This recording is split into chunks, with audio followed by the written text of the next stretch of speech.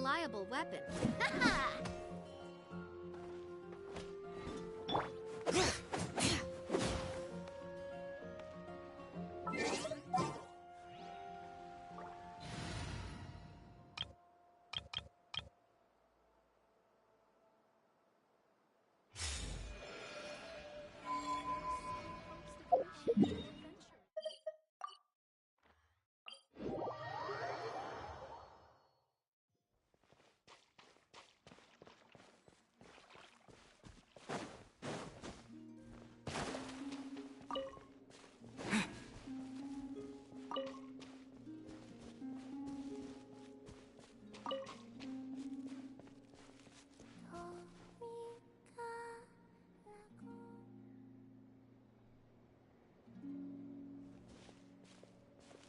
She's sitting up! Is me sitting here a rare sight? No, we just thought you'd be resting. Perhaps I would have been, were it not for the sudden arrival of some unexpected guests. Not that I consider it a disturbance. After all, you are the only ones who are free to enter. Would it not be a little unfriendly of me to lie down while we speak? I didn't realize you put so much thought into little things like that.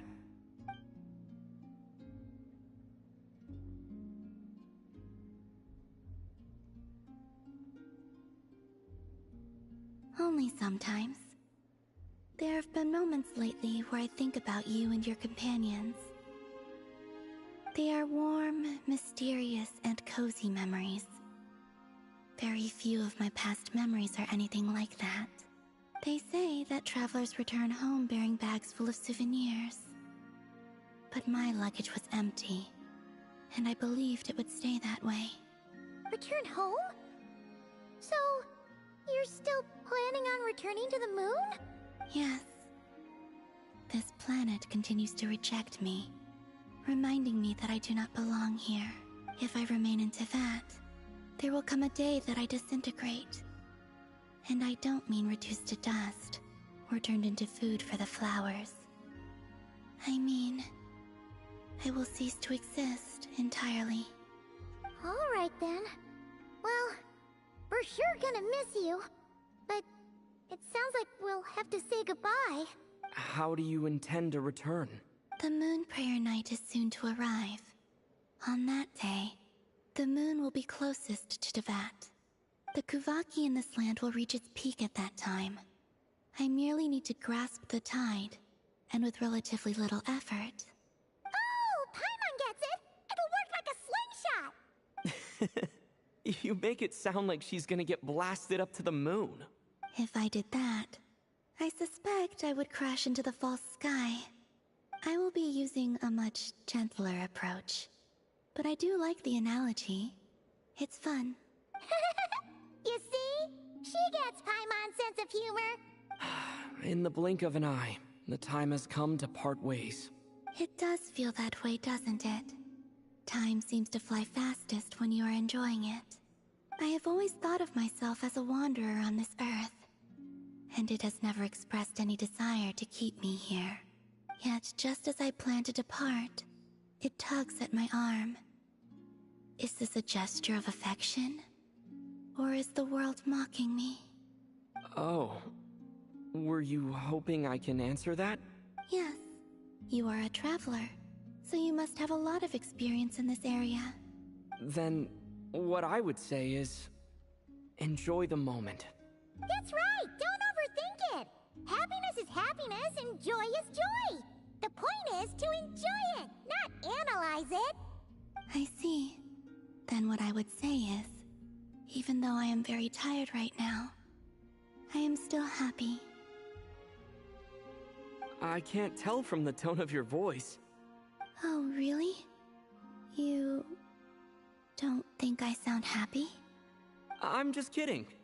I could tell you were in a good mood today from the moment we saw you. Ah, a joke. Albeit not a funny one. Anyway, I assume you're here about you-know-what. Give me your hand. Actually, it's not that. There's something else we wanted to discuss with you. Oh. Then, do you still want to give me your hand? Sure.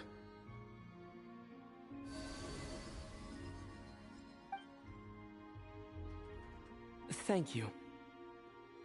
So, I've heard that in the Moon Prayer Nights of the past, people here would hold celebrations in the Moon Goddess's honor. Since you helped so much in our fight against the Rehir of Solnari, I think you deserve a farewell party before you return home. I haven't asked everyone else for their opinions on this yet, but I'd like to invite you to join the upcoming Moon Prayer Night. I've never joined a Moon Prayer Night before. I'm not sure what I would even do. Oh, don't worry about that. We take care of everything. All you need to do is show up. Of course, there's no need to force it if you're not feeling strong enough. It's just, this kind of felt like a golden opportunity. But they call me Kutar, and the Fatui have an arrest warrant out for me. I shouldn't appear in public right now.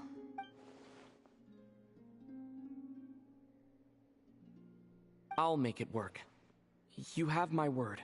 Yeah, we got your back. Well, he does. Paimon's actually not too sure what he's planning. All right, if you're sure. I will not refuse your invitation. I suppose it wouldn't hurt to pack a few more sights from this world into my suitcase before finally learning what my homeland looks like. Oh, if you see Lauma, please tell her that my answer to the question she asked me is neither yes nor no. Rather, it is, there is no need. That was kind of cryptic, but sure. Guess it's between the two of you. We'll pass along the message. Bye for now.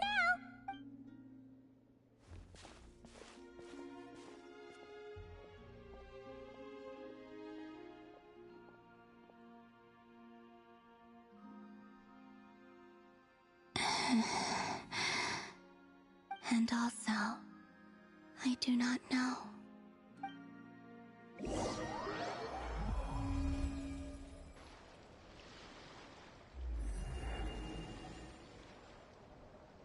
Since she's agreed to join the festival, let's go see who else wants to take part.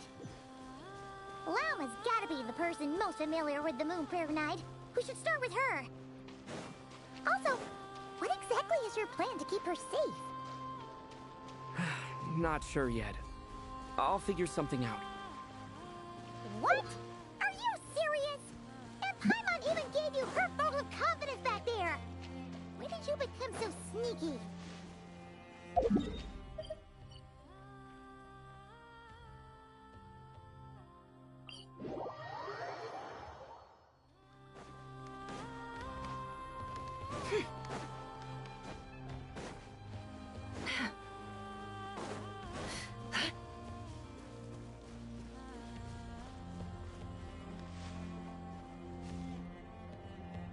Hey, Lauma! It's us! Huh? Varka? What are you doing here? Beats me. I had a bit too much to drink last night, and when I woke up, I was on Hisi Island. Mr. Varka is helping to oversee Nasha Town's preparations for Moon Prayer Night. He is here to go over some details regarding the decorations and custom cloth designs. Right, yeah, that too. What do you mean, that too? Yes, celebrating this festival is a long-held tradition here in Nodcry. On this day, the crescent moon at the top branches of the verdant crest turns into a full moon, and the moon prayer blossoms bloom with a special radiance. Our people take these to be blessed omens. It's an especially welcome event coming off the back of all that nasty business with Rehir. Everyone got put through the ringer recently, and now they're looking to turn their fortunes around. The big shots in town all agree that a big, lively celebration is just what we need to rebuild people's faith in this place. No wonder Catherine said the people weren't so bothered about the religious element. That's right. It's become more of a local custom by this point. The celebrations have little to do with whether the religious stories behind this event are true or not.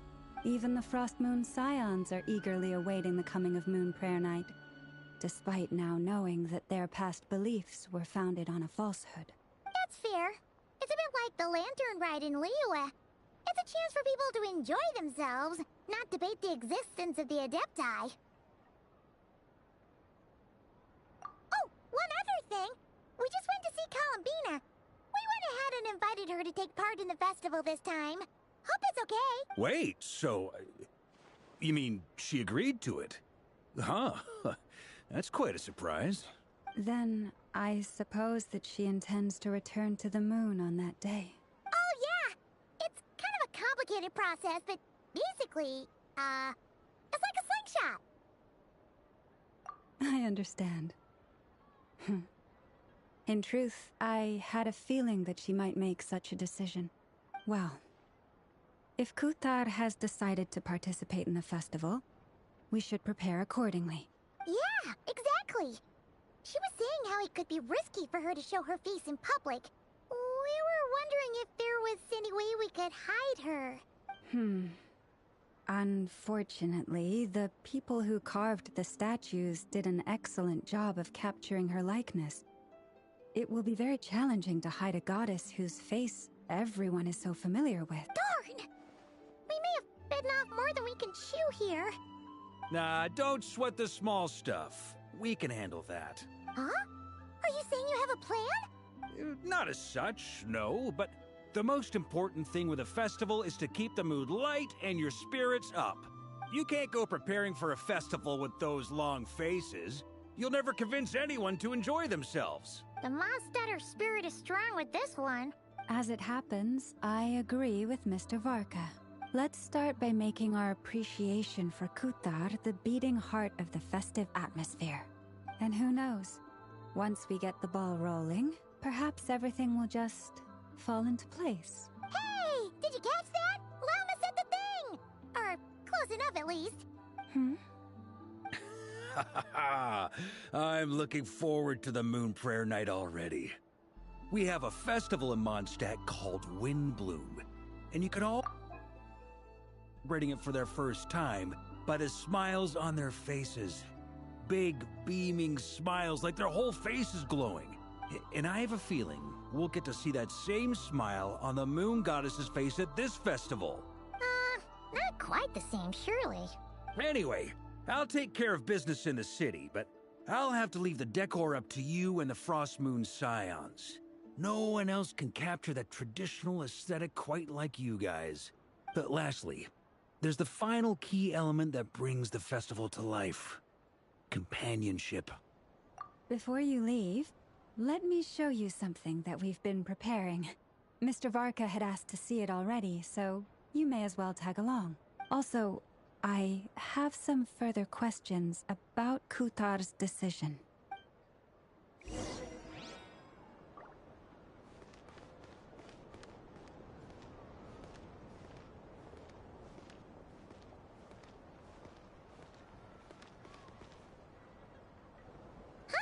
What's this? They sure look like they're having fun. I believe so. Kuhenki seem very skilled at playing drums like these, although I'm not sure where they learned it from. Maybe it's an innate talent? In their eyes, they're probably just playing with toys. Wanatar! You want to play too? Yeah. She looks more confused than anything. Maybe we can teach her next time if we get the chance.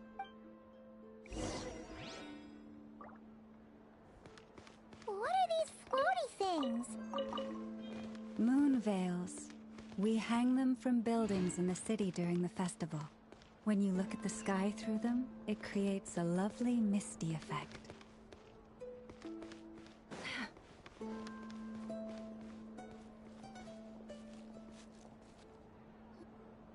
Everyone seems hard at work.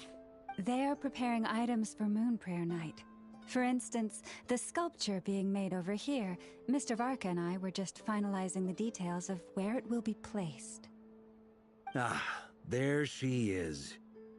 I didn't know the finished article would be so large.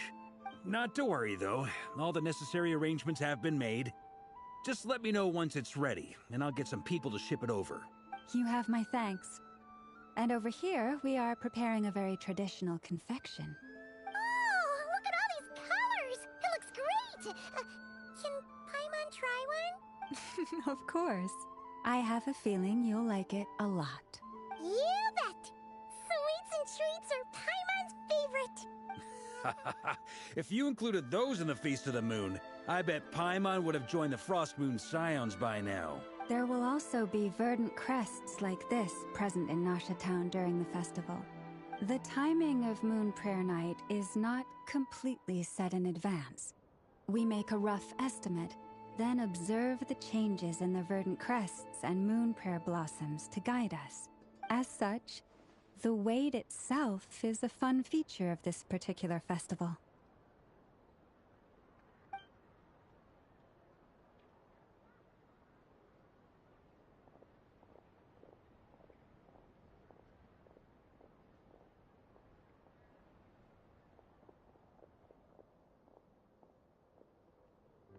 Let's talk here. To tell the truth, I am very surprised to hear that Kutar is willing to participate in the festival.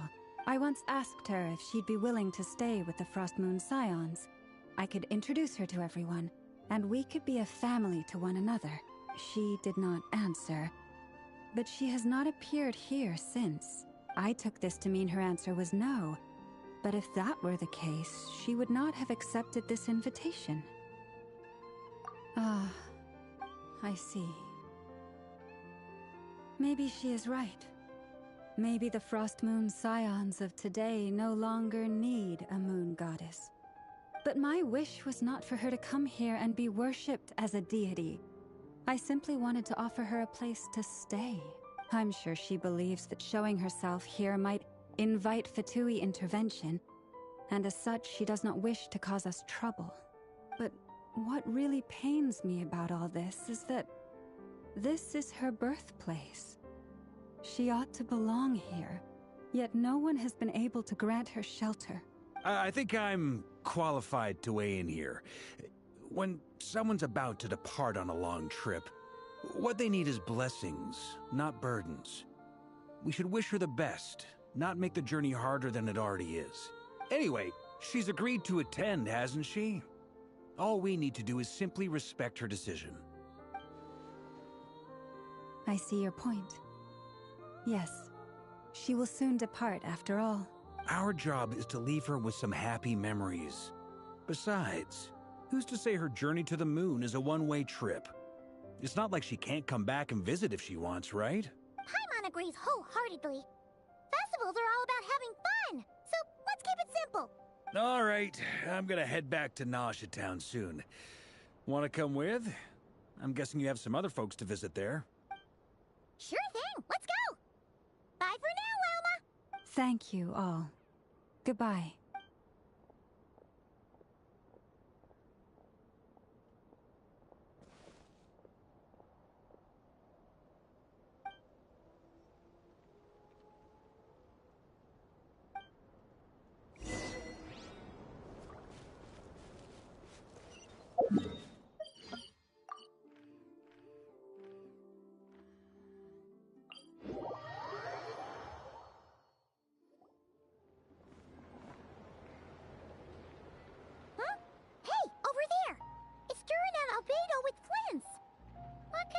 Chatting about?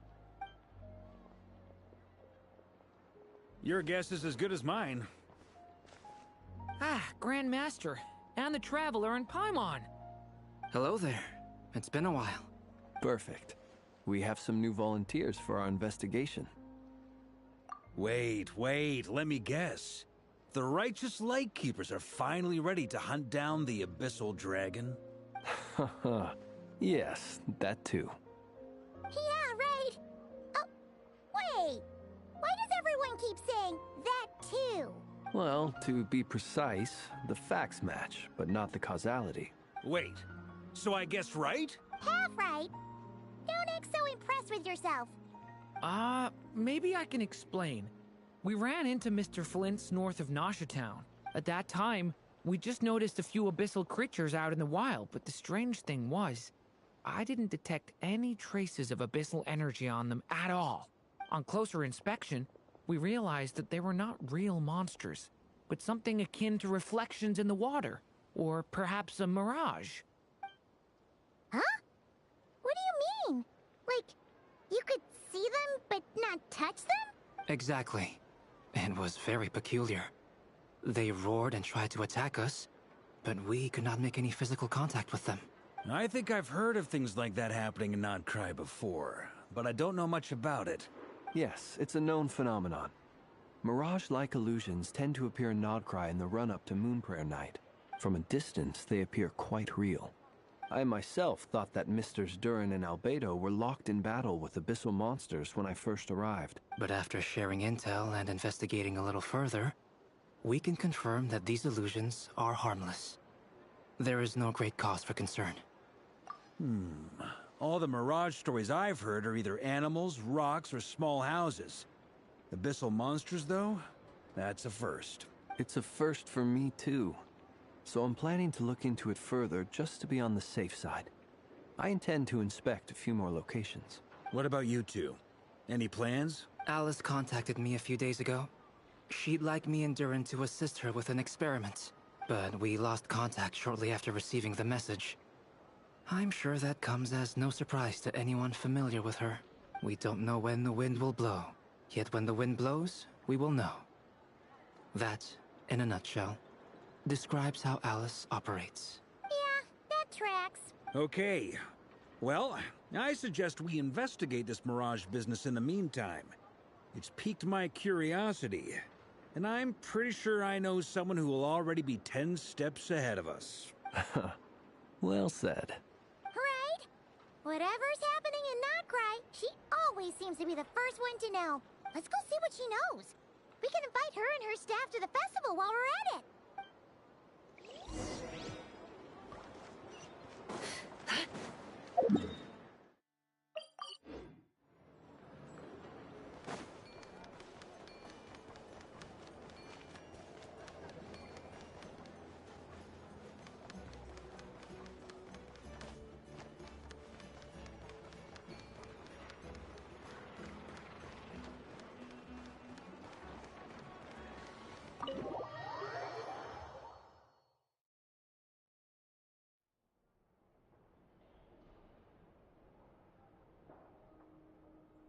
You're right, I have noticed.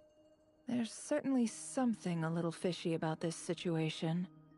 Only a little, though.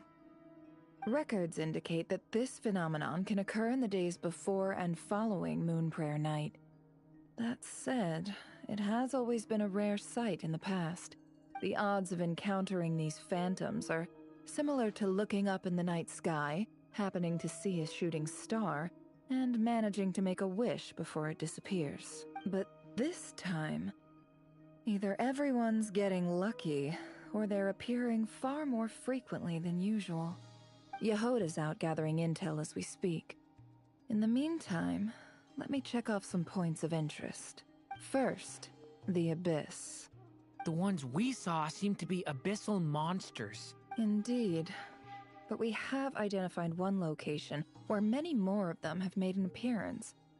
And not just monsters, but human phantoms too. Given the scale and nature of the phantoms, it's almost as if someone's last memories are coming to life. Or perhaps the memories of multiple people. Oh. So you mean the phantom monsters are hunting down the phantom humans? Exactly. The phantoms can interact with each other, but we have no means of intervening. In addition, some of the human phantoms would seem to be from the very distant past. This is clear both from the clothing they wear and the stories they tell. They claim to be from Hyperborea, a name which I've heard from Lauma before. If this is true, it means they must be from 6,000 years ago. Did Paimon hear that right? 6,000 years? It sounds like this merits further exploration. That'd be a big help. I'll leave it with you, Albedo. My knowledge of ancient history is non-existent. I used to doze off every time the pre-Knights of Favonius era came up in class. It's quite a miracle that you were able to understand these phantoms' speech, given how long ago they lived. I suppose you're right. But I'll leave the archaeologists to ruminate over that conundrum. As an intelligence broker, My sole interest is in the value of the information I gather, which, in this case, hopefully means earning myself some good favor with our dear Lady Moonchanter. So calculating. Whew, this intel broker logic always catches Paimon by surprise. Sounds to me like we could split the work up. I think the abyssal phenomenon is best left to Albedo, Flints, and me. Agreed. It coincides with my duty as a Lightkeeper. For my part, I'd like to understand the abyss better. Even a little knowledge would go a long way. This is certainly a rare opportunity to study the abyss. But even rarer, perhaps, is the chance to make contact with the Ancients. The Curatorium will take the lead on investigating the Hyperboreans. We put in the work to learn what we know so far. It seems only fair that we get some quantity of exclusive intel. That just leaves our trusty team of 2 unassigned. Since you became an honorary knight, of course. This was part of my grand plan all along. Ha ha! Oh yeah! By the way, we managed to convince Columbina to come to the Moon Prayer Night celebrations. Would you and Yehoda like to join too? She agreed to that? Huh. Quite an achievement. Never underestimate the Traveler, I guess. I'd be happy to join. No point shutting myself inside when the streets are all decked out. I doubt any clients will be visiting during the festival in any case. And Yehoda loves a party, so I'm sure she'll jump at the opportunity. No. No. Way to contradict me in front of... Wait, no, that's not what I have bad news, boss. So many people. All right, everyone inside.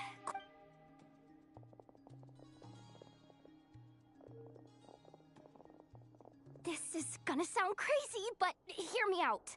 I saw one of those phantoms at Star Sand Shoal, and it was some sort of flying ship. Like a spaceship? That's gotta be the one you came to Tibet in. You said you saw the same thing through the moon marrow, right? Huh? You already know about it? Ugh, I thought I was gonna blow people's minds. Turns out I'm the last to find out. Wait, back up. You came here in a spaceship? Now my mind is blown! What's it like on the inside? Was it like flying through space? I want to know everything!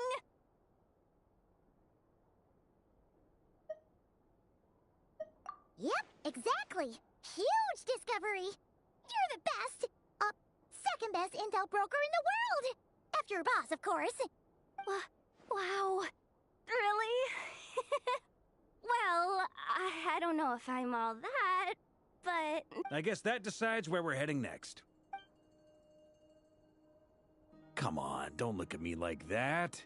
I know the spaceship doesn't have anything to do with me, but you don't want to leave me as the only one twiddling my thumbs, do you? Please? Fair enough. You can tag along. In that case, let's meet back here to discuss our findings once we're done. I wish everyone a productive investigation. You too.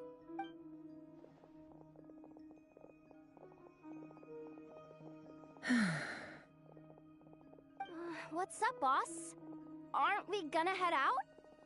Tell me, Yehoda, when did the Curatorium start giving out intel for free? Oh, sorry, boss.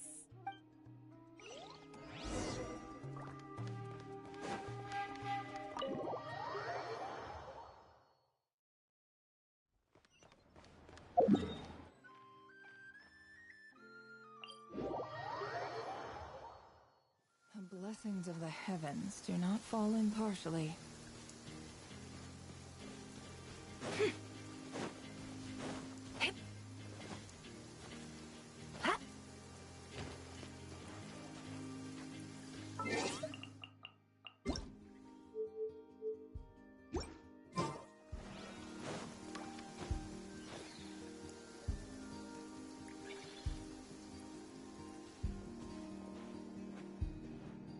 What do you know? Yehoda was right on the money. This Phantom really is your spaceship, but that's so weird. why would it show up here? Is it some kind of projection? Or a ghost? Like, maybe it no longer exists, but somehow it left an after-image? Ah, you're already here. Miss Lauma, what a surprise. I thought you were busy with festival preparations. I was, until one of our people informed me that a strange sight had appeared at Star Sand Shoal. No one's ever seen something quite like this before. I thought I should see it for myself. Same here.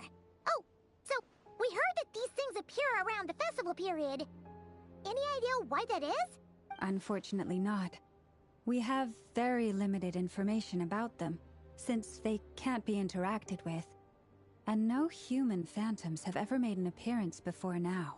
The most we've been able to deduce is that these sightings appear to be connected to the increase in Kuvaki energy around this time.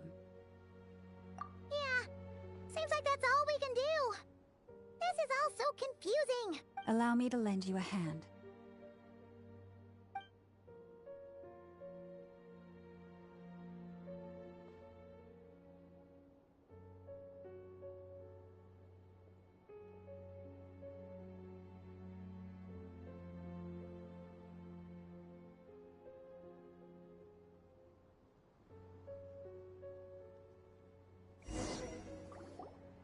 Everyone, our friend here should be able to provide us with some information. Is that a phantom Rhymehorn deer? I've heard about how the Frostmoon Scions live in harmony with the animals and can even communicate with them. That's coming in handy now, for sure. Okay. Yes, I understand. Then how about this?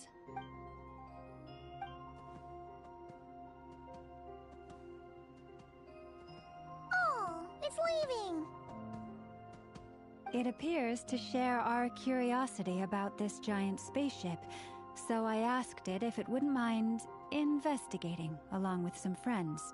In return, I told it about some nearby spots where the wild fruit grows abundantly. We may live in a different era from these phantoms, but I trust that the terrain, climate, and ecology here are more resistant to the effects of time than some things are. Let's give them a moment and hope for the best.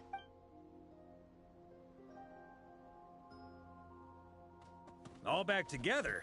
Must have been a lot of fruit. Indeed. Now let me ask them some questions.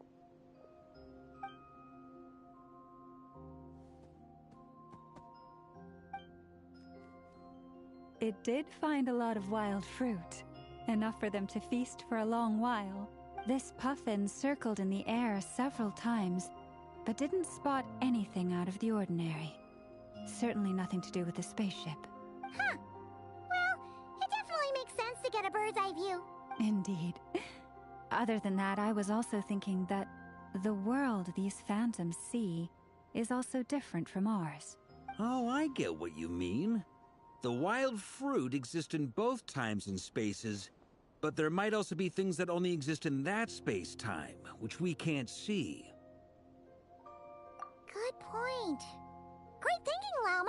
Blunthorn rhinos can use Kuvaki to shift great rocks, but this one says it couldn't get that ship to budge by even an inch.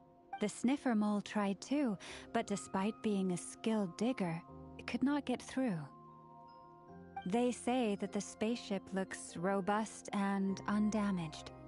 It seems completely impervious to any and all attacks. Whatever lies within is well defended from harm. So, just like us humans, there was nothing they could do about this spaceship either. Yes. Still, they deserve our thanks. We are grateful for all your efforts, dear friends. Now go, and enjoy your feast. I've noticed some other human phantoms gathered nearby. Come on, let's go talk to them.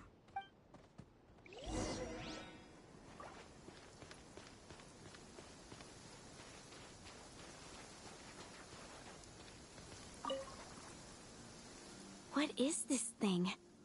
I've never seen it move, and there's no way to get inside. Goodness knows. My grandpa says it's been sitting here at least since his grandpa was still alive. What about his grandpa? Did he say anything to your grandpa's grandpa about it? Huh? I don't know. In all likelihood, it was here back then too. Hard to imagine something this huge could move. Guess that means that as far as they're concerned, this ship's been around a long time.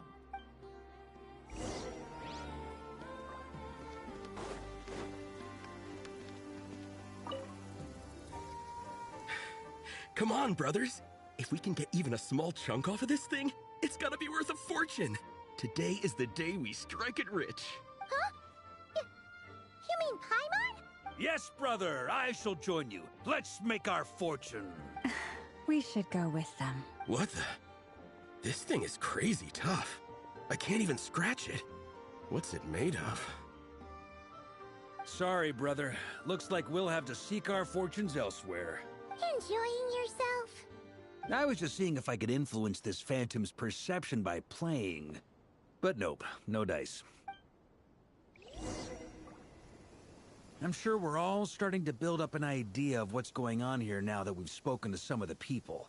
These phantoms are reenacting real historical events in Nodcry. It's almost like we're in some kind of interactive stage play. We can talk to the actors, but the plot is fixed, and we can't influence it. It makes sense. History is set in stone. The objective facts of the past cannot be changed. Paimon totally thought you were just goofing around earlier. But actually, you were doing some serious investigating. Of course I was.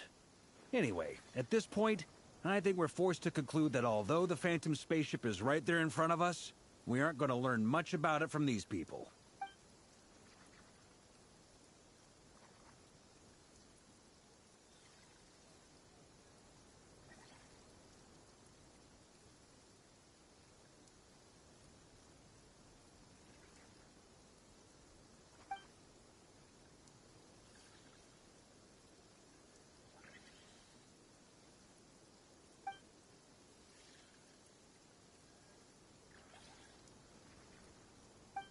Don't be discouraged.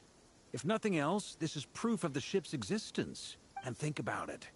So many people tried to hack their way inside, but no one could get the door open. It's made of very tough material. To me, that says that we'll either find the ship itself or the story behind it. It's just a matter of time. Huh. Every now and then, when Varka gets serious, he actually does seem like Grandmaster material for once. I wonder how the others are doing. Let's head back for now. Sounds good. Also, drinks are on me if Team Knights of Favonius is the first to finish. Wait, we have a team name now? Am I in Team Knights of Favonius as well? You're very welcome to join. We've even got a cathedral ready for you. Isn't that technically blasphemy? You wouldn't dare make a joke like that if Barbados was in earshot. Nah, I'm sure Barbados doesn't mind a little harmless blasphemy once in a while.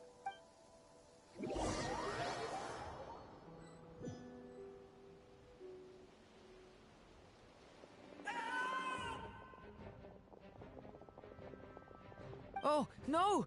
Get away! Oh.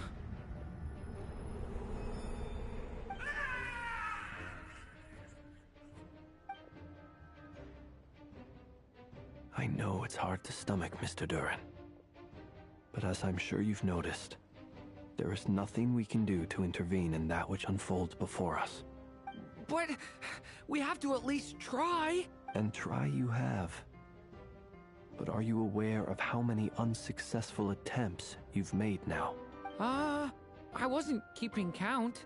I'm afraid this is the 39th failure so far. Or the 5th if we're only counting this particular victim. There are no indications that these phantoms may be altered in any way. You seem to have calmed down a little. I'll make us a fire. You should rest and have some water. Feeling any better now, Mr. Duran? May I ask a few questions? Be my guest. What exactly are we witnessing here? What happened to those people? My guess would be that we are seeing Nodcry during the Conrian Cataclysm. Would that be accurate? Conria. That is correct. As you know, once the Abyss senses even the tiniest crack, it floods in and spreads like wildfire. There was a time in the distant past when it permeated all of Nodcry, causing immeasurable harm. The people paid a terrible price to heal this land. Then, 500 years ago, the whole of Teyvat suffered an abyssal disaster. Once more, Nodcry was dealt a devastating blow. I see. In the face of the abyssal onslaught, all were like grains of sand tossed around by a tidal wave. Be they human, fae, or god. The moment you witnessed is but one drop in a whole ocean of catastrophe. All right. I guess that answers my second question, too. I wanted to know why there's nothing I could do to help them, and that's because what we are seeing is history. That would be my guess as well. As I understand it, history and fate are not all that dissimilar. The latter may be unseen to us, but both are immutable. Yes. Fate was determined long, long ago. I still have a couple of other questions for you, Mr. Flintz. You mentioned more than one abyssal disaster that has struck this land in the past. How can you be sure that what we're seeing is from the Conrian incident? And also, how are you able to stay so calm when you're talking about these events? From everything I know about you, you're not cold or ruthless, and you're not indifferent to the suffering of others. Alas, I am forced to show my age. I must be 600 or 700 years old by human measure. Wait, so... One is not easily moved by history when one has witnessed the truth firsthand. I'm sorry. You needn't apologize. Your passion is a good thing to have. Treasure it, because someday you may find it in terribly short supply. Now, at the risk of offending you, I have a question in return. Your curiosity toward the Abyss, is it born from hatred or because you sense its call? I only ask because I kept a fragment of Rarir's body in my lantern for a short time. Specifically, his heart. So I know what a burden it can be to carry the Abyss with you, and I hear its power growling from somewhere within you. In my eyes, your mere existence is a miracle. My honest answer is... I don't know. I don't think I have the confidence to say for certain. What I will say is the Abyss is not the only issue that haunts me. Even before I became who I am today, the question dogged me constantly. My doubts remain unresolved. But when we fought Rarir, something became a little clearer to me. Sometimes it is the darkness within us that allows us to achieve the impossible. I certainly got the sense from your 39 attempts that you were trying to achieve the impossible. It sounds like you've resolved to see the truth for yourself. Absolutely. In that sense, he and I are quite similar.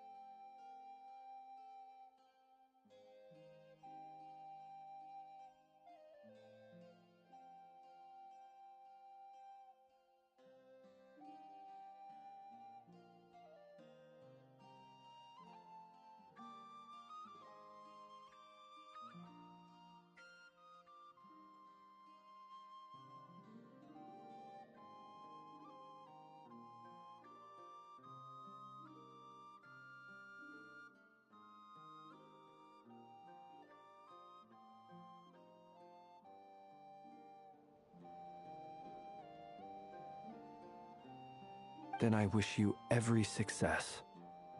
I look forward to the day of your transcension. Well, if everyone's caught their breath, I suppose we should head back. Oh, and one last thing. I'd appreciate if you kept our discussion about history a secret.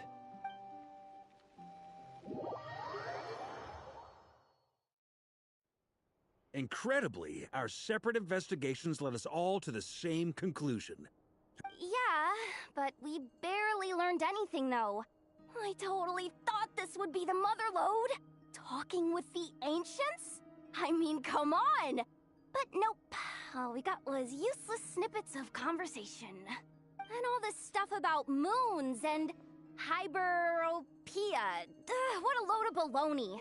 Seems like people back then had a few screws loose. I understand your frustration.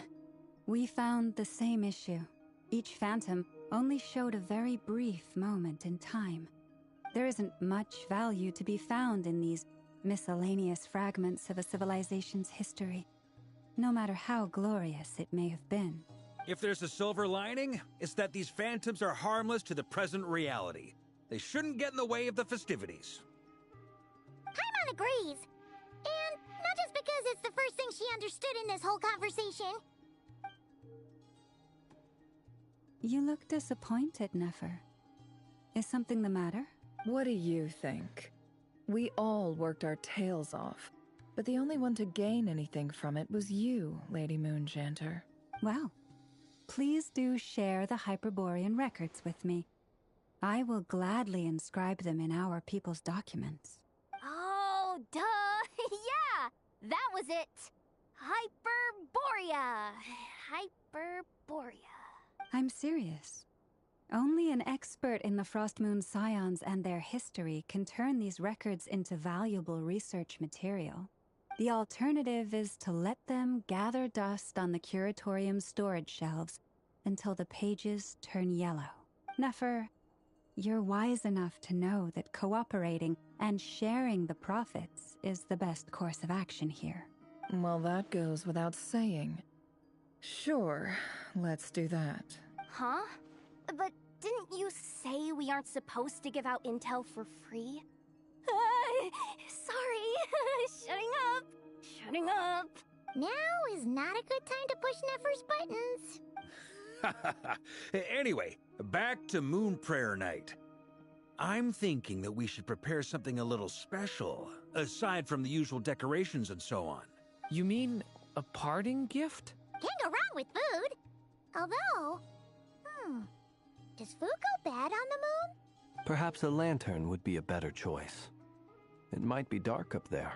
It could prove difficult to light a lantern on the moon. Magical stones might serve that purpose better. What about a clockwork mecha model from Fontaine? I've got a whole bunch at home. I use them for fighting practice in my free time. None of these sound like things she would be even remotely interested in. But we don't interact with her enough to know what she likes. Yeah. It would really save us the guesswork if someone could find out what she's into. Wait, what the? Traveler? They're all looking at you. Great! Haha, problem solved. Now, I need to stop by Dory's. Gonna need her help sourcing a bunch of stuff for the festival. Then let's leave it there for now. We all have our own business to attend to. Traveler, if you find out what Kutar likes, let us know right away.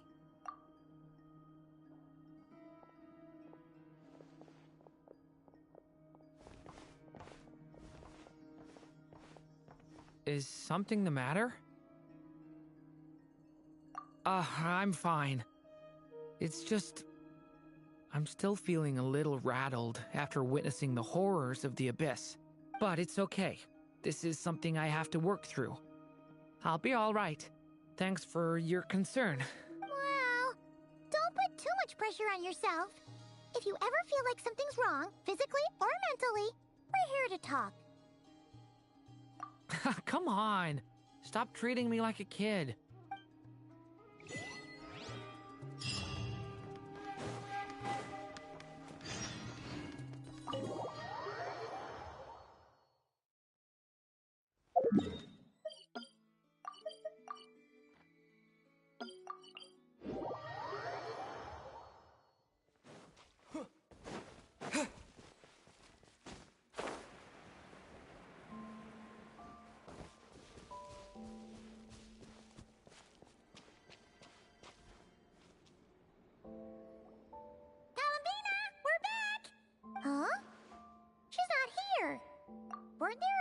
Kuhenki here last time too? Where did they all go? Walkies? For Kuhenki? You're not pets, you know. Oh, well. Looks like we just came at a bad time. Let's try again tomorrow. There's still a few days until Moon Prayer Night, so we're in no rush. Besides, she needs time to rest anyway.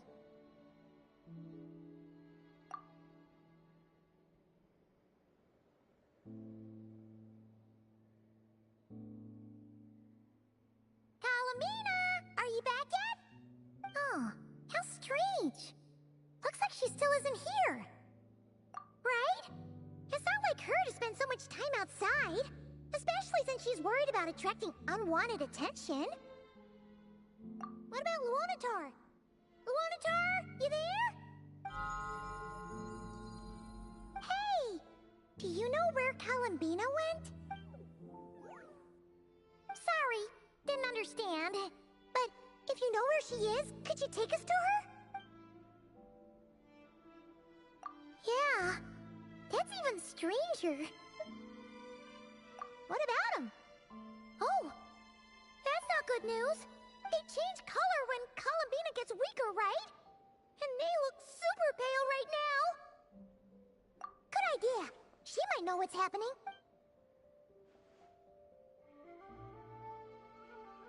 Llama! Ah, it's you. How is Kutar? Is she okay? No, she hasn't. I came here to check on her after I noticed the flowers had changed color. Based on past precedent, she must be very weak right now. Even getting up to walk would be a struggle.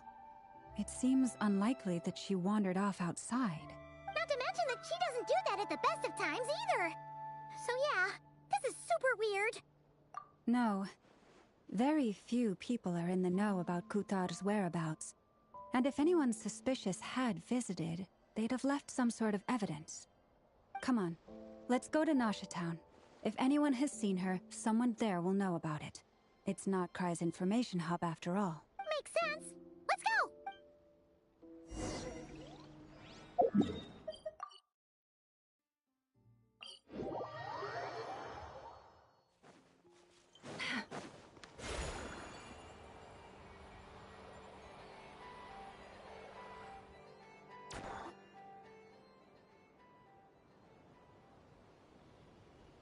Moment.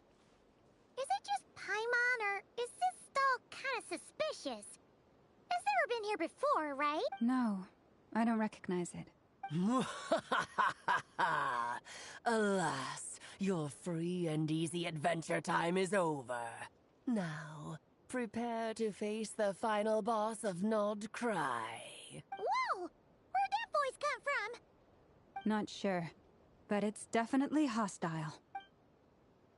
No, no, no, not that way. The final boss is right here. The Sniffer Mole? That's the final boss? Surely not. Okay, the jig is up. I'll stop teasing you. Turn around. I'm right behind you. It seems I've managed to leave quite an indelible impression, even though you've never seen my face. Oh, nothing could make a great mage more pleased with herself.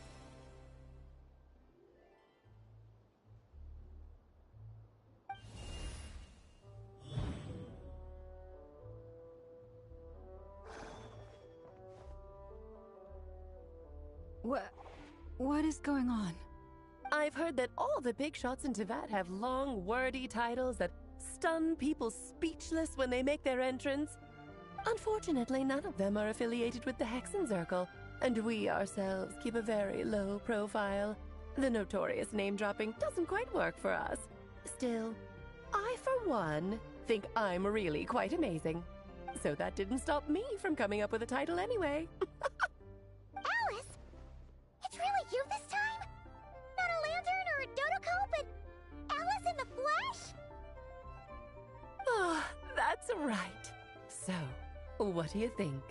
How does it feel to finally meet me? You look like... Oh, that's the first thing you thought. A little surprising, but that actually makes me very happy. Because that means that when Klee grows up, she'll be just as stunningly beautiful as her mother. So she's a friend of yours? Kind of. This is actually the first time we've seen her in person. I see. Madam Mage, that was, quite a powerful entrance. I certainly won't be forgetting it anytime soon. It's okay, Lauma, don't force it. Paimon will do the honors. This is Alice from the Hexen Circle. She's a friend of ours. And of Arcus, too. That's right. She's a good person, just kinda unpredictable. Well, what is the human heart if not unpredictable?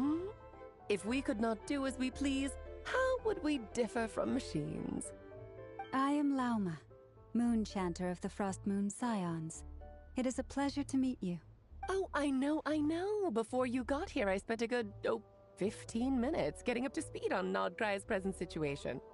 In other words, I've read the whole in the last episode part, so we can skip the pleasantries. Fair enough. Well, Miss Alice, I can already tell that you have quite a unique personality. He'll get used to it. Paimon sure is. So anyway, what are you doing in Nodcry, Alice? Oh, I thought I told you already. This time, I'm the final boss. And what a formidable foe I shall be. Powerful, confident, decisive, and good luck finding my weak spot. You will never succeed.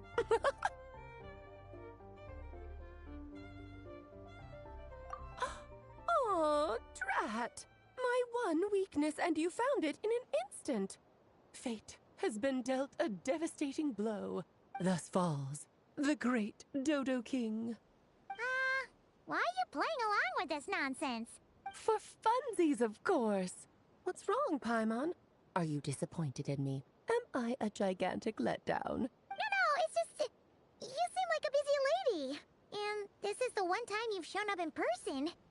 Paimon figured it would be for something more high stakes than just goofing around. You're quite right. I'm here in Nodcry because something big happened. Something big enough it caught the attention of the Hexen Circle. It concerns the 3 moons, Teyvat's borders, and of course, the moon goddess you are currently searching for. Kind of. Why don't we discuss this over a pot of tea? My main reason for coming on this trip to Teyvat was, of course, to have some fun. But I do technically have a job to do as well. Namely, maintaining the stability of Teyvat's borders.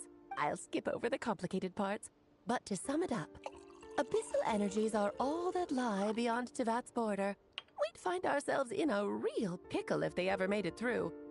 And the phantoms you've been seeing are a sign that the border has been disturbed. No wonder they tend to show up around Moon Prayer Night. Is it because the real moon is now so close to us that its power can cross the border? In part, but only a negligible amount passes through. Just enough to influence the verdant crests and so on.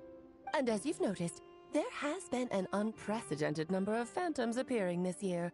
The influence of the moon beyond the border cannot explain this. No, there is another far greater factor at play. The trilunar syzygy. A trilunar syzygy? Eons ago, before the heavenly principles came to Teyvat, it was the then 3 moon goddesses who controlled the laws of this world.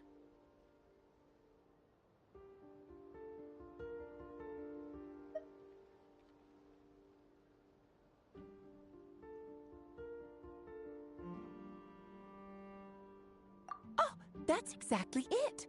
The 3 goddesses split these powers amongst themselves, promising never to consolidate them into one singular body.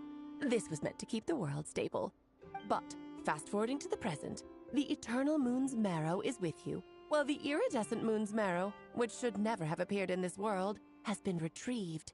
Add that to the presence of a moon goddess in the flesh and... the power of all 3 moons is gathered here in Nodcry. There hasn't been an event like this since the War of Funerary Flame. and it's having a noticeable effect on Tevat's borders. Because I wish to give my darling daughter a peaceful, sunny environment to grow up in. Is that a good enough reason? Kinda sounds like you're dodging the question, but it does make sense. Well, that's one reason anyway, and the most important one. The others are a little complicated to explain. For instance, cleaning up after dearest Miss R. Albedo could tell you more about that if you're curious, but right now, I have a more important question to ask you. Why are you collecting the moon marrows? I see. Nicole told me about that legend once. Nicole? You mean Mage Anne? Oh, so you remember. Yes, of course. That was a story about fate, her area of expertise. But back to the story of our dear moon goddess. I'm afraid her intended method of returning to the moon is unlikely to work anymore. What does that mean? She may be missing, but she hasn't gone anywhere. She has disappeared.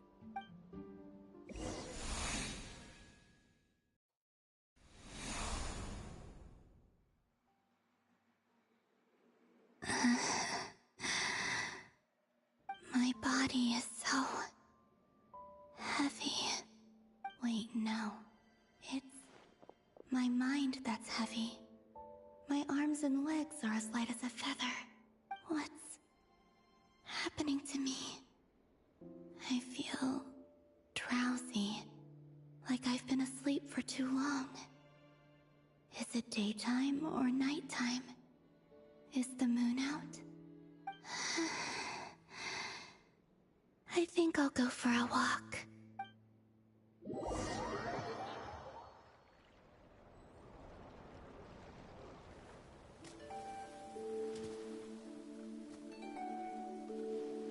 Are you out for a walk too? Huh?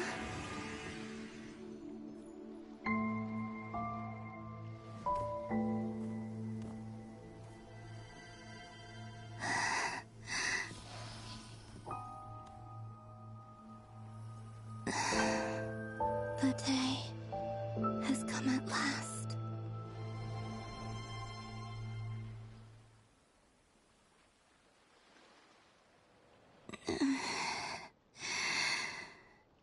Have I grown so weak that I can't even sustain my physical form? But Moon Prayer Night is nearly here. I was so close to returning home. Death is near. Is this how it ends for me? Will I return to the moon after I disappear? Or... I don't want it to end like this. So far, at least, I still exist.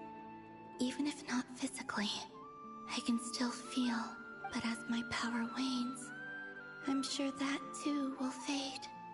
I suppose I might take one final look at this world. The world where I was born.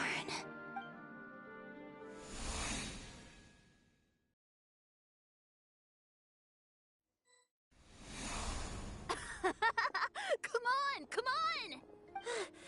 Wait for me! The Frost Moon Enclave. How much it has changed since I was born.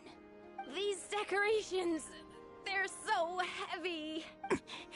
It's times like this when you kind of wish men could be priestesses and acolytes.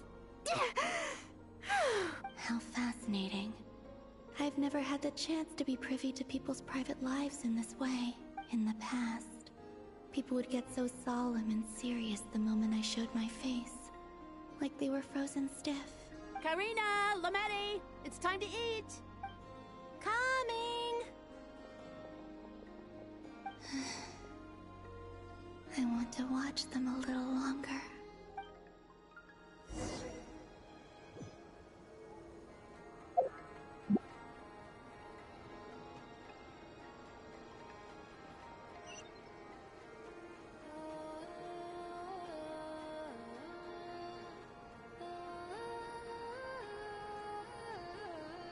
So just fill these balloons with air?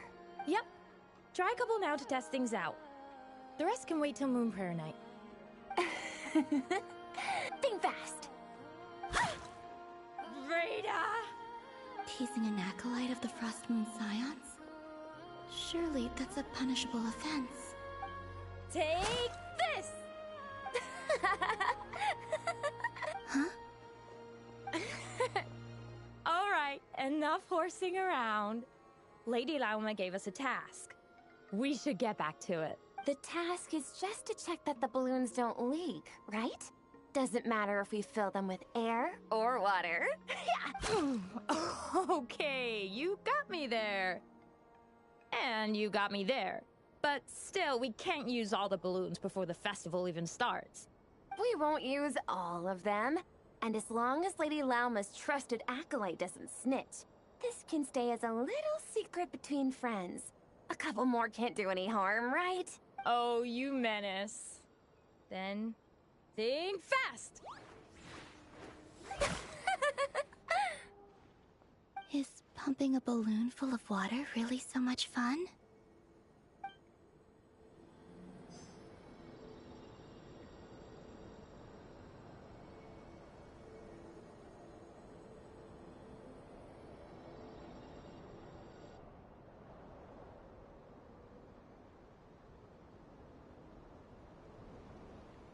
I'm sure you're both tired from playing all day. Come on, eat up. A plain, humble meal. That has always been the way of the Frost Moon Scions. Huh? How come Lamatti got a midsummer berry dessert? Oh, I always get Lockaberry. I don't mind sharing. You can have a bite of mine if I get to have a bite of yours. They're sharing food? I've never shared food with anyone before. Even at the Harbinger tea parties, everyone just ate off their own plate. And when I couldn't finish my food offerings from the Frost Moon Scions, they'd leave the leftovers out under the moonlight for the animals to claim. Hey! That was 2 bites! Oh, then you can have another bite of mine. Oh, you too. Oh, don't fret now. Here, have some of Granny's too. So this is what it means to be family.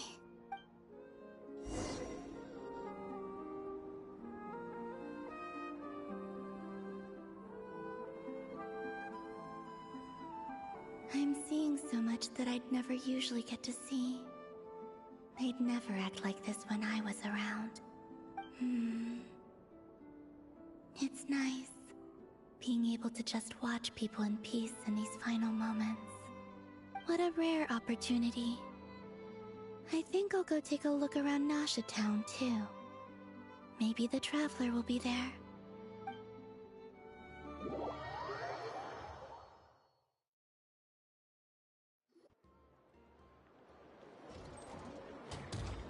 After the War of Funerary Flame, the Moon Goddesses were no longer recognized by Teyvat.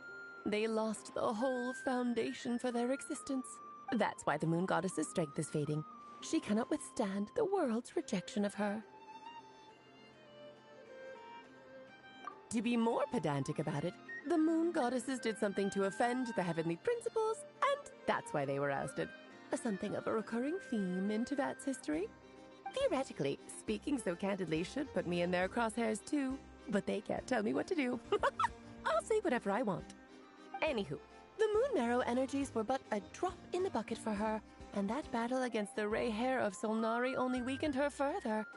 Fortunately, it happened close enough to Moon Prayer Night, when the Kuvaki concentration here is high. That's the only reason she managed to survive this long. What do you mean, fortunately? You said she disappeared. We're too late. Oh, what a headache. I thought this was all common knowledge. I guess I have some more explaining to do. Okay, buckle up. It's time for another lecture.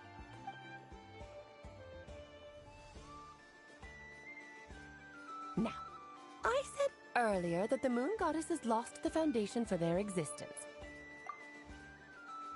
The reason for that has to do with the natural order. Basically, the rationale for their existence in Teyvat was lost. The same logic applies to the present moon goddess, too. Consider her existence so far. Her comrades in the Fatui called her Damselette, and she was worshipped as Kutar by the Frost Moon Scions. But these connections have now been severed, whether by her hand or yours. So, the rationale that once sustained her existence is now gone. Wait, we did that to her? Oh, well, strictly speaking, yes. But let's not start pointing fingers, shall we? I'll only end up as the big bad villain, and that's not the kind of final boss I want to be.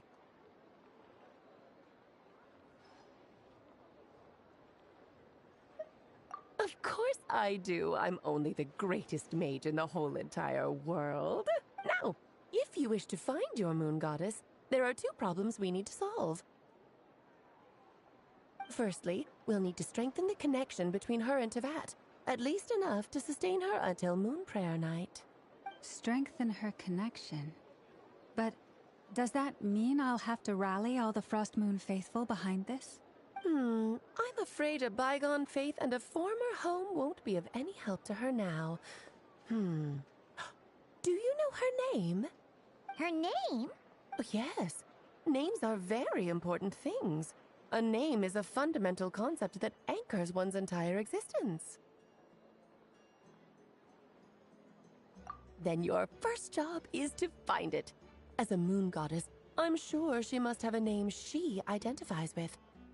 Neither Columbina nor Kutar is her true name, and she's never really accepted either of them. So, finding out her real name is enough to sustain her existence?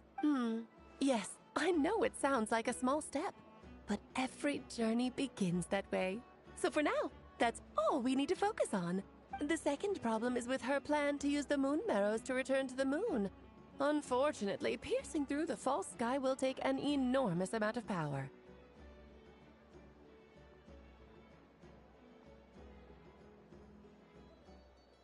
Given her current condition, she won't be able to provide anywhere near enough power, even if she recovers her physical form.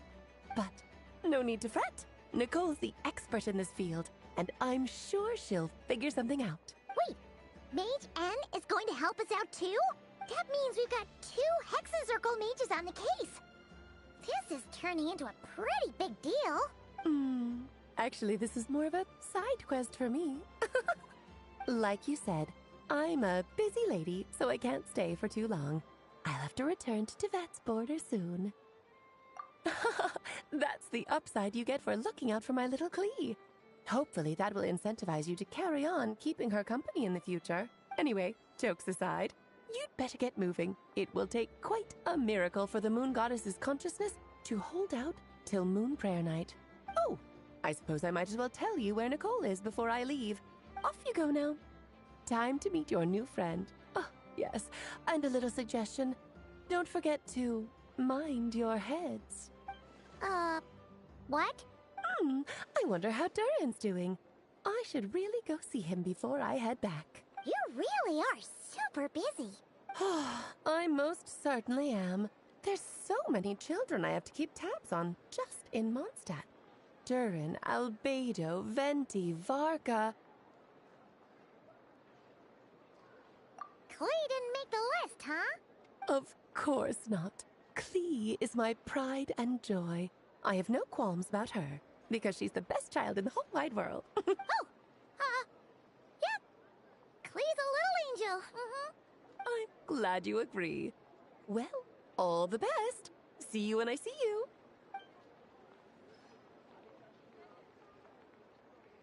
She left in a hurry. Yeah, she didn't pack up her stall. Should we handle it for her? I must say, I'm now very curious about her daughter. Klee, wasn't it? What's she like? That's a long story. Come on, we'll fill you in as we go.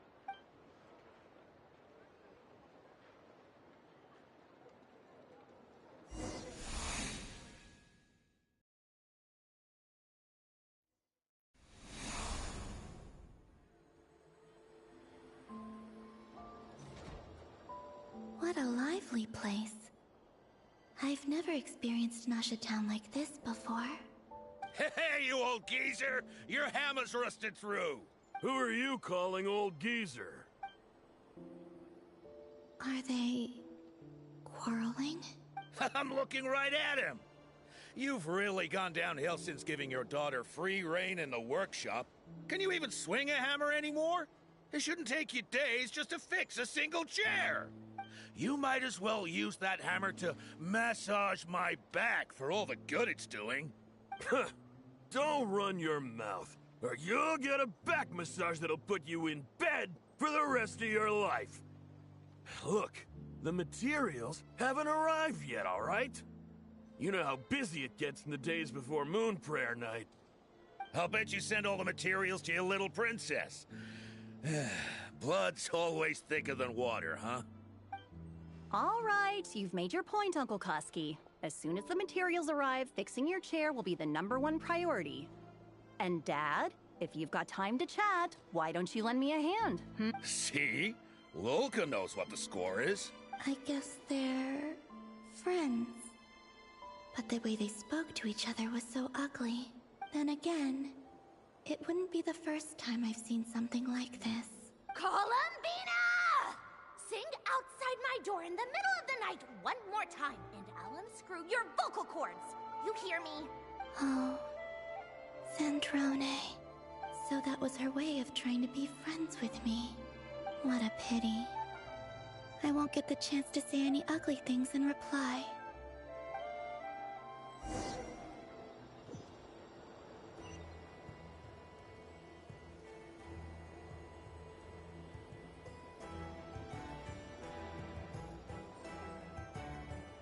Hey, have you decided what to give her for Moon Prayer Night?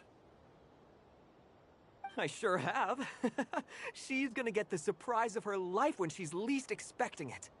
Then I'll whip out the ring and pop the question. The surprise of her life. What a fun turn of phrase. Cool, I get the picture. You can spare me the gushy details. Ooh, looks like we have a customer. Hello there, ma'am. Would you like some Moon Prayer Night candy? Huh? Is he talking to me?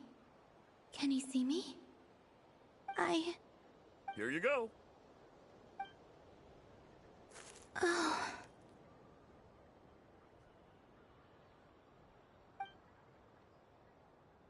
Come back anytime. Right. Now, where were we? I don't know why, but I still held out hope.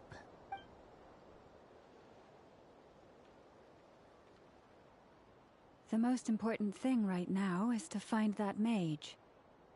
This name thing seems super important too, but where do we even start looking? I'd better go pay the Fatui a visit.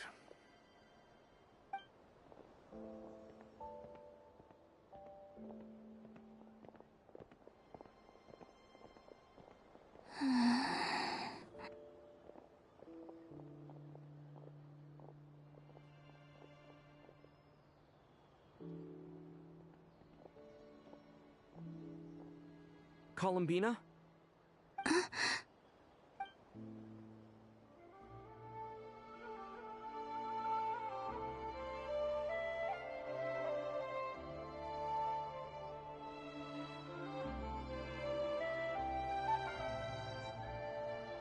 Traveler? Let's go! This is no time to be spacing out!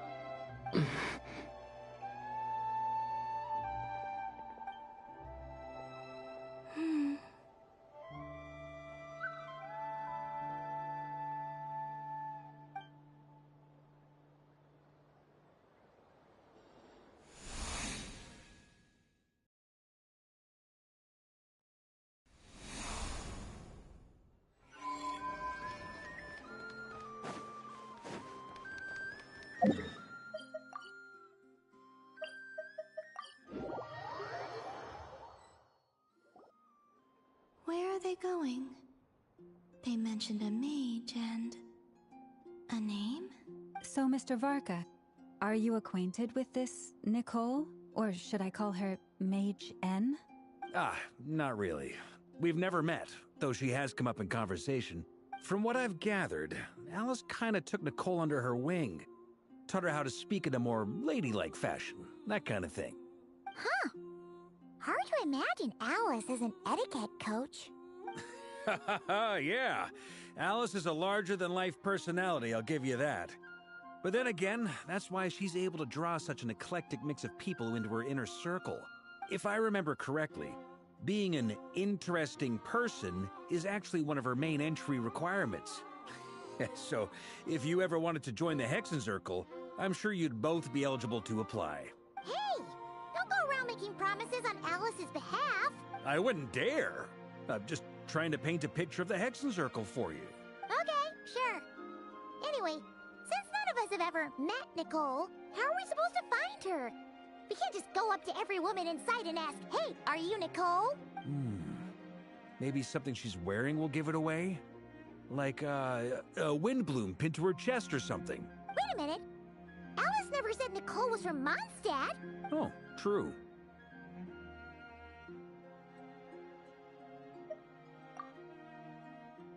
That would be... this young lady, then?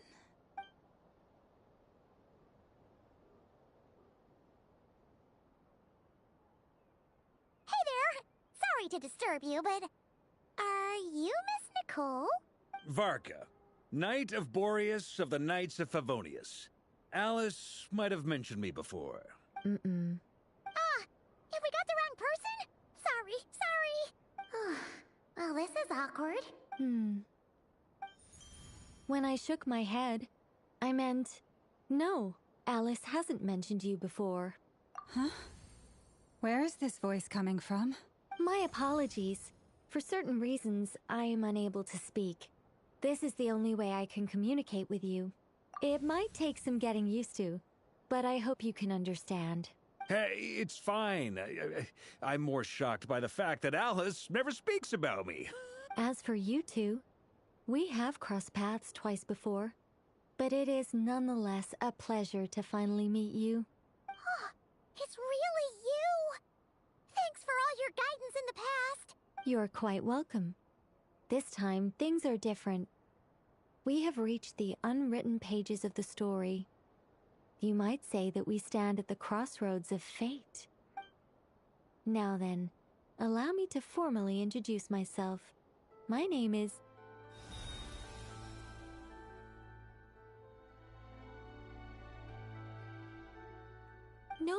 No, stop! Alice! I can't believe it! I had a whole speech prepared. I'd agonized over every single word. She always picks the worst moments to ruin other people's plans. I'm so sorry about that.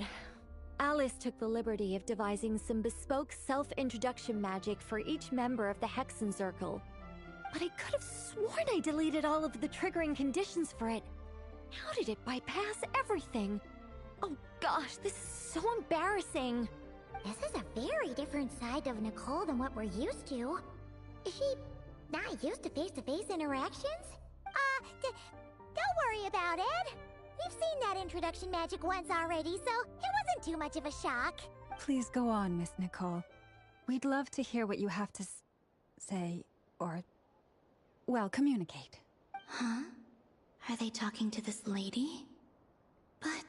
will you all promise to forget that horrendously embarrassing introduction? Sorry? Embarrassing? When?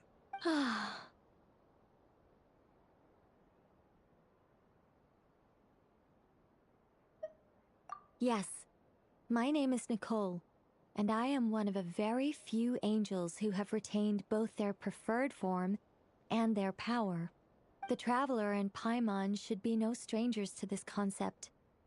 There is another of our kind in Natlan. They call her the Lord of the Night. Right! Paimon remembers her. Yes. Well, I have retained more of my power than she. It's because I don't have a long-term duty to fulfill. To be more specific, no. We'll be here all day if I get into the specifics. Moving on. If I'm not mistaken, you are here because you wish to learn how one might reach the moon beyond the sky. That's right. Is that something you can give us any guidance on? Yes, I do know a way. It began with the Hyperboreans, who lived after the War of Funerary Flame. Blank looks. Maybe I should start with the background of the war. Or maybe not. It shouldn't be an issue. I'll fill in the gaps for you when we have more time. Anyway, after that war ended, the three moons retreated to beyond the false sky. The Hyperboreans were humans I once aided. They accepted the civilization and creations bestowed upon them by the angels. But despite accepting many blessings of the angels, many among them still held on to their faith in the moons. They were reluctant to accept the new order, even after the War of Funerary Flame. They sought to contact the moon goddesses beyond the sky and receive their guidance. But all three had passed away by that point. This mage has a unique method of communicating. Is she talking about the moons? Yes, but they did not know. And so, still they prayed for the moon goddess's mercy.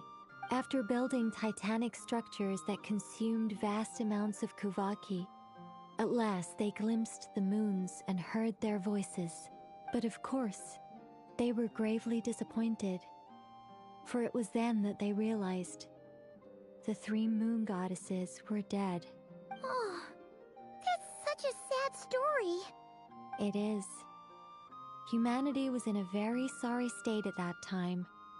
The angels who had once aided them were gone, and the War of Funerary Flames had left them homeless and destitute.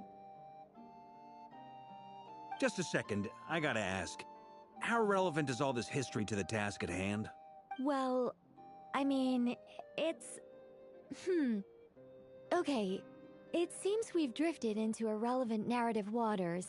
It's been a while since I've had the chance to speak inside someone's head.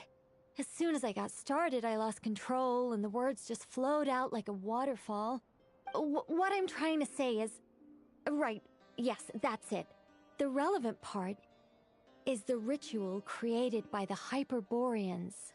The fact that they bypassed the false sky and saw the true moons implies that they successfully built a connection between Teyvat and the outside world.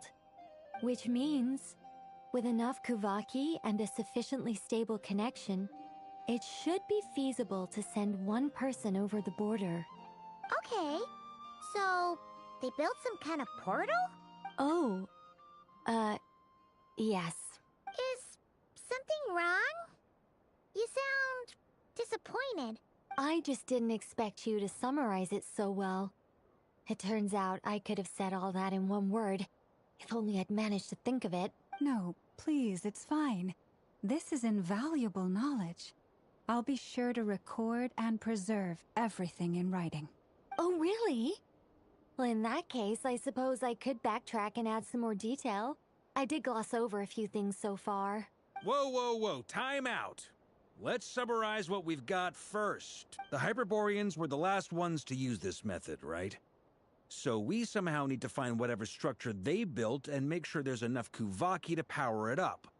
Luckily, we have the moon marrow of both the eternal and iridescent moons, so we're all good for Kuvaki. Which means the key issue we need to focus on is finding the place. Am I right so far? Yes. Although I expect the structure is long gone by now. That said, what if we could take advantage of the phantoms to travel back to a time when it still existed? Well, travel back isn't quite accurate. It's more like we'd be creating a handshake between 2 points in space-time. We wouldn't even have to pick a time when it still existed. It could just be a time when it still appeared in phantom form via projection, or we could project our own phantoms, fold them together, and... You look lost. Was that too hard to follow? Yeah, things got a little, technical there. Paimon's... Alright. Let me think about how to put this more simply. Okay, got it. Over the next few days, I'll search for phantoms that we can use. Once I find one that meets the criteria, I'll let you know and we'll regroup. By completing certain rituals, specific individuals will be able to enter the Phantom and make it to the Hyperborean structure. If everything checks out, and it looks feasible, we'll just need to wait for Moon Prayer Night, and we can send the Moon Goddess back home. I'm really skimping on the detail here. Is this making any sense at all? I think so. For now, we'll just wait to hear from you. Yes. Basically, yes. Great. Counting on you. In the meantime, we'll focus on finding the Moon Goddess's name. My name? Are they looking for a way to stop me from disappearing? Excuse me, Miss... Go on, Miss Nicole. This conversation was a little all over the place. I didn't catch your name. I am Lauma, of the Frost Moon Scions. Ah, I did wonder. I noticed that you listened very intently when I spoke about Hyperborea and the moon's history. If you'd be interested, I'd love to visit you this evening and go through it again in greater detail. Also, if you were serious about making a record, it would be too risky to simply write down the raw details as is. I would suggest some tweaks. Maybe rewrite the stories as fairy tales or fables, perhaps even prayers. Anyway, we can cross that bridge when we come to it. So, see you later then? Oh, and no need to prepare anything. Just a cup of tea will do. See ya! She seems friendly. It's just... It's so nice to find someone who's actually willing to listen. I've been dying for a chance to finally go through all this systematically from start to finish. Any longer and I'd probably start forgetting it. Now Paimon gets why Alice told us to mind our heads. Ha ha ha ha! What did I tell you? A lot of quirky people in Alice's orbit. Now then, the next order of business is... where do we start looking for the Moon Goddess's name? Maybe the rest of what Nicole has to say might give us some clues. Once I've heard her out, I'll summarize the salient points and share them with you all. I'm also inclined to review our other documents. Yes, our faith was first established by our Hyperborean ancestors, but many of the more factually accurate records are from after Kutar's birth.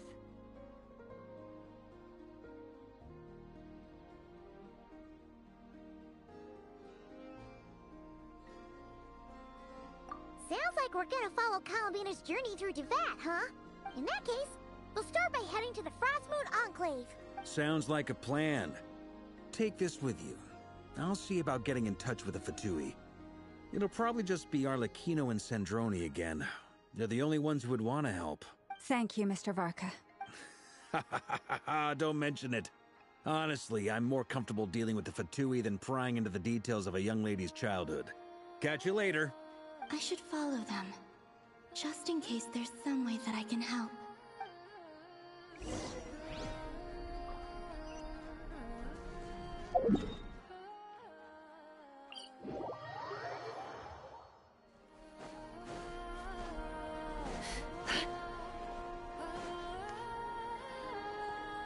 A while ago, I took the time to organize all documents in our possession that pertain to Kutar.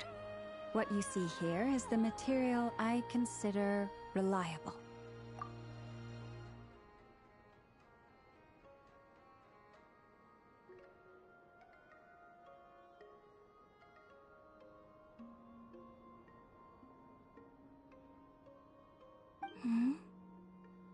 You're saying there's unreliable material too?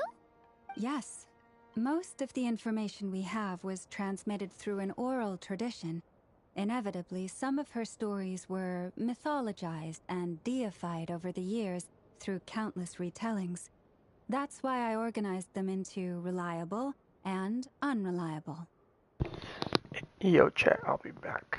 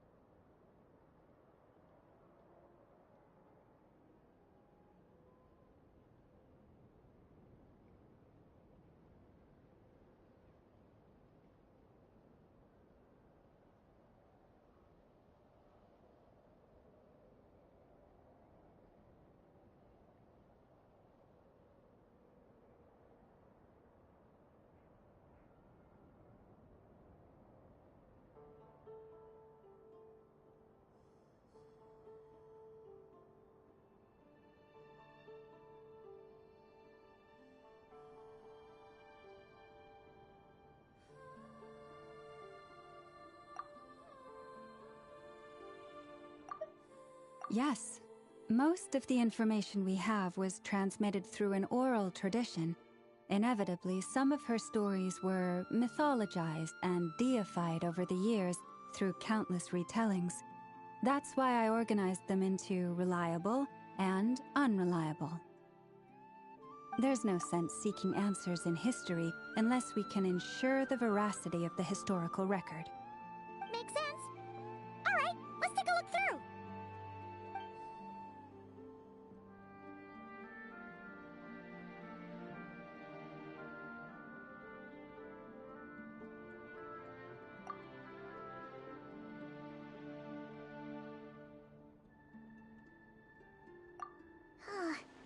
Almost all these records refer to Kutar instead of Columbina.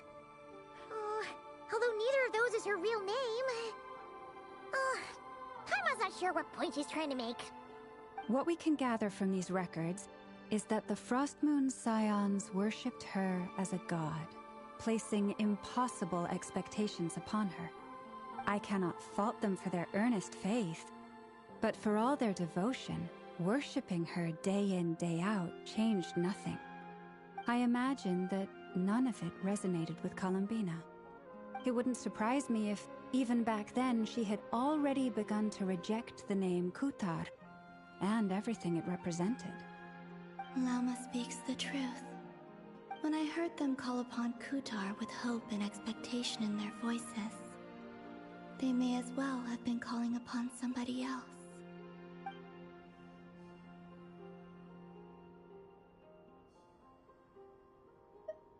Well, that's a bit complicated. I looked at the level of detail, perceived authenticity, prose style, and how realistic their portrayal of Kutar seemed to be. Amongst the Frostmoon Scions of today, only I know of her existence, and I alone have spoken to her face to face. As such, I know that there are certain things she simply would never do. That being said, I have sensed some changes in her lately. Changes? Me? Seems like this is getting us nowhere. For what it's worth, why don't we check the unreliable sources too? Sure. Give me a moment.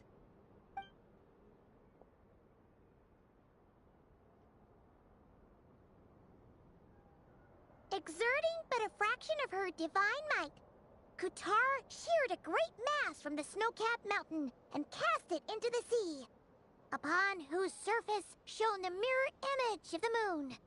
Thus was formed the island of Hisi. Yeah, right. That doesn't even begin to pass the sniff test. The 3 moons are not but lies through and through. Only one moon has ever shone for us, and Kutar is her name. The vast majority of ancient texts are filled with fanciful tales like these. I trust you understand my criteria a little better now. Kutar did not speak, merely gazing into the distance in silence. And where her gaze landed, this was her prophecy. Clearly, whoever wrote this text never even met Kutar. Otherwise, they'd know that her eyes are always closed. What about you, Traveler? What are you reading? Come on, let Paimon see. The child wished to build a wooden nest with which to shield a fledgling bird from the cold. But being so young and lacking in strength, the child could not snap the branches from the trees. Kutar was passing by. Upon seeing the child, she summoned forth a Kuhenki, who built a beautiful nest for the child. I remember that. Not knowing the meaning of Kutar's divine intervention, the child dared not to respond, and thus ran home to call their parents. But Kutar was gone. The Moon Chanter declared the event a miracle and took the nest as a relic, placing it on high for all to see. The child was named as one favored by the goddess and was greatly respected amongst the people. Yet, no further miracles were bestowed, and this matter was forgotten in but a few years. Huh. Any thoughts after reading that? Yeah. Columbina probably just wanted to join the kid in making nests. Ah. I had originally considered this a fabrication, because Kuthar did not perform any similar actions in subsequent records. But now that I think about it, it does seem like something Columbina would do. It's just that... She didn't know how other people would interpret her actions. She was probably worried about making things difficult for people. So, she gradually stopped joining in. Yes. Oh, that's so sad.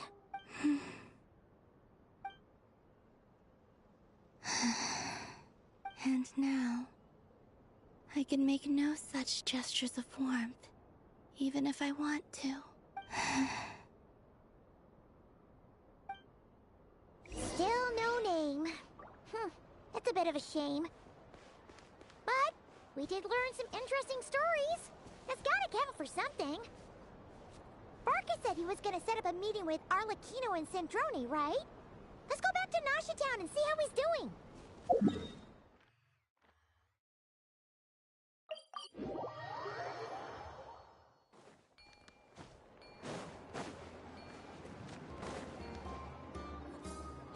Let's see. There's Varka. Oh, and it's Durin and Albedo too.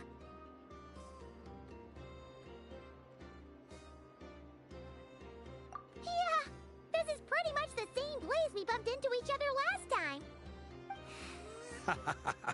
I convinced them to stick around a little longer. We were all waiting on people, so I figured having a little company would help pass the time. Ah, so you've been waiting for us? Does this mean that you've already arranged things with the Fatui? Sure does. Now you're back, we can go meet up with them together. How'd your investigation of the Frost Moon Enclave go? Well, we didn't find out Columbina's true name. But apart from that, it went pretty well. Aha, just as well that I didn't tag along then. I'm sure our moon goddess wouldn't want every man and his dog knowing all about her private life. Still, desperate times, desperate measures, I guess. Someone had to do it. So, Varka was waiting on us, but what about you two? Are you waiting for Alice? Oh, no. We already met with her. We discussed that experiment I mentioned to you last time. Oh, and she also handed me this communication device. That's right. I understand she informed you about the relationship between the Phantom phenomena and Tevat's borders, yes?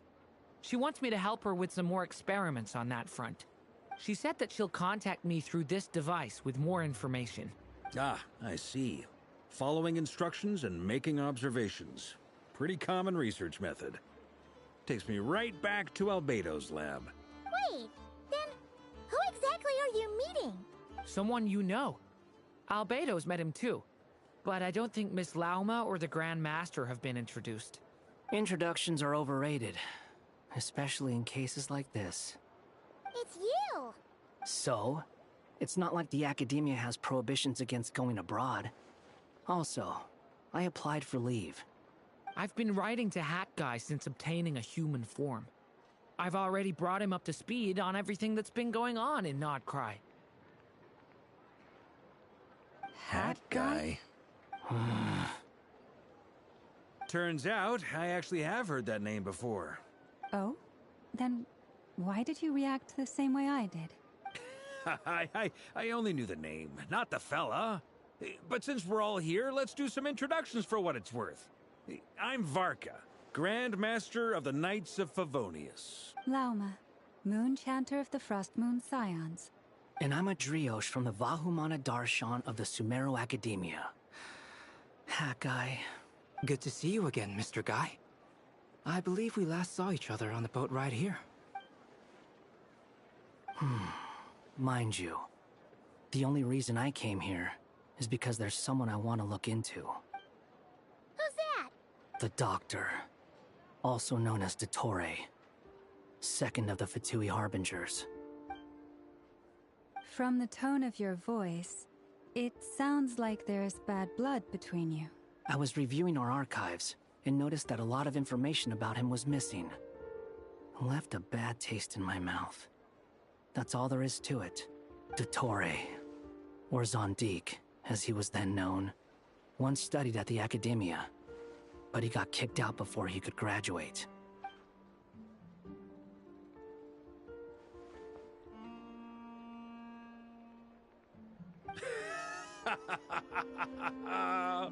So the Harbinger's #2 man is a college dropout? How embarrassing for them. Last we heard, he was planning something. We actually heard that a few times before, even coming to Notcry. But we haven't seen a trace of him since we got here. He only appears when something interests him. For all we know, he might have left already. But the fact he did something here at all is worth noting. It'll fill a couple extra lines in his file. Why does it sound less like a file you're writing and more like a criminal record? Anyway, we were just about to meet 2 of the other Harbingers. Want to come along? You might learn a thing or two about him there. Sure. Even though they're Harbingers, well, they're old acquaintances of ours, so, you know, when you talk to them, try to be... I got it. The Frostmoon Scion's relations with the Fatui remain tense. Forgive me if I do not attend. In that case, we'll continue assisting Miss Alice with her experiments. Good stuff. Everyone's having a fruitful time. All right, we better get going. I'll lead the way.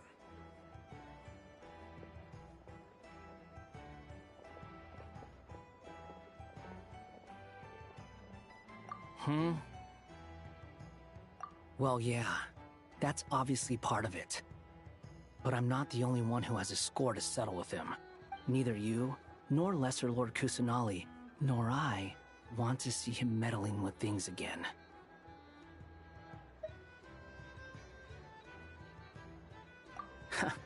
What's the hurry? Don't worry. Pigeons always know which way home is.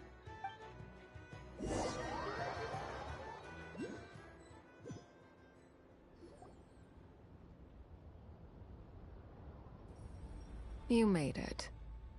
Who is this? A scholar from Sumeru. They call him Hat Guy. He's an old friend of the Travelers. Wait, this is the Academia representative you wrote about? He doesn't exactly look the part. I believe this will prove my identity. You'll notice it bears the seal of the Sanctuary of Surasthana. Well, what do you know? So it does. All right then. My mistake. It's fine. I expected as much. What? So as I mentioned in my letter, the Academia's got its eyes on Dottore, but this matter remains top secret. Apart from those assisting in the investigation, the fewer people who know, the better.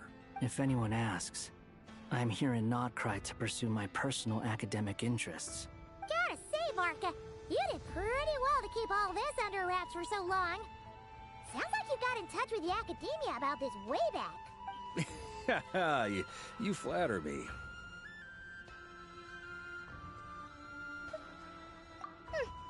Where do I even start? Remember that time we fought Rerir at Star Sand Shoal? He sure let me have it then, didn't he? I'll bet Dottore had that all sketched out, with me as his convenient little pawn. He could not care less about us if he tried, but hey! The feeling's mutual. Does Dottore really strike you as the sort who values his relationships with his colleagues? Fair point. Definitely not.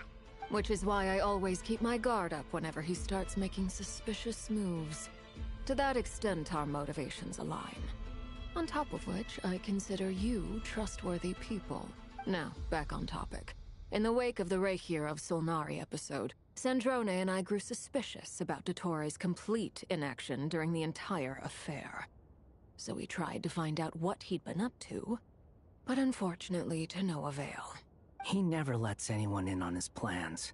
The more he cares about something, the more secretive he gets. Indeed. Perhaps he believes that by keeping a low profile, he can avoid trouble. But that trick isn't going to work on his colleagues. Yeah, I mean, he's been researching the ancient moon's remnants. And he's been trying to get his paws on the moon marrows. Only an idiot would believe he doesn't have something more planned. With this in mind, I returned to Snezhnaya and relayed my thoughts to Her Majesty the Tsaritsa, entreating her to have him recalled. That's pretty direct. Did the Tsaritsa agree? Yes. I made it abundantly clear that the Fatui's business in Nodcry is almost concluded, and we do not need 3 harbingers in this territory. Her Majesty concurred. Accordingly, Dottore has returned at her orders. I imagine he is continuing with experiments, which no one besides he would ever have any interest in. Common sense might mean nothing to him, but he's not stupid. He knows that no good can come from opposing the Tsaritsa. Smarts alone won't get him all the way. He needs the Rooster's resources and Regrator's Mora, both of which the Tsaritsa can strip from him by waggling a finger. But doesn't he have a track record of publicly following orders while going against them in private? He probably has it down to a fine art by now. Wouldn't put it past him. We worked together on a research project once. Only briefly, but it was enough to show me that we're fundamentally different people.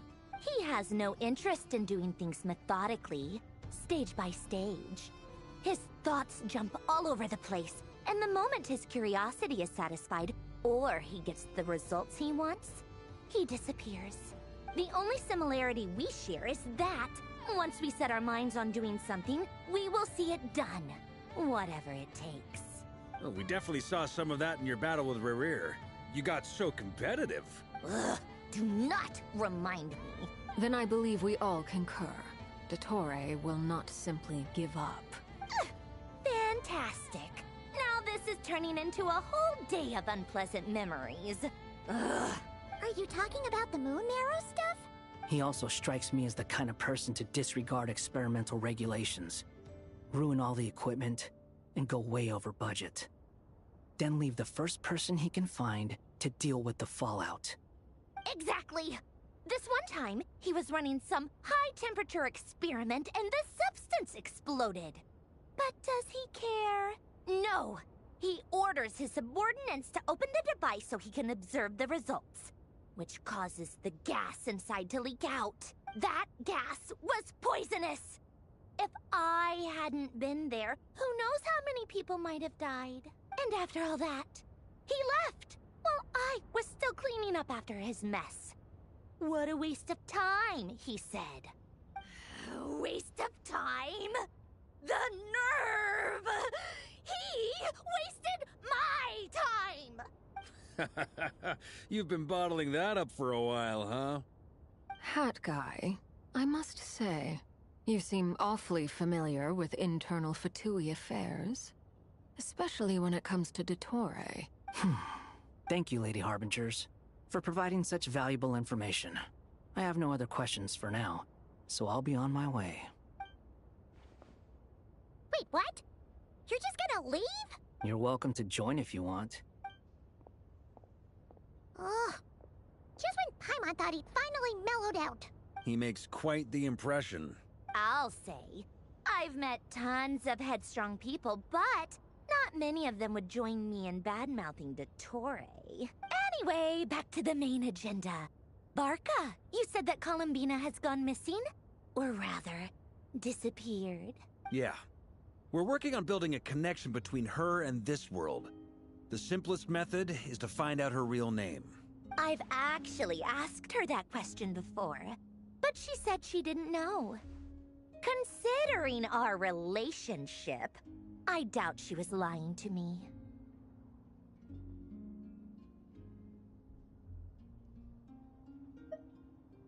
As far as I recall, she was never dispatched by Her Majesty to claim a gnosis or anything like that. The Tsaritsa's plans had long contained a place specifically for her. I always thought that was weird. What could she do that the rest of us couldn't? Knowing what we do now, it's probably something related to Kavaki, right? More than likely. When she first arrived, Columbina would often go to Her Majesty and ask when she could start the task assigned to her. But Her Majesty always gave the same reply. The time has not yet come. So she spent her days in Snezhnaya doing basically nothing. The Tsaritsa has summoned a beautiful blind maiden to be a harbinger. giving her the third seat by virtue only of her enchanting voice. It was a dumb and stupid rumor, but the reality of the situation made it hard to refute. And what happened after that? I imagine she stopped caring. She no longer seemed to care why she had been recruited, and Her Majesty never gave her any missions. So she just continued to sing in the flower garden. For my part, I was busy. So busy, in fact, that watching someone be that idol had me fuming. But still, I got the sense that she had long been used to a life of other people claiming she was needed when she wasn't. I just felt that having a place to stay would cost me something eventually. And so I waited quietly for the day that I would have to pay the price. And on the other end of that spectrum, you had me. Someone once told me that I had the lousiest work and the toughest luck. That's a good way of putting it. I forget who said it, but those words have always stuck with me. But you've done your job exceptionally well all this time. Because at heart, you are a conscientious person. What is it? Something come to mind?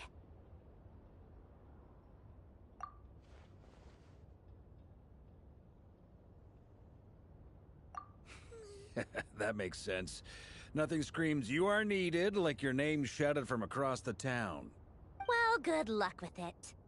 But if you ask me, Columbina is still the most shoutable name. I'm just so used to it now.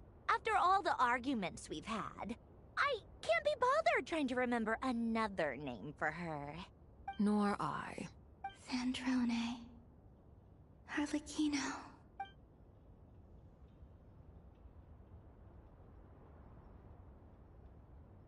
Huh!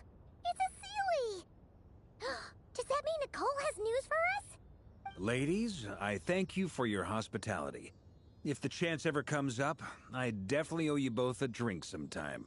I'm sure it will. You can make your own way out. Heck, you've been here enough times, you probably know your way around better than I do. Okay, time to do what adventurers do best. Follow that Seelie!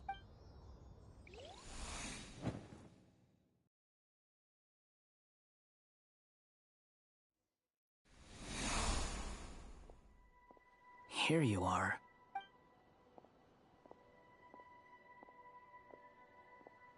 Oh, Hat Guy.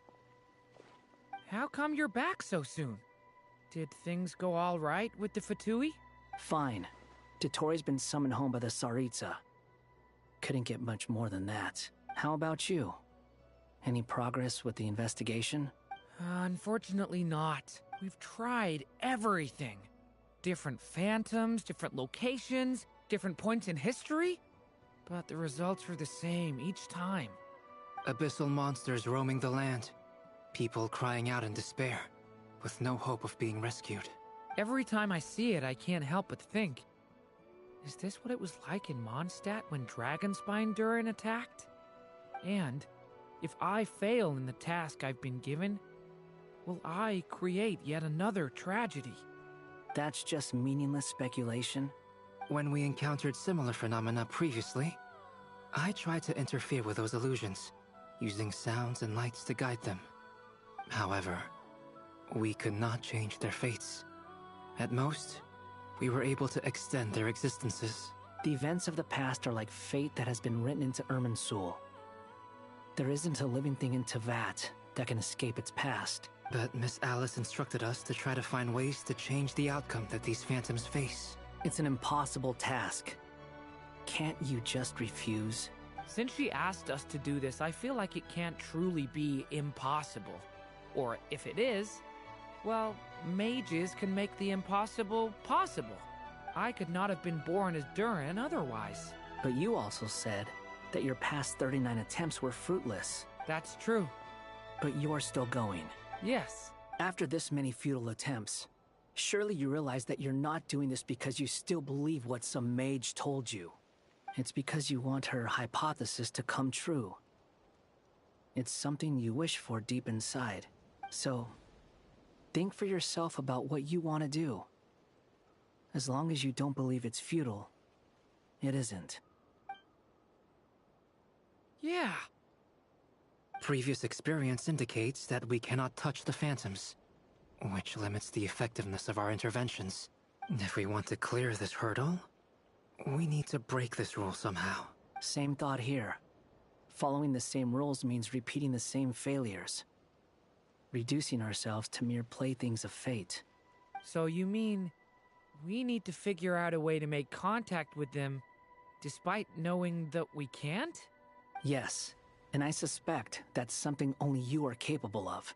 Everything in Teyvat is logged in Irminsul, but the withering that once occurred in Sumeru was a sign that the Great World Tree was being corrupted.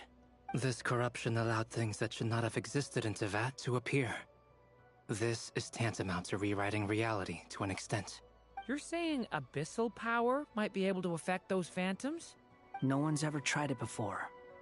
If you're gonna try it, it'll take courage. And you have to be confident that you can control it. Is anyone there? Has anyone seen my daughter? She's missing. I have to find her. I hear someone inside. Spargana? Are you in there? Ah! If I can use my abyssal powers to warn him that there is danger here, maybe it'll change his decision. Maybe... Yes.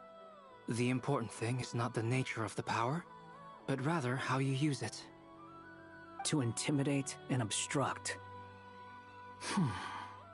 Sounds about right for the Abyss. Let me try. I should be able to influence that thing. Have you seen a little girl? What? This isn't the time for that! Just run!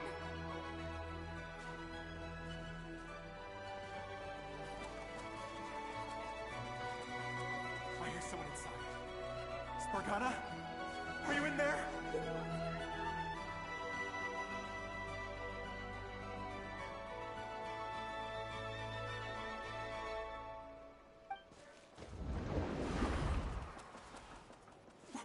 What is this? Looks dangerous. I should get out of here.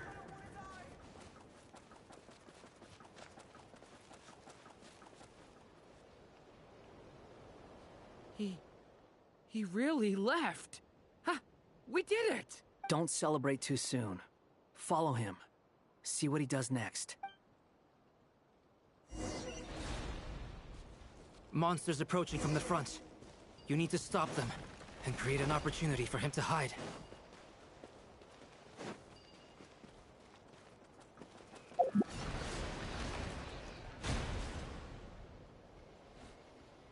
Help me!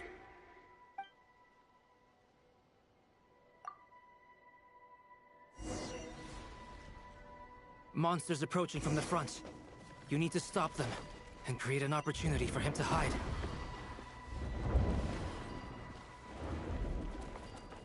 No!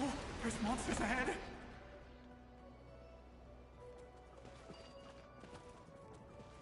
Wait, is that the barrier I saw earlier? Why is it appearing now? It's as if someone's controlling it.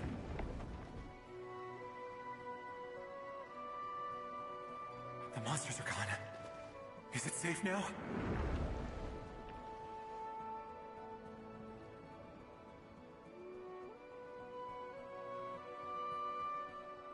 The barrier's gone too. How odd. Anyway, I guess I'll keep going. Quickly, let's keep up.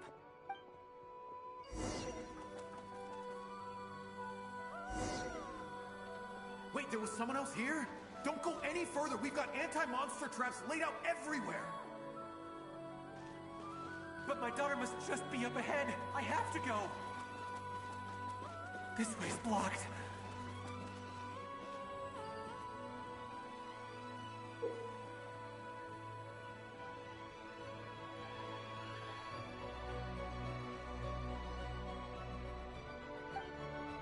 We might be able to use the explosives over there, but we need to take care not to hurt him.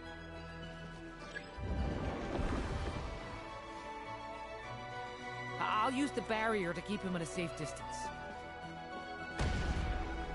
This barrier seems to be helping me somehow. Hey, wake up! Oh, no good. Gotta keep moving ahead.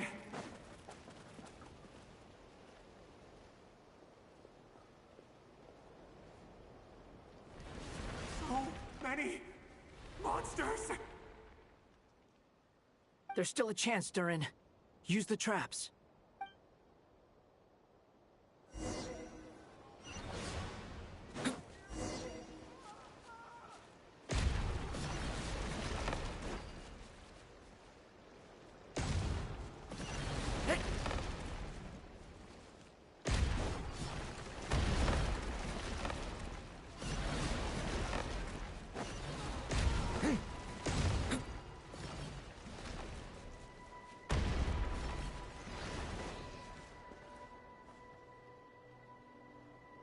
This is a new development. I've never seen this happen before. We might just be able to save this person.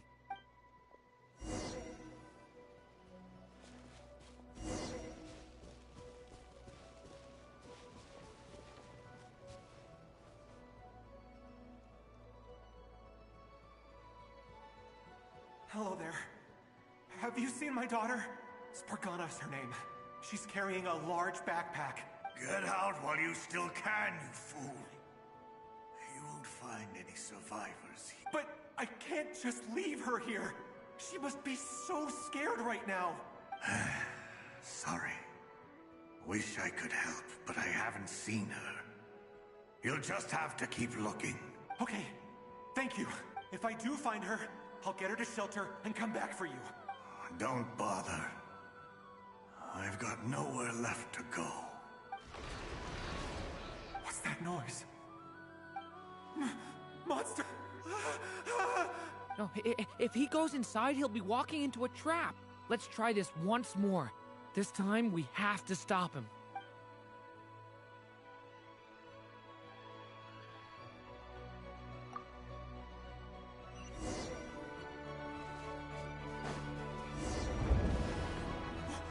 Why? How will I know where Spargana's gone like this? You know what? I'll trust this strange barrier. It's gotten me this far after all.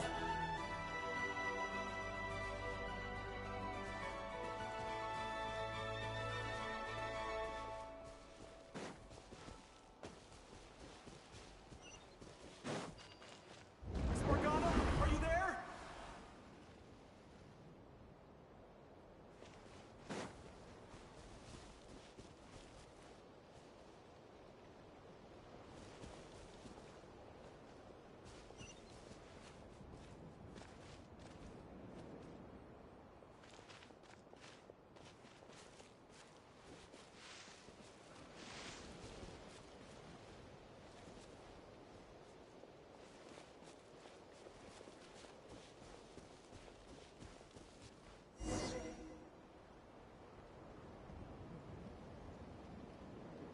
Huh? That looks like one of my daughter's books. Oh, thank you. Thank you. Yes, it's one of hers for sure. That's her name on it right there. She left her backpack here. Durin, just like last time. Use the explosives.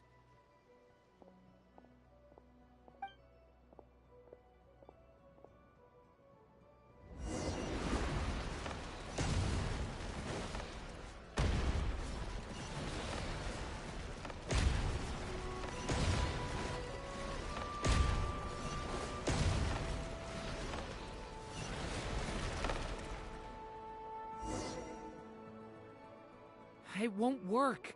There's not enough left. If he makes it in, he'll die. But then, this clue could be the key to him finding his daughter. It might not be the only one. Better he misses that clue than loses his life. I guess so.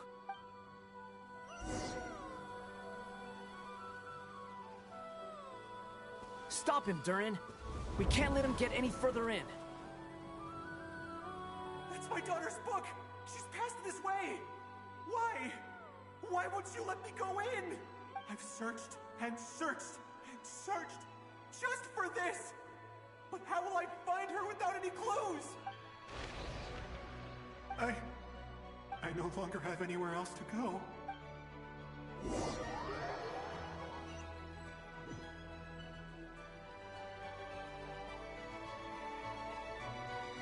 I'm sorry. I'm so sorry. He refuses to go anywhere else. Whether he opens this door or not, all that awaits him now is death. We couldn't change his fate. Albedo? Hat Guy? Let's try one more time. I don't know how we're gonna do this, but I don't want to give up either.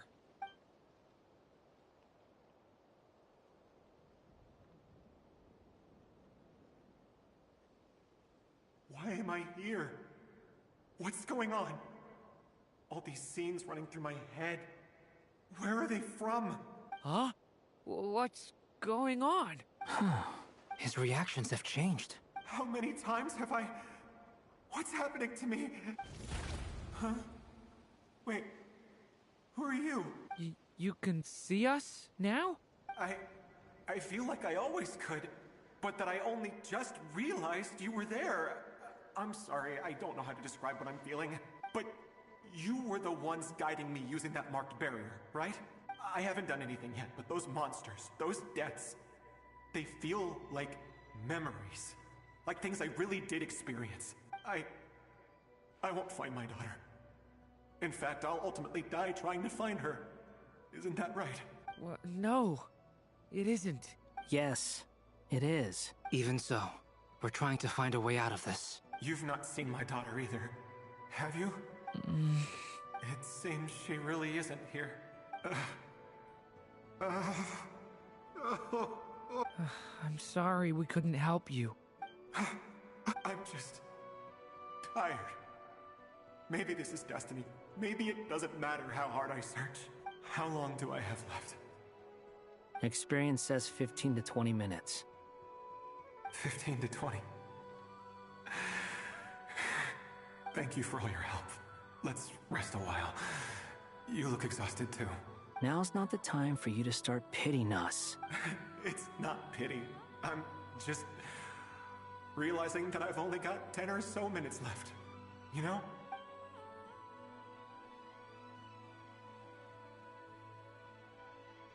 You say you're from Mondstadt, yes? A place with windmills, where people enjoy limitless freedom? And you're from Sumeru, where they've built an academy into a giant tree? Yes. It seems you've never heard of either place. Those names are unknown to me, I'm afraid, yes. Have you heard of Hyperborea? I have, but I heard that it was destroyed in the distant past. I see. That was where my ancestors once lived. What about Delphi Pytho? Was it later rebuilt? I've never heard that name. Then what about Sal Vindaknir? I have seen that name on stone tablets on Dragonspine. But I'm afraid the only things left of that place are its ruins. I see. Sure enough, there was no way to turn this around, huh? I'm sorry. I was the one who asked to chat, but it seems like we're too many ages apart. There's barely any common ground to start from. It's all right. We did hear something new, at least. From how you speak of your lives, things must be going all right for you, I guess. They are.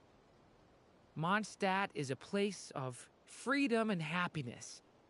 There's a lot of good people in the church and the Knights of Favonius, and even outsiders find that it's an easy place to feel at home.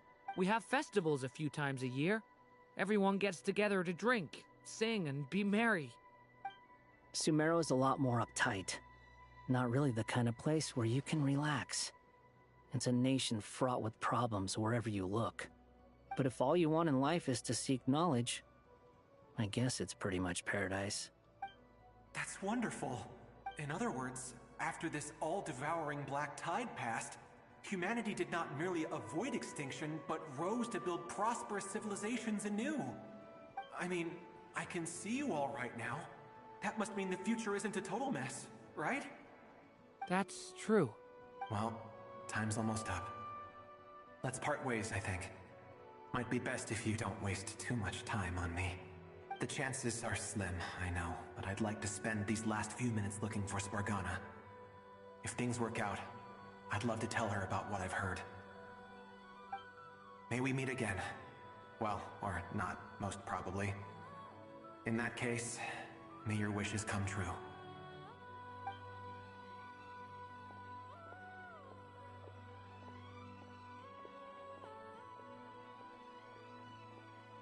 He's gone. In a few minutes, he will meet the end that was his to begin with. The ending of this tale did not change, but I believe that we've just made the most progress we have yet. May your wishes come true. If only it were so simple. Hat Guy, could I ask you a question? You've never talked about your past. It seems complicated, and it weighs heavily on you, too. Would you be willing to tell me about it? I mean, sometimes it's better to get things out in the open. Take that guy we try to help, for instance. At least he said goodbye with a smile, right? I know about Albedo's past.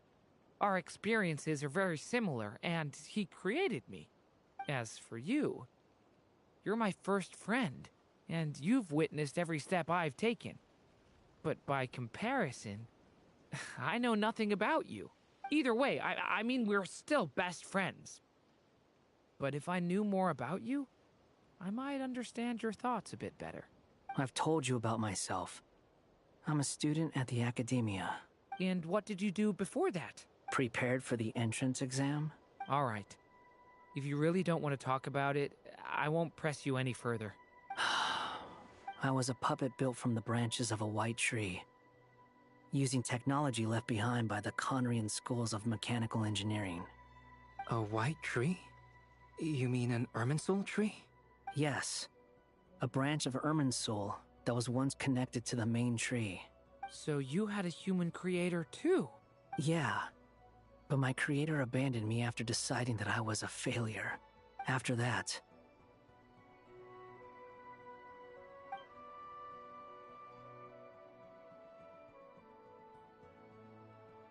Durin.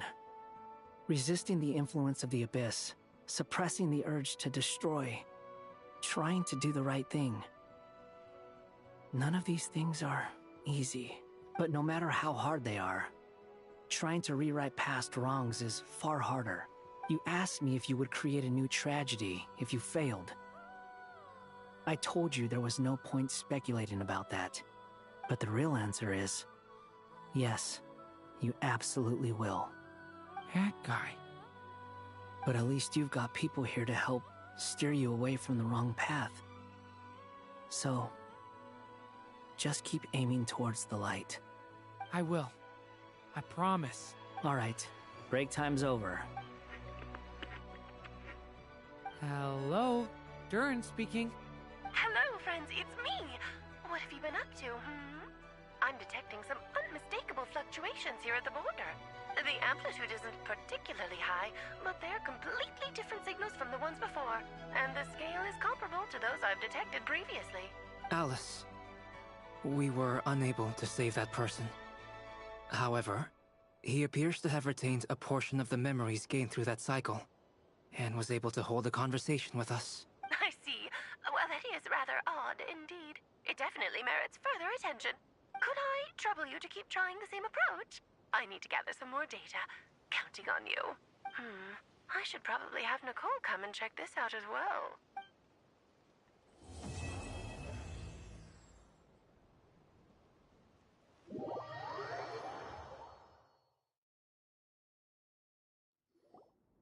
There you are. I was worried you might stop to collect treasure chests opened by the Seelie along the way. It would have taken you so much longer to get here. Another conversation I cannot hear. I am delighted to see that you understand what takes priority, and that your adventurer's instinct has not swayed your resolve. Really, I must applaud you for it. You should know. Paimon's head. Okay, I'll try and keep it short.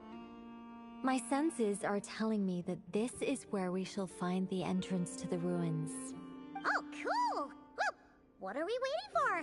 Let's open it up and see! Patience. This was a sanctuary of great importance to the Hyperboreans.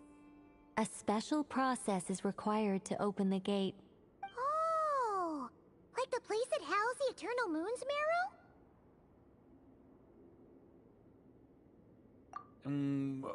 Okay, so what's the plan? Need us to do anything? And just the short version, if you can. Ah. Alright then.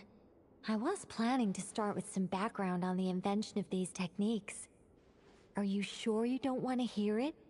It's quite informative. Remember what you were saying about priorities? Fine.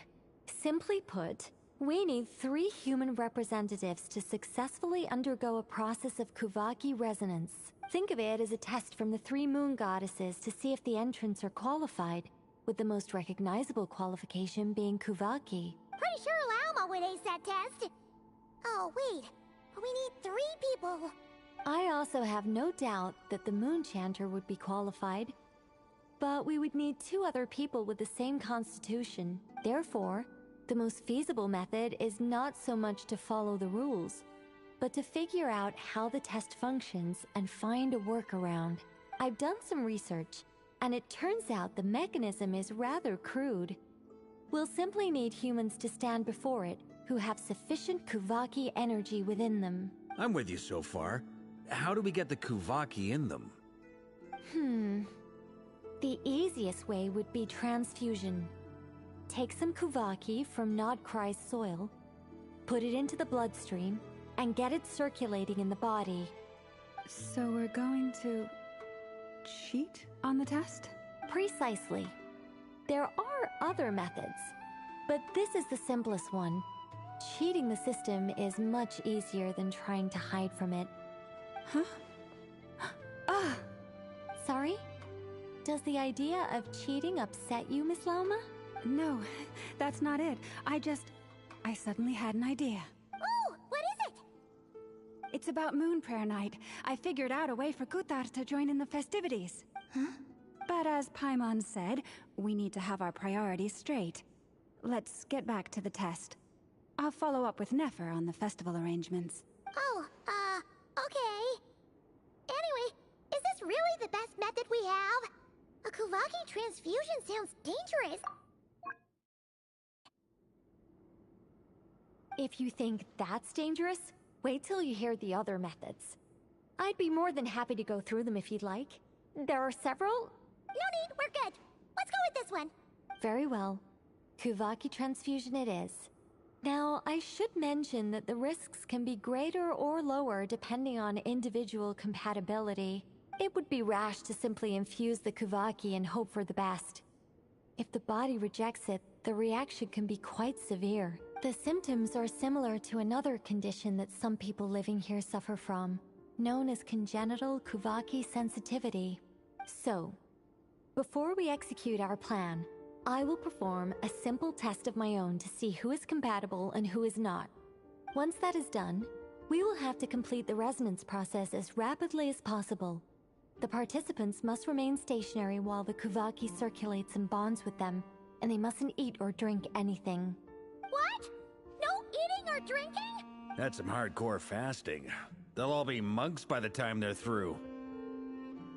3 days. Oh, that's so long! And we still need to find 2 more people who are not just compatible, but also willing to volunteer. Fasting? What are they talking about? Really? Don't you want to think this through? Haha, count me in 2. 3 days without food? I can handle that. Miss Nicole has made it clear that this is the easiest way. The way I see it, there's nothing else to discuss. It's time to step up.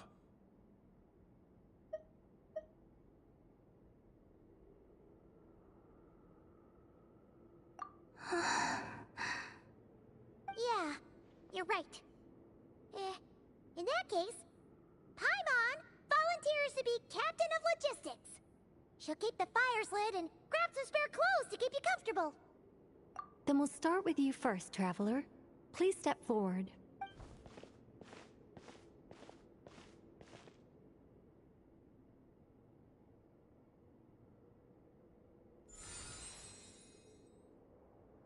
How's it going?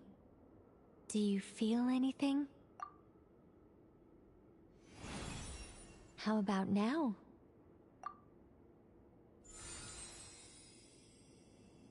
And now?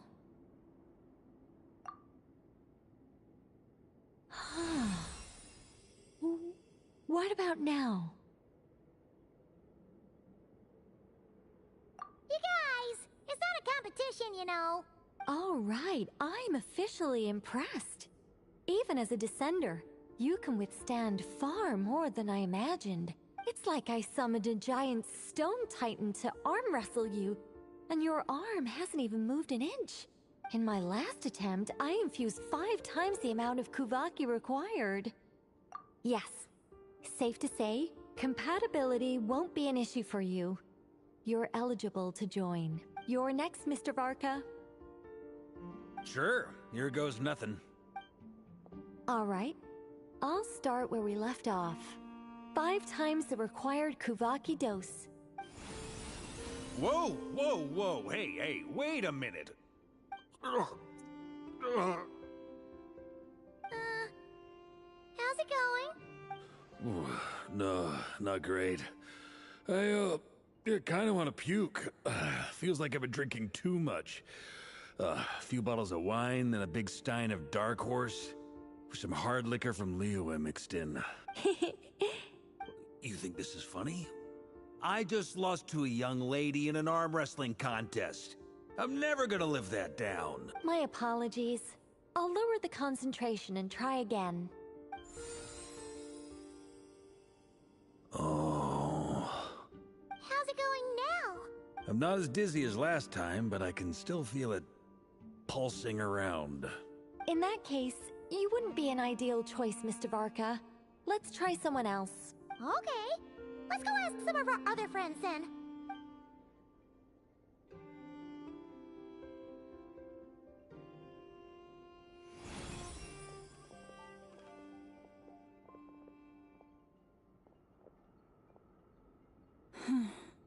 No surprises here, Miss Moonchanter. You're perfectly compatible. You may join.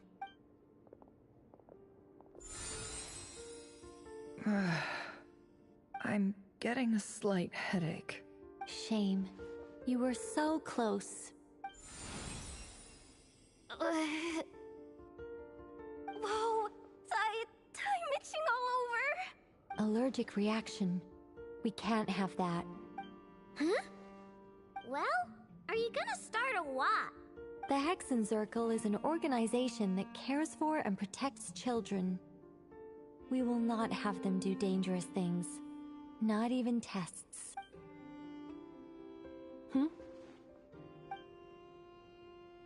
Is something the matter? The candidates have to be human. I guess that rules me out too. Huh. Everyone except the Moonchanter got beaten. Guess I don't need to feel so bad after all. I mean, looks like this isn't gonna be as easy as we thought. Perhaps I could ask for volunteers among the Frost Moon Scions. I'll see about talking to some trusted Lightkeeper colleagues. Itlua springs to mind. In fact, I think we had some former Frost Moon Scions join our ranks recently. Can you give me the scientific explanation for how the test works? I can probably make some kind of test bot.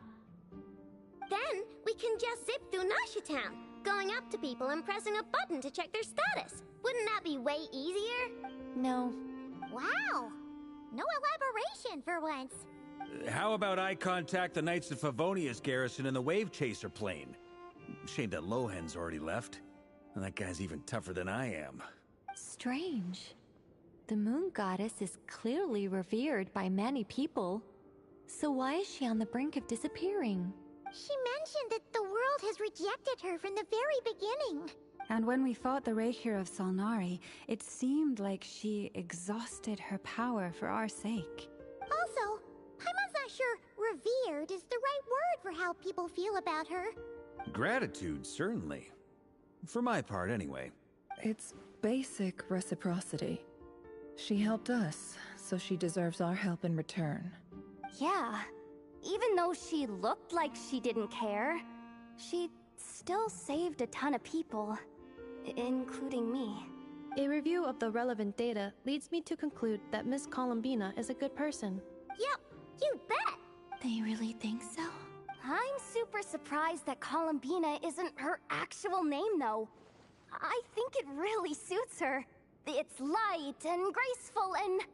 yeah, just a really pretty name. I know, right? Unfortunately, that's not our decision to make. Columbina. That was the code name the Fatui gave me.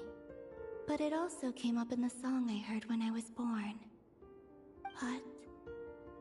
is that really all there is to it? What do I truly think of my own name? Is there anyone left who will still call me by that name?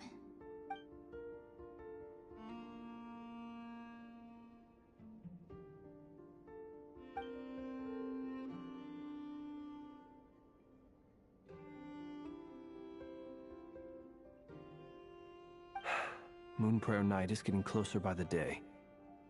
We're running out of time. We need to look for other candidates. Then allow me to try. Huh? What are you doing here? You contacted your friends via the Adventurers Guild. Sandrone has been keeping an eye out for something like that, so she informed me. Since I have the ability to accommodate a moon marrow, I should prove to be a suitable candidate. Arlecchino. When can we begin? I see. We can begin right away.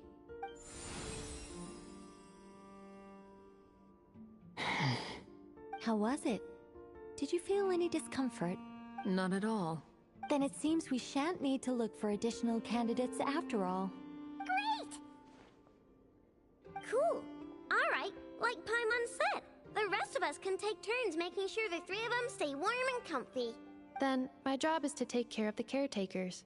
I will ensure everyone receives food and accommodation. I'm ready as well.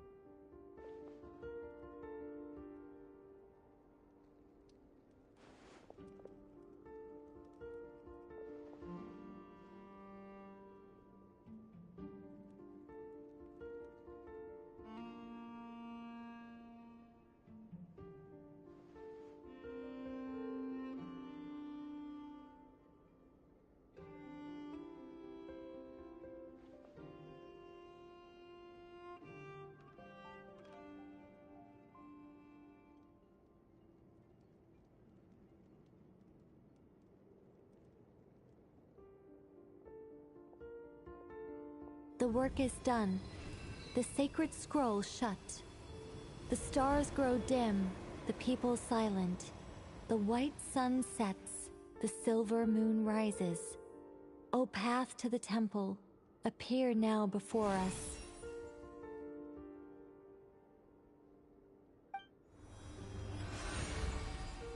Wow!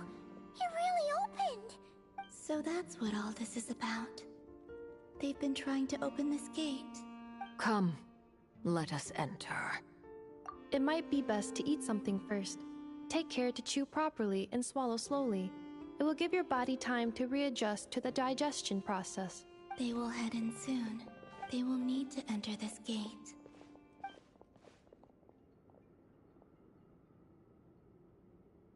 Huh? I cannot pass through. Is it because I have no physical body? It has been 3 days. My strength has all but completely faded. Can I really hold on until Moonprayer Night?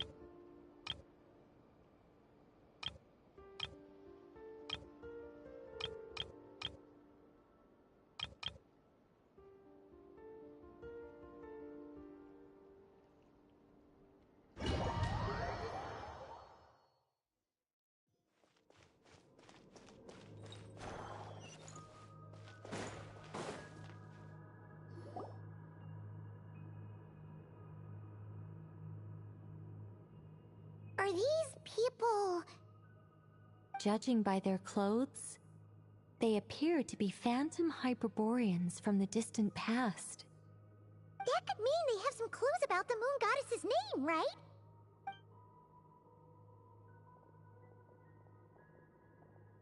Hey there! Could you tell us what the moon goddess's name is? Sorry. That's probably a weird question, huh? How do we explain this? The moons are long gone, and their goddesses are dead. Their names no longer mean anything. When a new moon goddess is born, we will surely know her name. We have used every last resource at our disposal. All that remains is to wait, patiently and quietly.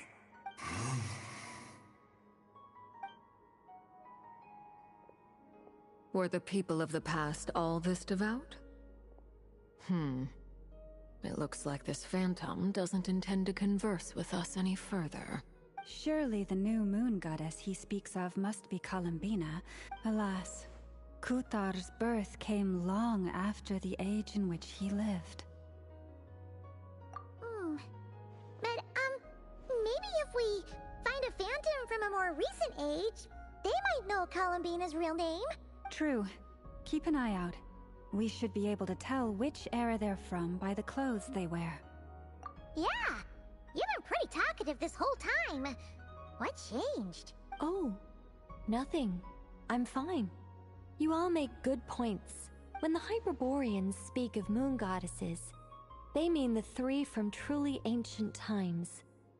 I can't imagine they would know anything about our current moon goddess.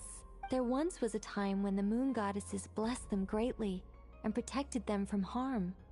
So, when the war between the gods and dragons plunged the world into chaos, it seems they looked once more to the moons for help, praying for a new goddess to be born. Yeah, that checks out. Let's continue on. Who knows what else we may discover.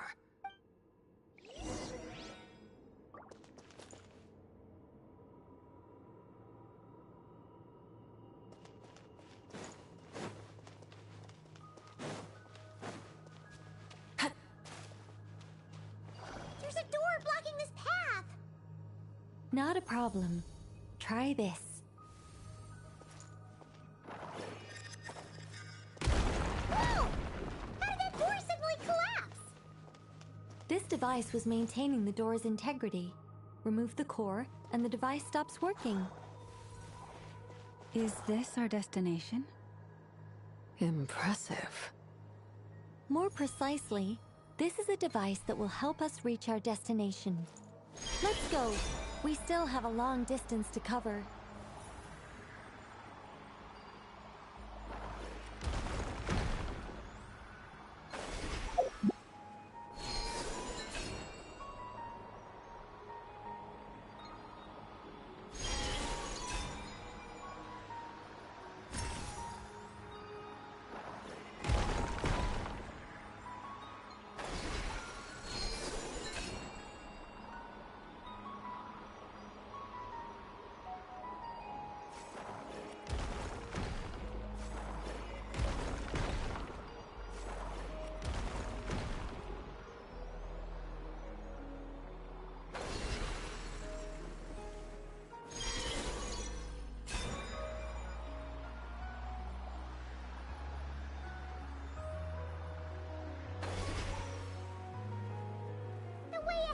Blocked by broken rocks! Let's try that device again. Remember the door from earlier?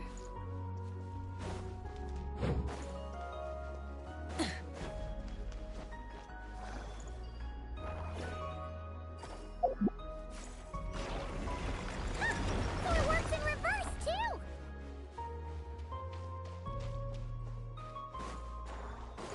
The humans we see are all phantoms, but the monsters are real. What a fascinating thing. There'll be plenty of time to admire it later!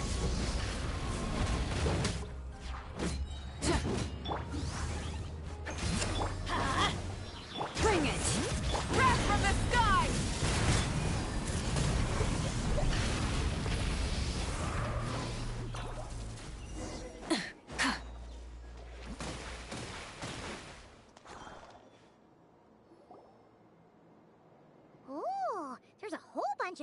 in here.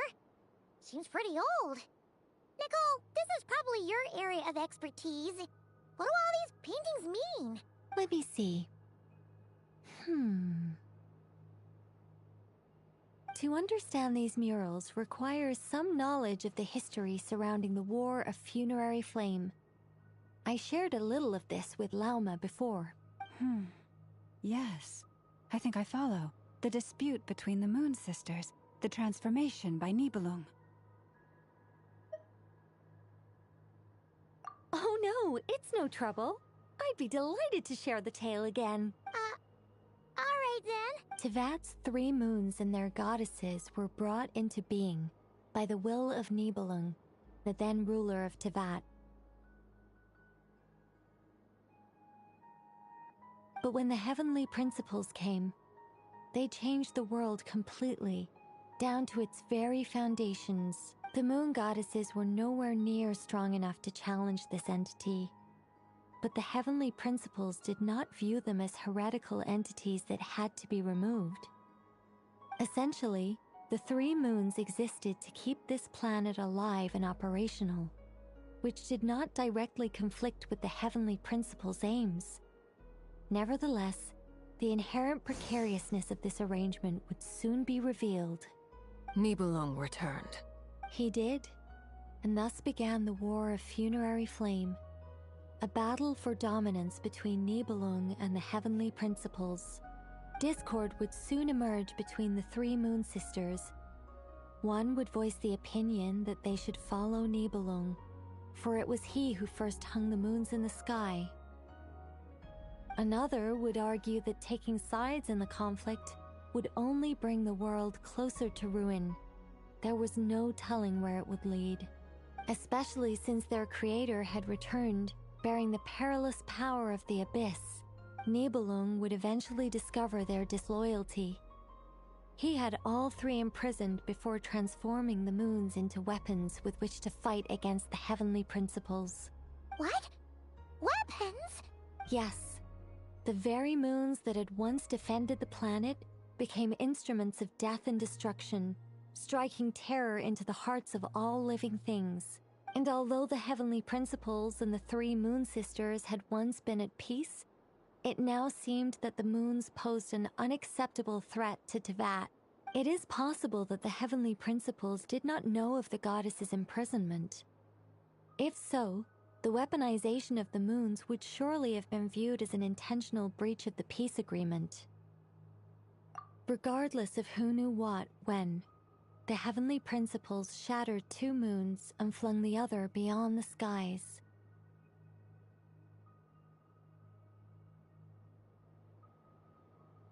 Whether the goddesses managed to escape Nibelung's captivity after his fall, nobody knows. But this much is certain. From that day on, the moons no longer belonged to Tevat. The rejection slowly drained their power until eventually they passed away. So that's the full story. You say the moon ceased belonging to Tevat from then on.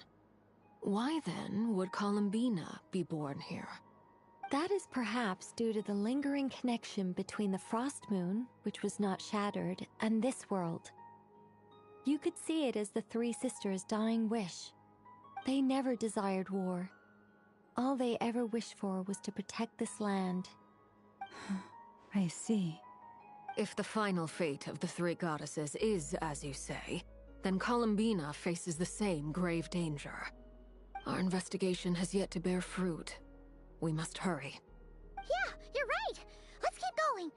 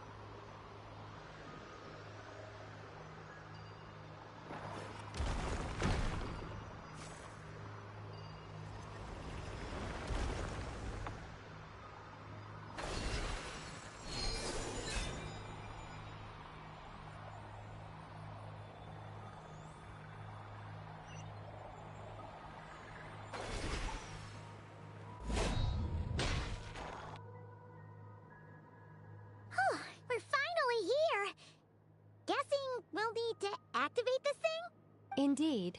I was a little worried about that at first, but as we got closer, I sensed that the Kuvaki within it flows unimpeded. It should be functioning normally.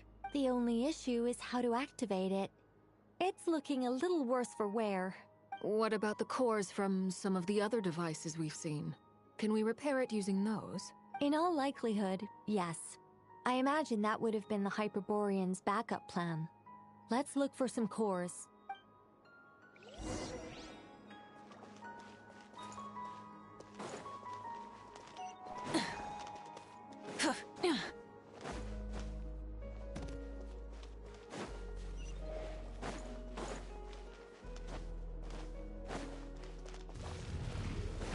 Light it up! Going in! Light of the blazing sun!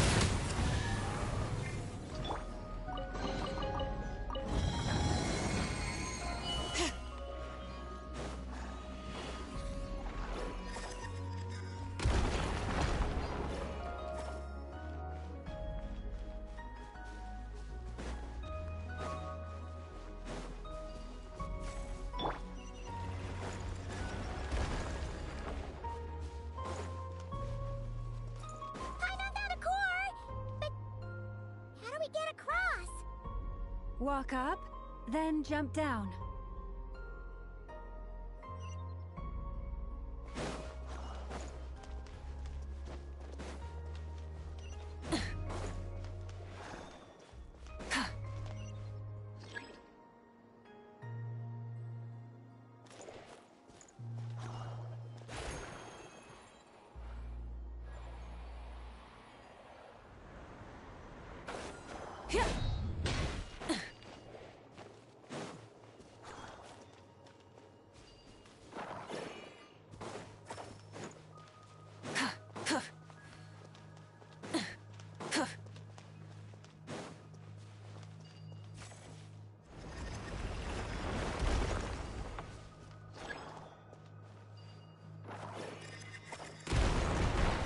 That should be enough cores. Let's head back.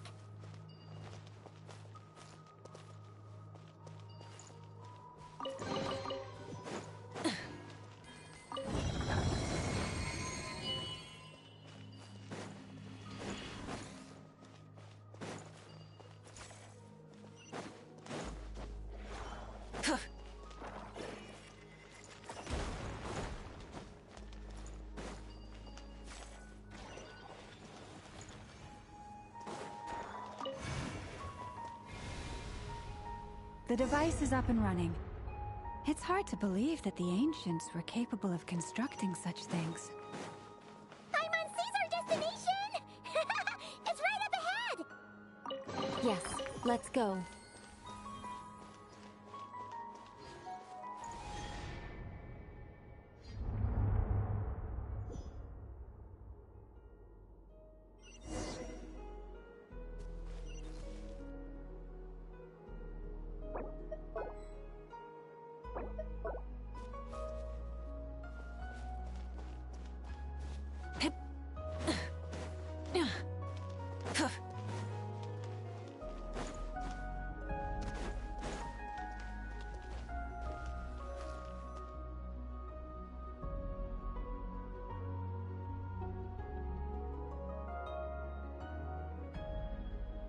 This is where the people of Hyperborea communicated with the moons. We need only place the moon marrow upon this platform on Moon Prayer Night, and we shall be able to open a portal to the moon and send our moon goddess back home. The assumption being, of course, that we can find her first. That's right. You want to know if it's safe there, don't you? And yet, she has no choice but to return. You know this. That's not the only issue here. This is the end of the line, right? We've explored everything we can. And despite looking at historical artwork and talking to people from Hyperborean times, we're still no closer to learning Columbina's name. If it's not too much trouble, could you tell me exactly what Alice said to you about finding her name? Oh, Sure. What she said was... Then your first job is to find it. As a moon goddess, I'm sure she must have a name she identifies with. Neither Columbina nor Kutar is her true name, and she's never really accepted either of them. Is it not also possible that she has never had a true name? Not at any point in history? That would be a hard pill to swallow. But at this point, we may have to accept that that is the truth. No one knows how she came into being, and she certainly doesn't have parents in any sense that we're aware of. Perhaps she was never granted a name at all. But does that mean there's no way to get Columbina back? She's just gonna disappear and there's nothing we can do about it? Huh? Wait, why all this pessimism? Was it the way I phrased this question? You all seem to be taking this in completely the wrong way. Well, just because she's never had a real name in the past doesn't mean she can't have one now. What? Think about what Alice said again. She never once said that you'd have to find a new name, did she? Are you saying what I think you're saying? Yes. Names are anchors that connect us to the world. If she doesn't have one already, then all we have to do is create one, no? It's like... yes. Traveler, when you first arrived in Teyvat, do you think you would have turned around if someone behind you shouted, "Hey, Tumaini"? But what about now? I understand what you mean. Life is a long journey. Even the friends and family by our side can change over time. When people call you by different names, what matters isn't so much the words themselves, but what they symbolize. And of course, whether that resonates with you. Lumine. So, close your eyes and picture the moon goddess in your mind. If you were to call out to her in this moment, what would you say? Columbina. Columbina. Paimon would call her Columbina too. Well, she has long forsaken everything that Kutar represents. I think from now on I should call her Columbina too. Well, it sounds to me like you found your answer. Are you sure? Is it really that simple? We haven't found her this whole time, and not for lack of trying. For a journey like this, the process is every bit as important as the outcome.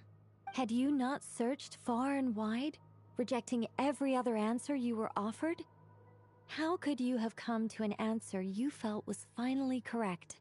Oh, it all makes sense now. This has Alice's fingerprints all over it. Are you suggesting that Mage knew from the start that Columbina never had a real name to begin with? I can't say for sure, but I can definitely imagine her chuckling in satisfaction somewhere right now, saying, "Ah, what fun." Lalma! Your antlers! You should hurry. The festive moon has begun to rise. Do not worry, for when you called the name Columbina just now, I could sense that the power within was enough to summon back the moon goddess. The power within what? Yes. So, the thing is... What's wrong now? This is so annoying. I really want to explain how that whole thing works. Starting from the founding principles of Teyvat and... Oh, I could talk about this for hours, but... Deep breaths, Nicole. Deep breaths. You're an angel. A sober, sensible, solemn angel who has her priorities straight. Okay then. Sorry for asking. Clearly a bad call on Paimon's part. Anyway, you all need to hurry. Last thing, remember how it felt when you called out that name. Then it is agreed. By the name Columbina, we shall find her. Then we'll throw her the best Moon Pair Night party ever! And at last, we will send her home.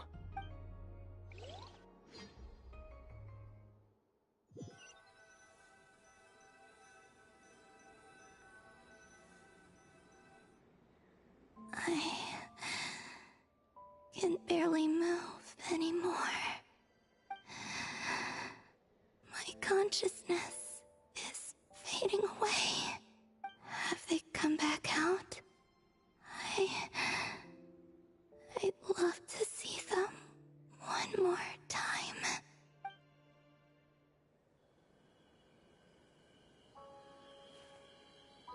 They didn't make it.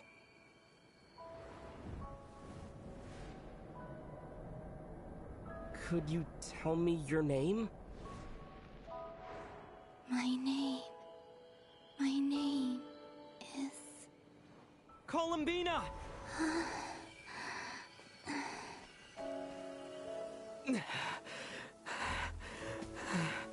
Columbina! Are you here? Columbina! That's the name you gave when we first met. And it's what I've called you ever since. Columbina. It's a fine name. I have many fond memories of Columbina, and so do all of your friends.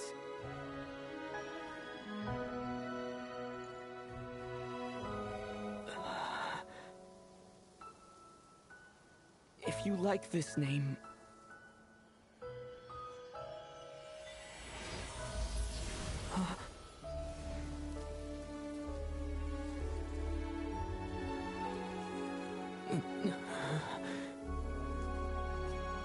Looking for me?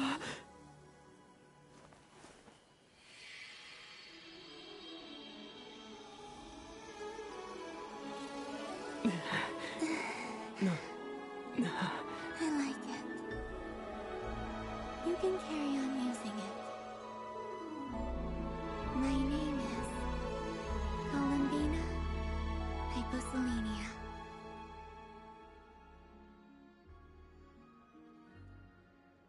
Columbina Hyposelenia. That's a wonderful name. I never thought that Columbina would become my real name.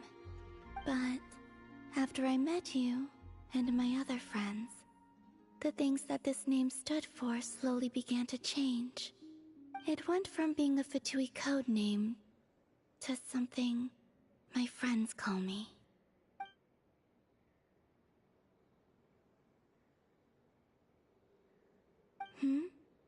What is it? Why aren't you saying anything? I'm just so happy for you. Thank you. So, where's everyone else? We can go and meet them very soon. Everyone went to different places to try calling your name. Great. I'd like to thank them as well. Everyone's done so much for me. Searching for my name, entering those ancient ruins. Huh? Wait, so you were... Yes, I was there. Not physically, but my consciousness was still holding on. I followed you the whole way. Starting from when? You turned around and called out my name while you were in Nasha Town. Do you remember?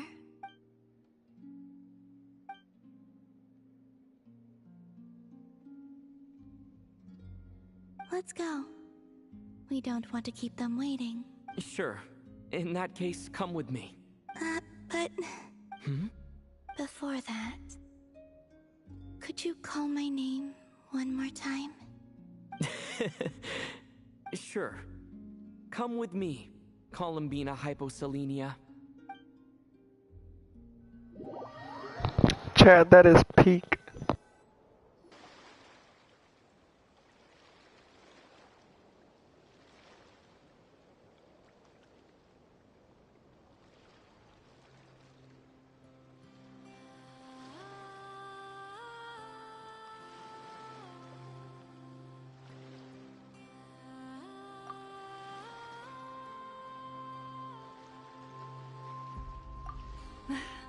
Columbina. Oh, this truly is wonderful. Llama, I can't breathe. Ha-ha! Just in time for Moon Prayer Night. It's good to have you back, Miss Columbina. Yeah, we were worried sick. Thank you, my friends. With your help, I now have a name that belongs to me. Columbina Hyposelenia. Where's the second half from? You added it yourself? That's right. It means... Born beneath the moon. Yes. And by extension, it can also mean born beneath this world. A fine name. Now, as much as it pains me to interrupt this beautiful reunion, I feel obliged to remind you that the Moon Prayer Night celebrations in Nasha Town have already begun. Don't you want to enjoy the festivities? There's so much to see and do. And some of the ambient lighting and entertainments were sponsored by the kind souls in the Hexenzirkel. Nicole? Why have you turned into Dodoko? So you're Miss Nicole. Thank you for helping us, and for helping me find my name. It's nice to finally hear your voice. You're quite welcome. Guiding lost people to hidden treasure is what we Seelie do. And if you ask me, spiritual treasures are far more precious than material ones. Chests are all well and good, but this was what it's all about. Oh, so satisfying. Anyway, I had to go help Alice. It seems like she ran into some trouble. That's why I couldn't be here in person. But don't worry, we're with you in spirit. We'll be celebrating right along with you. Keep an eye out for the Hexenzirkel's festive stalls in Nasha Town. I think you'll like what we came up with. Alice said she even managed to rope B in this time. The Frost Moon Scions have also prepared various attractions. I believe Aino and Effa and their crew are setting things up as we speak. On that note, Nefer, about that request I made. It's all in hand. Yehoda is on site to ensure that everything goes off without a hitch. Wonderful. In that case, Traveler? Huh? Come on, Columbina. It's time to celebrate the best Moon Prayer Night ever.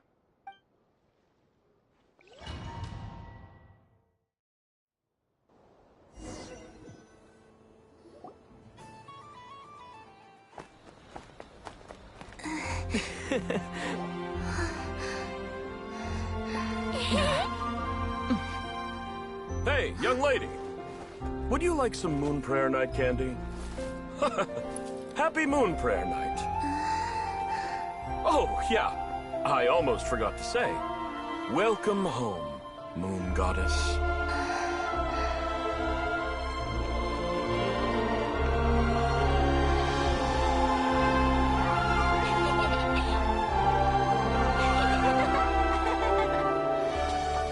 Welcome home, Moon Goddess. Welcome home, Moon Goddess. Welcome home, Moon Goddess. Turning Nasha Town into her home is a festive gift. A rather brilliant idea. Perhaps this is what Nodcry, Columbina's home, should have been like all along.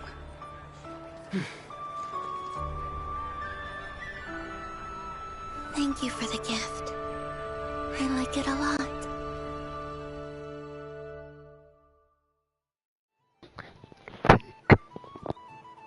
This feels like the surprise of my life.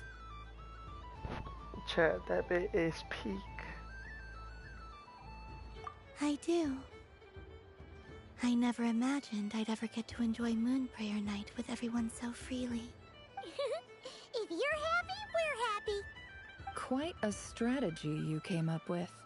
Hide the tree in the forest.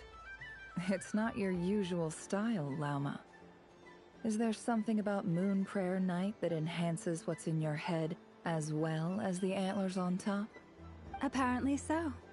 It even inspired a perennial penny pincher to use their resources for a greater cause. It truly is a magical festival.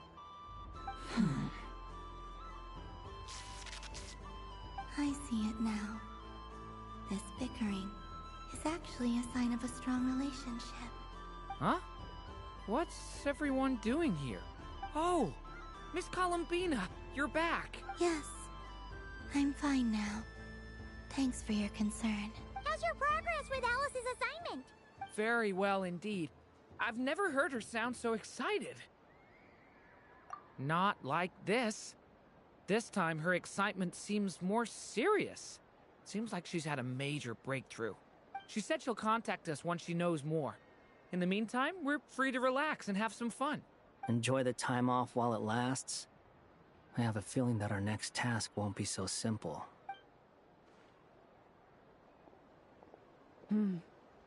I should go.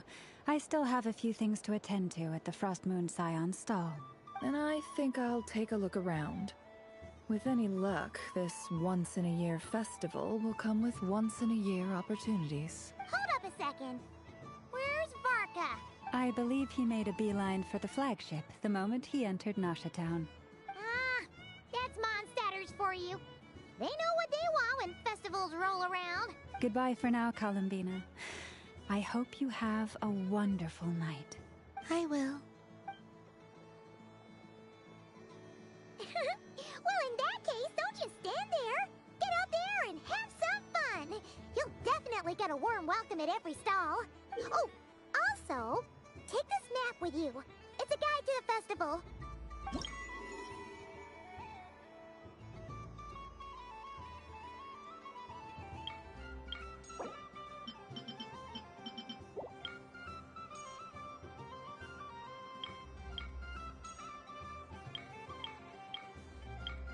The Frost Moon Scion stall is over here.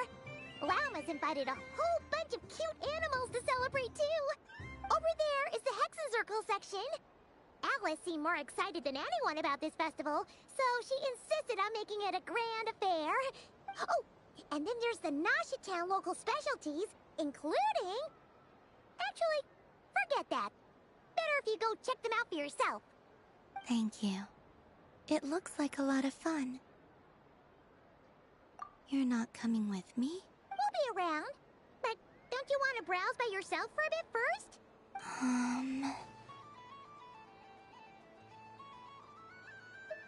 Yep.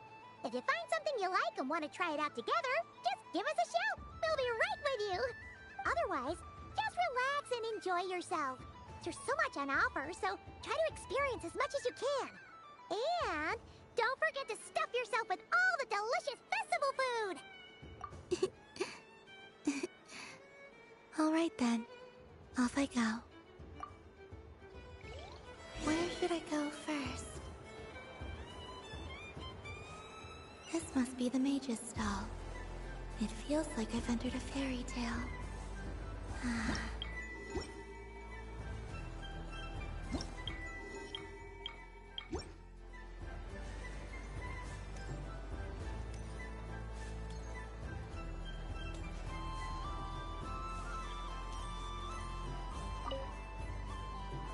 A soft and furry creature that bounces and jumps.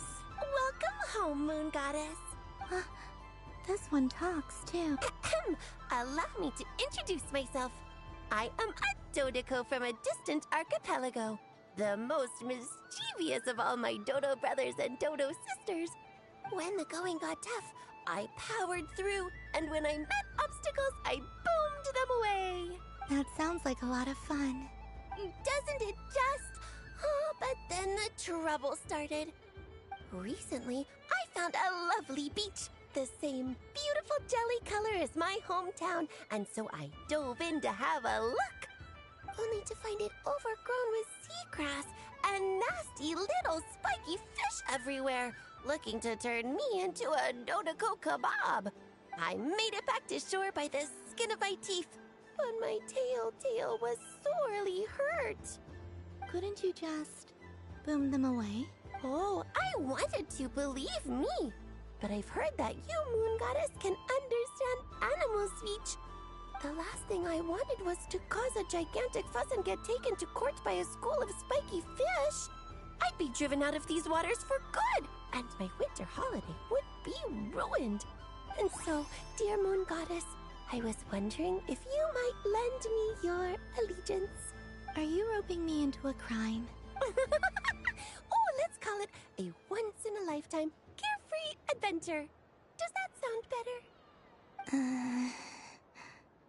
All the festival goers tonight are dressed up as the Moon Goddess.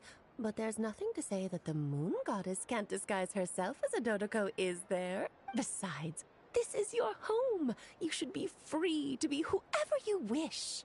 I'm afraid I'm not well acquainted with Dodokos, Madam Mage. Oh, that's quite all right. We Dodokos are innocent, happy creatures with a free-spirited nature. Many, like myself, are mischievous troublemakers. Others are lazy souls who like nothing better than to lie down on a nice rock and take a nap. In our eyes, every creature who yearns for happiness and freedom is a Dodoko. But perhaps in yours, we Dodoko are a fluffier and more mischievous breed of Kuhenki?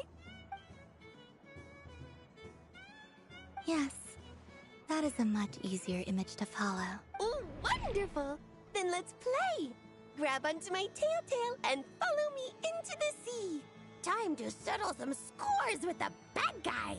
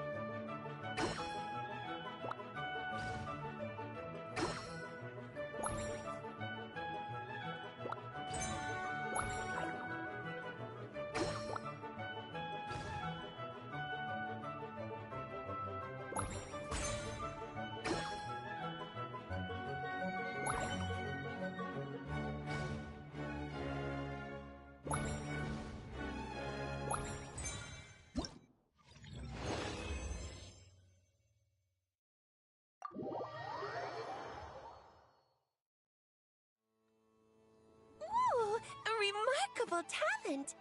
So, what do you make of it? The use of Jumpy Dumpties doesn't come as naturally to me as Kuvaki. But their unpredictability makes it fun. I think they call this... novelty? Indeed! And how did it feel, blowing those pesky nuisances away? Not bad. Any guilt? What do you mean? Oh, wonderful! Lovely answers to all 3 questions. You've passed the safety test. Now I can give this special bomb to you as a souvenir. Remember, if you find any meanies living on the moon, you can use this to boom them into oblivion. I will.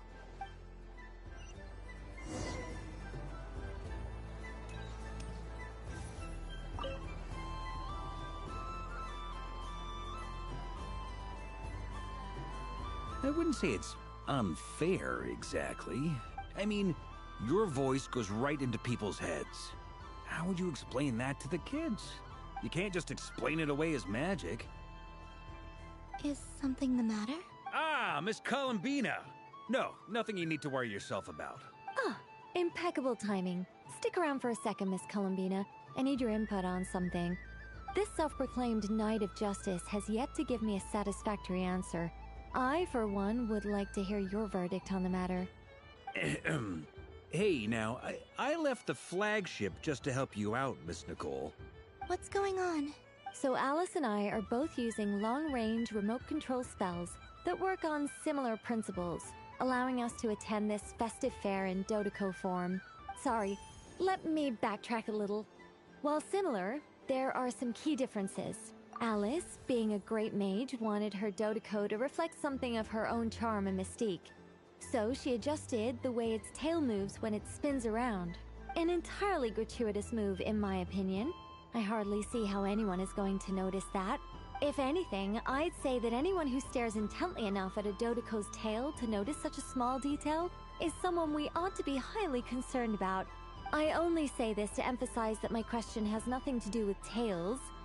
Now that we're clear on that, why is Alice's Dodoco permitted to interact directly with the children celebrating Moon Prayer Night, while mine is not? Your voice speaks directly into people's minds. See? Exactly what I said. Miss Nicole? Ugh, I can't stand it.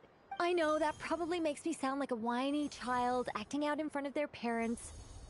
And it's a little embarrassing now that I think about it. But hey, I said it now, I can't take it back.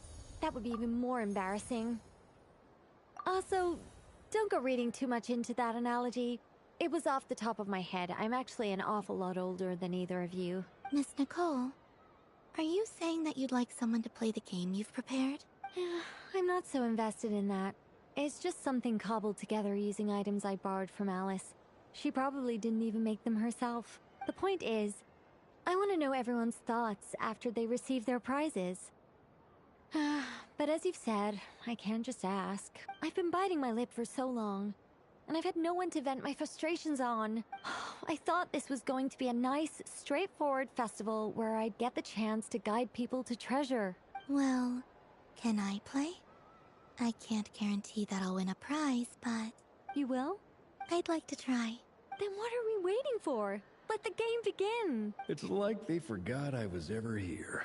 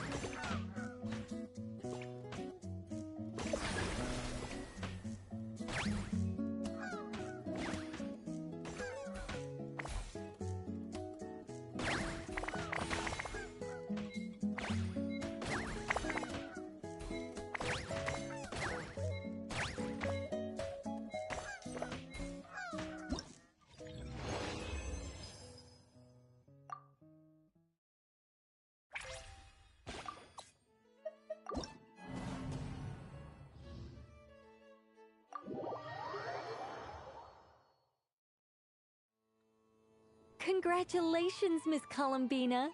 With your great wisdom, you have overcome every obstacle in your path and conquered the great challenge posed to you by fate. Fate? Well, something to that effect. If you'd prefer something more poetic, it could be the icy winds or the dawn. Anything you like, really. You could even go with the challenge posed to you by Dodoco, if that's what you're into. Anyway, you can take or leave my suggestions. Moving on. All my hopes are now resting on this. Can I open it now? Stop teasing me. Please, I'm begging you. No more talk. Just open it. Wow. What a lovely sculpture. Classic and cute at the same time. Thank you, Miss Nicole. I'll always treasure it. Ah, there we go. Music to my ears.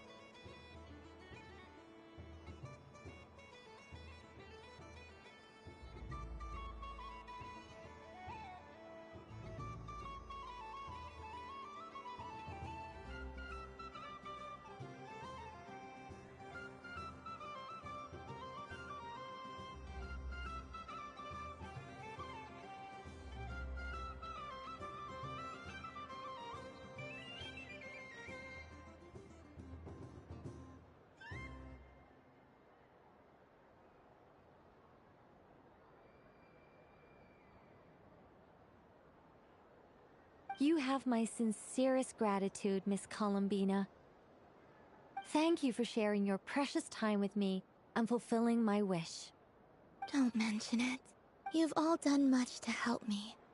And still, I'm the one receiving all these gifts.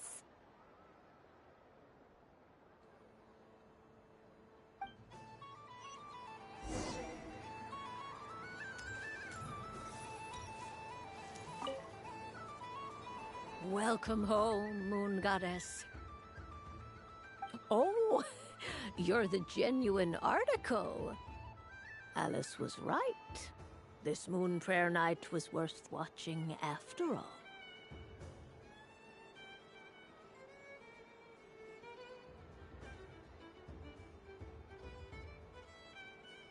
Another one that talks. Greetings. Pleased to make your acquaintance.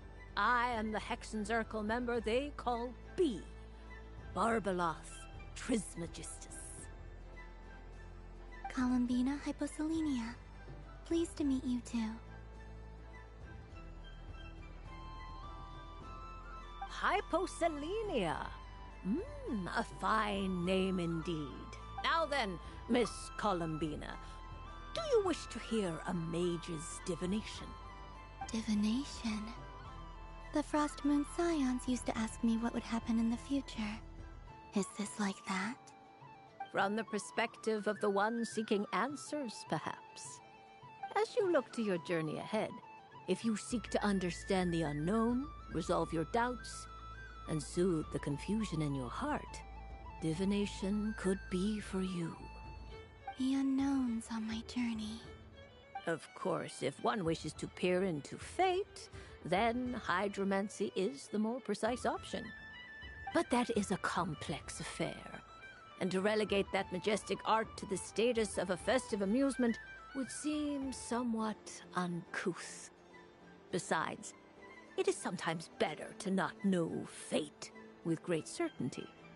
Hence, I shall use the suitably festive Luna Arcana to tell your fortune instead. It is more popular with the youth in any case. Lunar Arcana. Indeed. Unlike hydromancy, this will only display possibilities and trends. People like to think of themselves as creatures of agency and free will.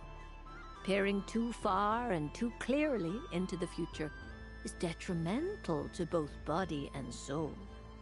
I'd like to give it a try. Of course you may. Come then, take a seat, Miss Columbina.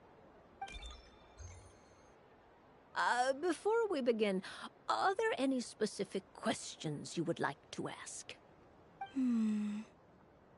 Let's stick to general possibilities and trends, like you suggested. Ah, very well. Then I shall use the basic Lunar Arcana deck. Now, try to relax. Cast your mind upon the things you have experienced and the things you are soon to experience. I will shuffle the deck. Would you like to cut the cards yourself? You do it. No problem. Now then, to make things easier for the Seeker, that is to say, you, I shall decipher the cards from your perspective.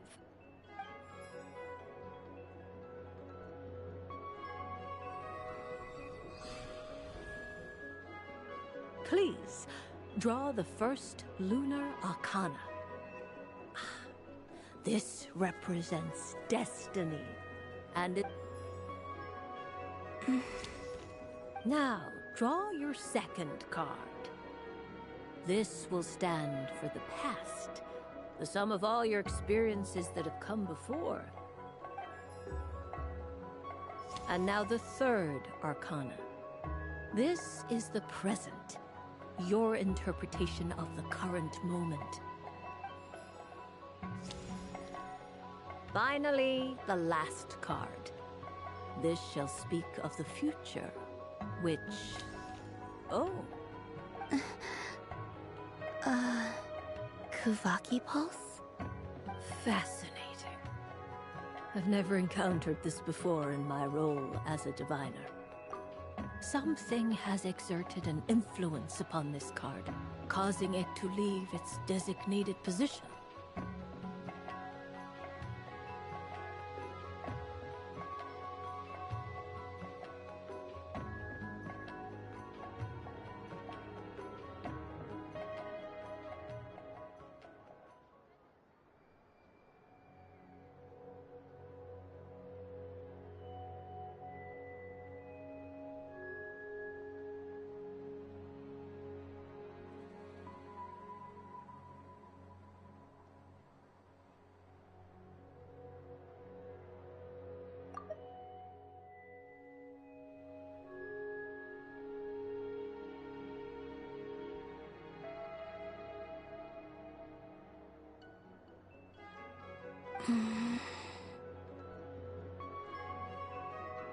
What do you make of this, Miss Columbina? Perhaps this is the guiding hand of fate in action. Of course, if you wish, you can choose to deny the validity of this card and draw the future for yourself. No, it's fine. Let's go with this one. A bold decision. I must say I'm looking forward to the results. Well then, let us flip the Lunar Arcana in sequence and see what emerges. Sure. First, Destiny. No surprises here. The card that represents yours is the Moon. The Moon. Indeed. The Moon can represent the truth at some times, but deception at others. False peace, destructive calamity, and the world-changing power that lies within. When the Moon is placed on the Destiny tile, it indicates that your destiny is not what it may appear on the surface. Instead, it may yet have a hidden side. It symbolizes a journey through the fog, fraught with uncertainty and deception, where one must face inner challenges head-on. I don't understand. Patience, my dear. This is but the first card, which serves as a basis for the interpretations that follow.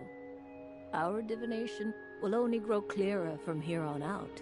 Now then, flip the second card, the one that speaks for the past.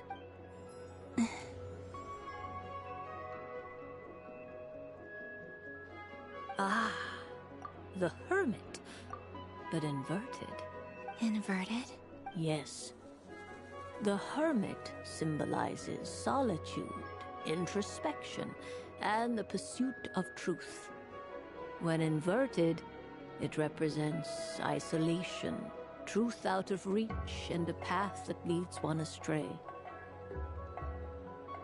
Combined with the Moon as one's destiny, the Hermit inverted represents a choice you made to stand alone in the past.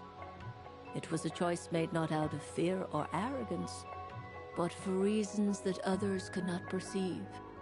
You fumbled through the darkness without a guide, but you did not find your way. Rather, you went astray. More than once, it would seem. Is this about how I became Kutar despite not wishing to become a god? And how I joined the Fatui because I yearned for a place to belong? I suspect only you know the answer to this question. All is not lost. The past is in the past, and so it shall remain. Shall we look into the present now?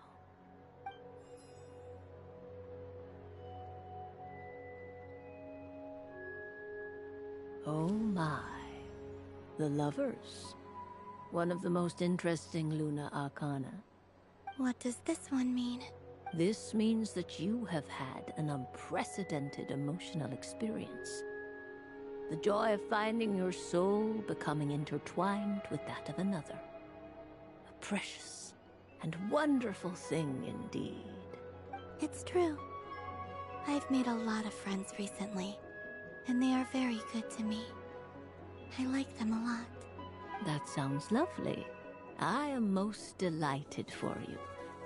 The lovers can also represent important decisions, perhaps related to a parting of ways.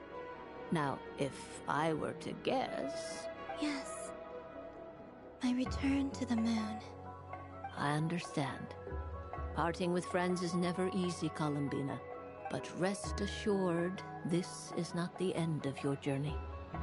There is always another story waiting to be told. The future always lies ahead. The future.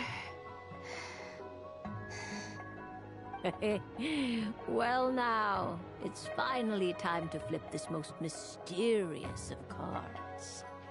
Why did it appear? And what does it wish to tell you? I'm ready. Very well. Oh.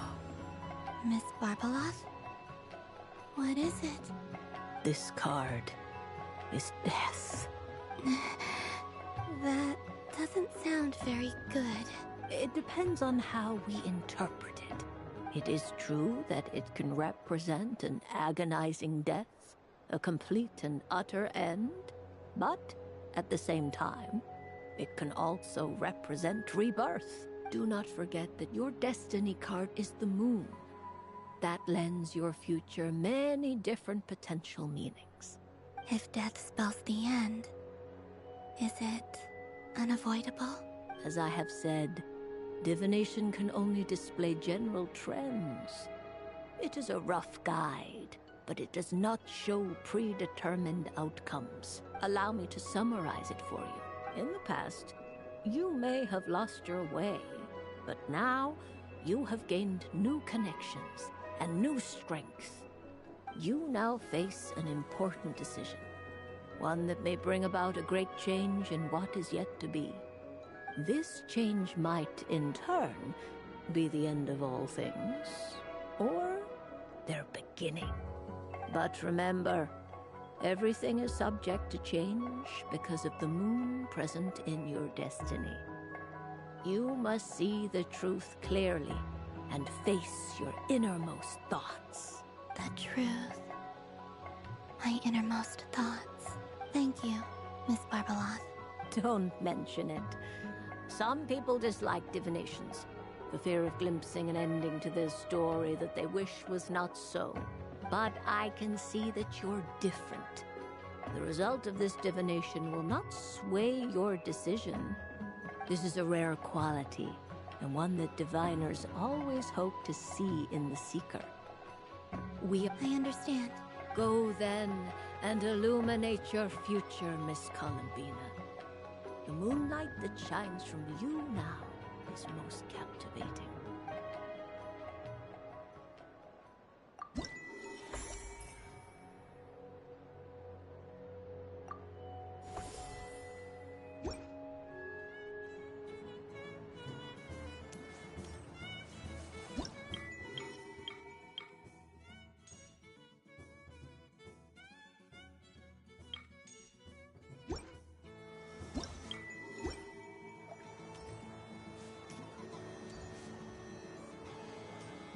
So this is the Frost Moon Scions area. It feels very familiar. But everyone looks much happier than usual.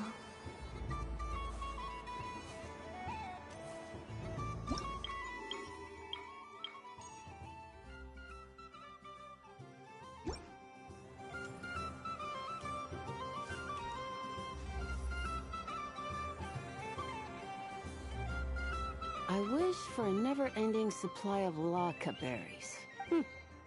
What a humble wish. Probably written by a child.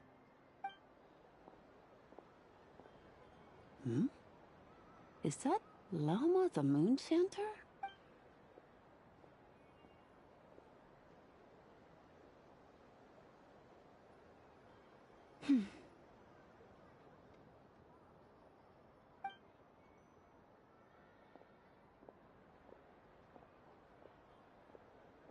I wish that the long plume ibises would stop biting me.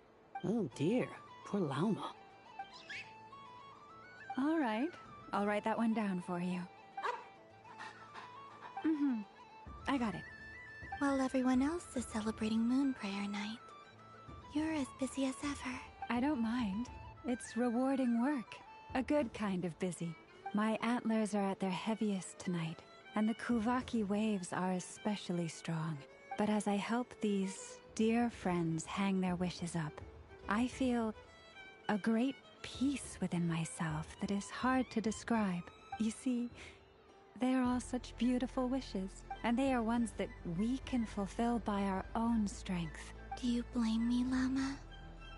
I want to hear your honest answer. It is by the help of so many people that I can return to the moon. But I feel as though I've hardly done anything in return. You've done plenty, Columbina. I say this in earnest, both as someone who knows your history, and also as a friend who has seen what you've been through. What about as a moon chanter? I feel proud to honor our moon goddess's wish. And I'm sure any moon chanter in history would have felt the same way. Thank you for your... But... Since you asked for my honesty, I won't lie to you. My feelings are mixed right now. Besides pride, I also feel... I suppose it's a reluctance to let go. Once you return to the moon, we will be far apart and separated by a false sky. I'm sure those of us left behind will gaze up at that sky, yearning for the moon once in a while, just as you used to do. I will miss you, Llama. I will miss you all. I hope to stay in touch. I will try and find some way to send messages down from the moon. Perhaps you could use Kuvaki. I've heard Yehoda say that signals can be sent using long and short waves, or strong and weak lights. That sounds a little complicated. What if we forget what the signals mean?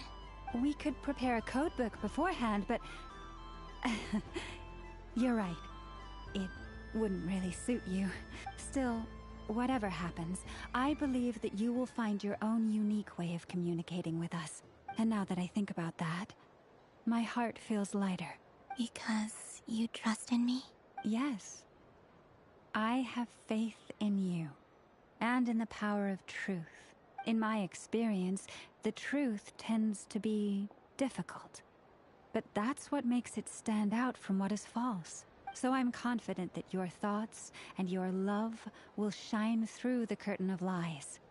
We will know it when we see it. Thank you. Now, could you help me hang up my wish? Is this? I wish that all who dwell in this moonlit world can find a place to belong. And I wish that I shall one day see my friends again. It's 2 wishes. I hope that's not too greedy of me. Not at all. And I think you speak for us all with the second one. I shall continue to pray until the day that all of these wishes come true.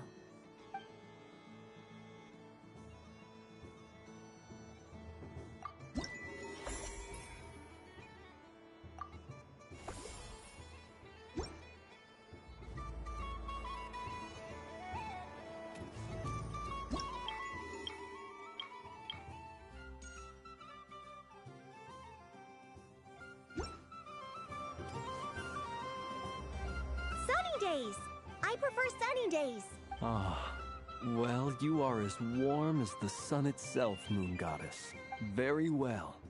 I believe your spirit animal has to be this most adorable chic badger. Wow! Thank you, Mr. Talking Magic Lamp. Have a very happy festival, Moon Goddess. Lance? That's you, isn't it? Shh. It's our little secret, my dear traveler in Paimon. Okay, sure, but why are you here selling sugar sculptures? Everyone celebrates in their own way. After gazing into the abyss and spending time around gravestones all year, what better way to relax than to see sunny smiles on the faces of the living?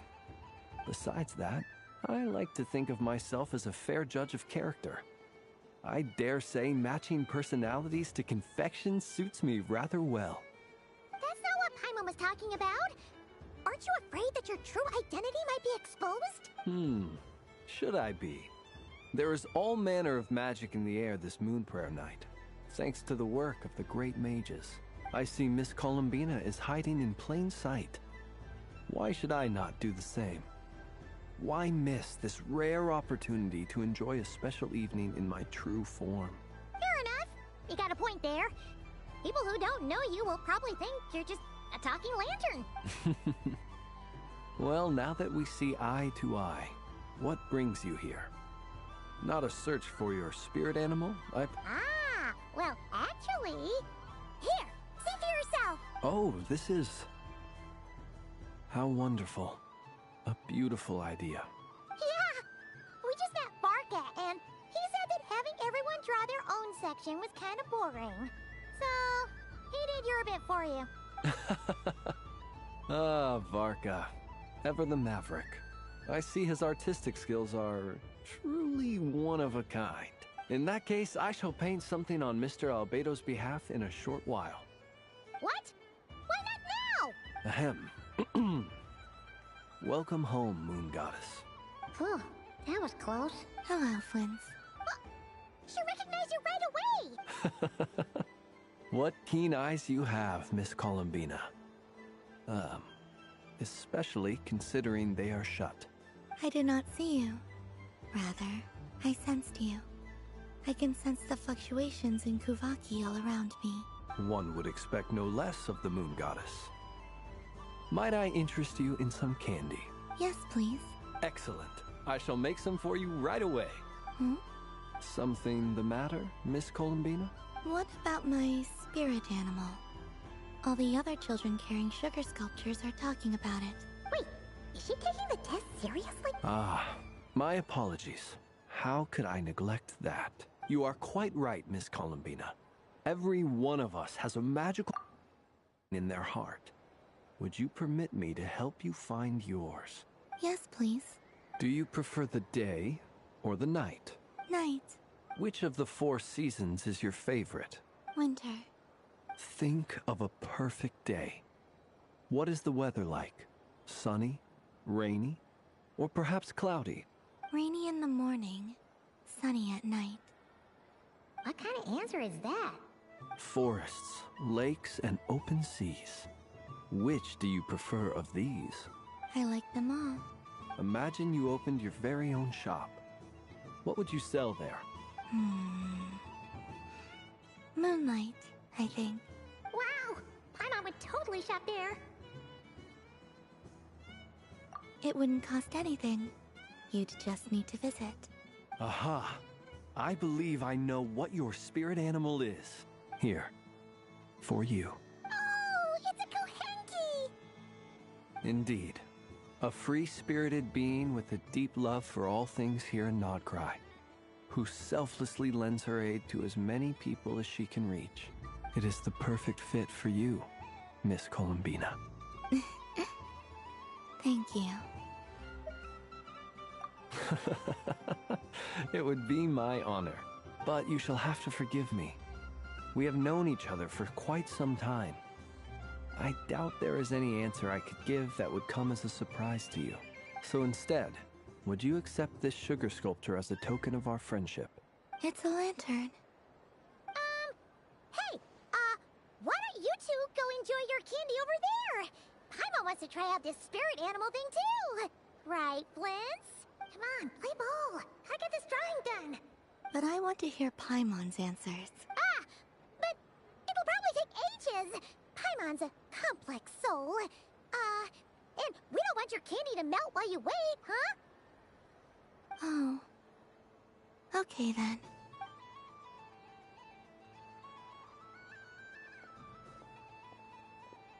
Phew. Nice excuse, Lady Paimon. That was some quick thinking. Yeah, no thanks to you. A little help next time?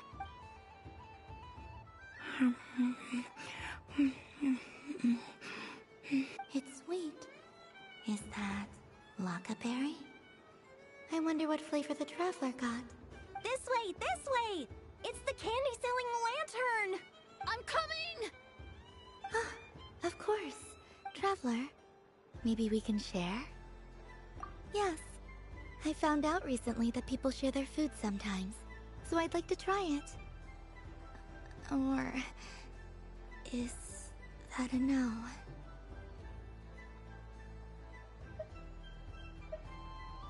Thank you.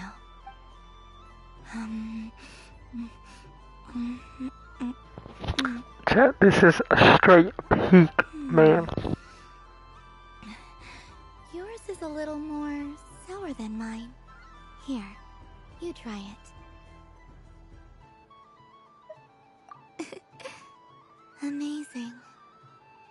My sugar sculpture has shrunk, yet my heart is filled with feelings of sweetness. I will remember this feeling. Sure. Yo, anal butter.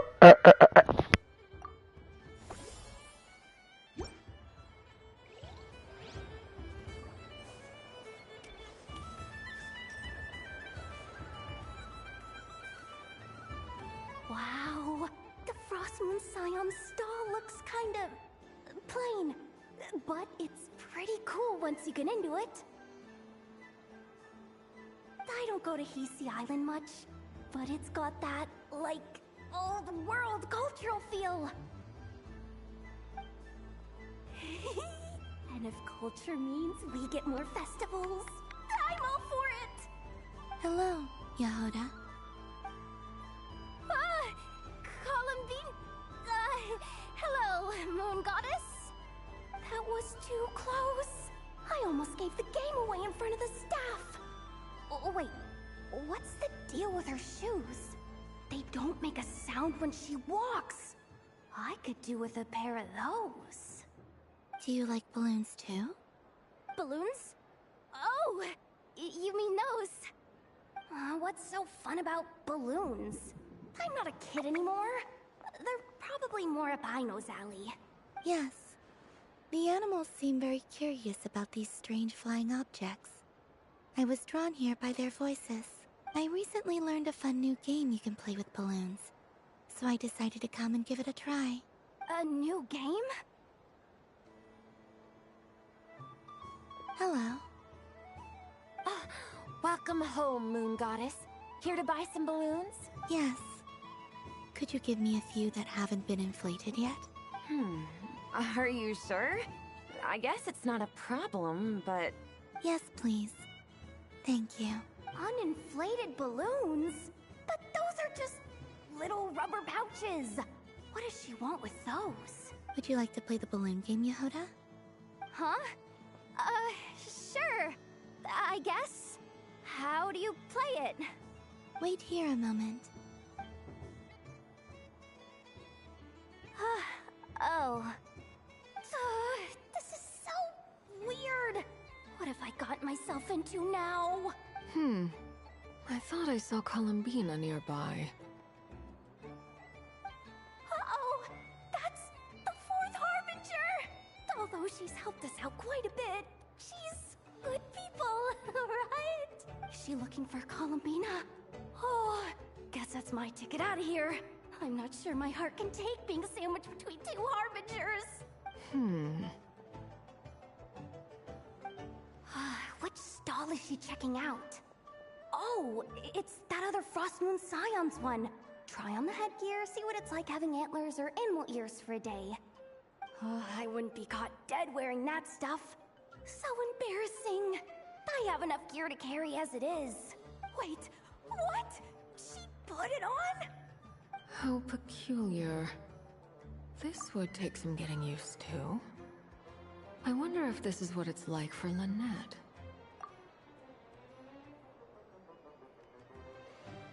It really suits you, ma'am. What is this? She was so intimidating a moment ago, but now, dang, she's really rocking those ears. How does she make them look so cool? I suppose I may as well keep them on for now. All part of the festive experience. She's coming this way. How do you do, Miss Yehoda? Oh, jeez. Don't talk to me while wearing that thing. Where am I supposed to look?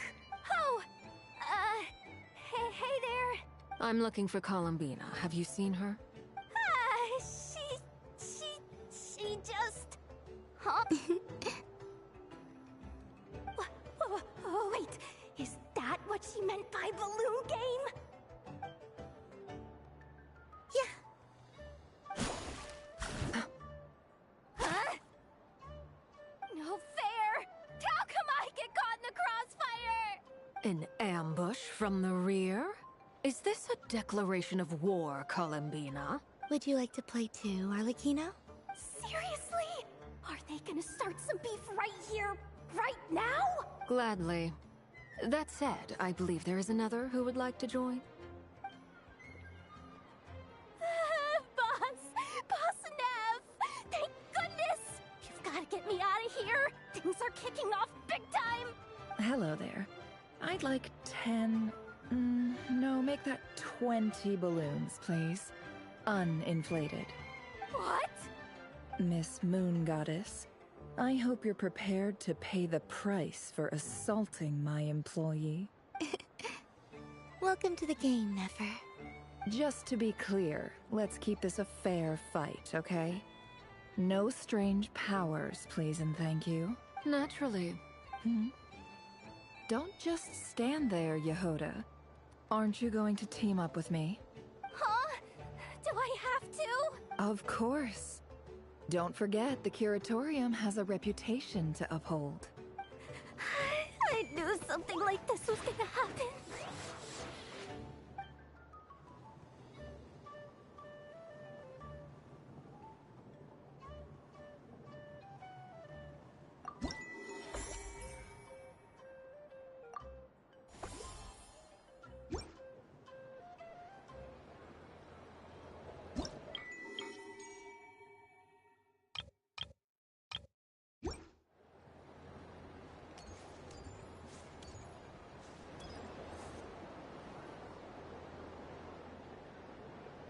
Dodoco's Whirligig! Come check out Dodoco's Whirligig! Ah, welcome home, Moon Goddess. Might I ask what this is? Ah, it's a very special amusement sponsored by the Great Mage herself. Ride on a soft and furry Dodoco and embark on an unforgettable adventure. I say that, but I'm just following a script here. Who is this mage, anyway? And what the heck is a Dodoco? I'd like to ride. No problem. But, are you by yourself? Is that not okay? Oh, no, it's fine. It's just that each Dodoco can accommodate 2 passengers. Would you like to bring a friend along? My friends... That should do it. Now, we just need to get everyone else to draw something on it too. But we gotta keep it a secret from Columbina. Traveler? I want to go on that ride.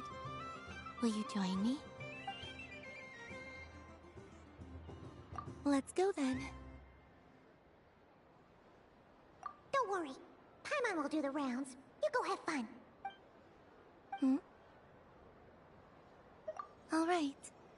I think we have to wait in line over there. Please take your seats. For safety reasons, you mustn't try to leave the ride before it comes to a complete stop. All right, you're all set. I wish you both a wonderful journey.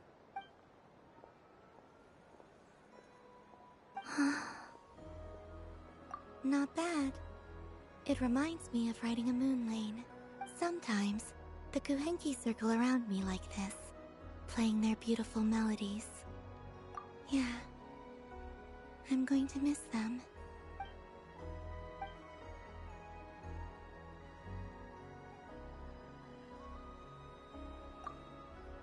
It does.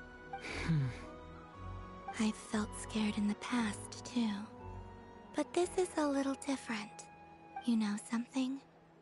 I got to see a lot of fascinating things during my disappearance. I saw how the Frost Moon Scions act around their families. so different than how they used to act in my presence. And I also saw how they interact with their friends. It made me curious at first. Why do people act so sincere when they're worshipping gods, but save their truest, warmest feelings for each other?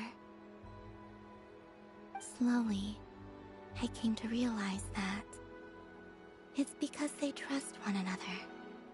They know, deep down, that they'll be accepted for who they are. I know. I knew it the moment you started calling out my name. What I fear now is the end.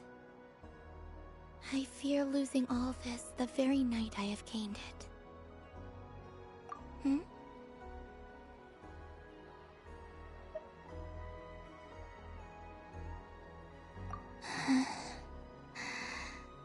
Thank you for this conversation.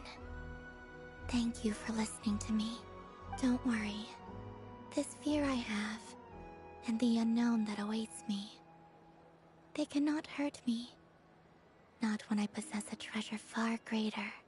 I just want you to remember this version of me. The real me. On this final night together. Dear passengers, Dodoco's awesome adventure has come to a close. Please leave in an orderly fashion, and we look forward to seeing you again in the future. Don't want the journey to end, huh? Don't worry, you two. There's always another adventure waiting just around the corner.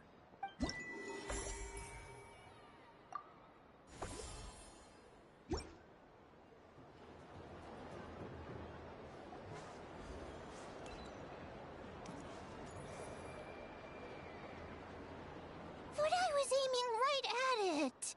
Aw, what a pity. I saw it with my own eyes. You were so close.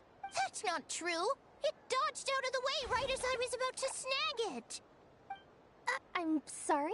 You heard me. This paper frog can move. I swear. Dear, oh dear, what are you saying? How could a paper frog move? Unless you believe there really is magic in this world. Even if I, the mere humble merchant that I am, knew such magic, surely I would not use it on a paper frog.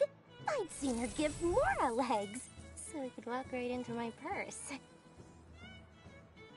My dear, dear customer, why not have one more try? This time I'll give you 12% off. A very generous discount for one of my most regular customers. Just think about how much experience you have under your belt now. You're sure to win the next one. Darn. I used up all my coins. I'll be right back. Just gonna fetch some more from my house.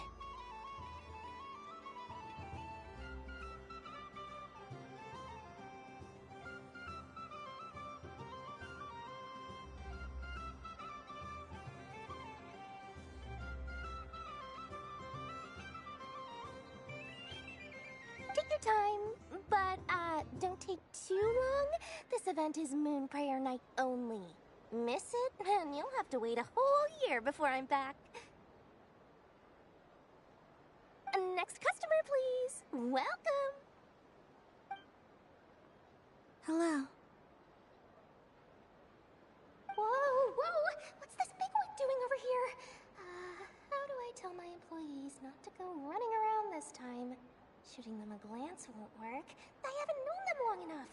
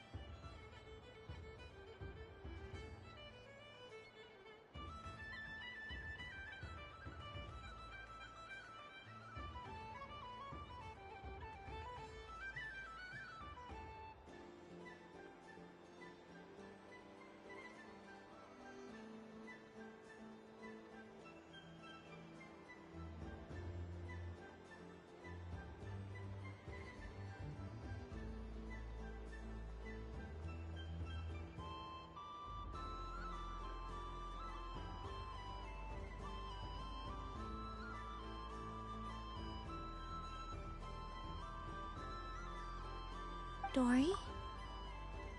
Why, hello there, Miss Columbina. Would you like to play my ring toss game? The rules are very simple, and it's easy to get the hang of. How much for a round? Oh, first time's free. Not a single mora. After that, well, we can cross that bridge if and when we come to it. But with your sharp sharp skills, I'm sure you'll win all the prizes in one fell swoop. That was an obvious enough hint for them, right? Right?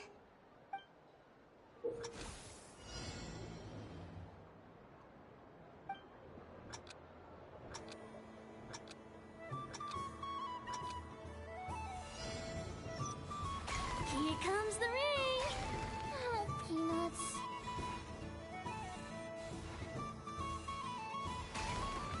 Change tracks! Roselle, should we move or not? Just a tiny bit. All right. Let's see now. Let's see. Wow, very good. That's the highest score we've had all night. And here's your prize. Now, how about another round? As for the cost... Happy Moon Prayer Night, Miss Columbina. Happy Moon Prayer Night, Durin and Hat Guy. Are you here to play the game? Yes.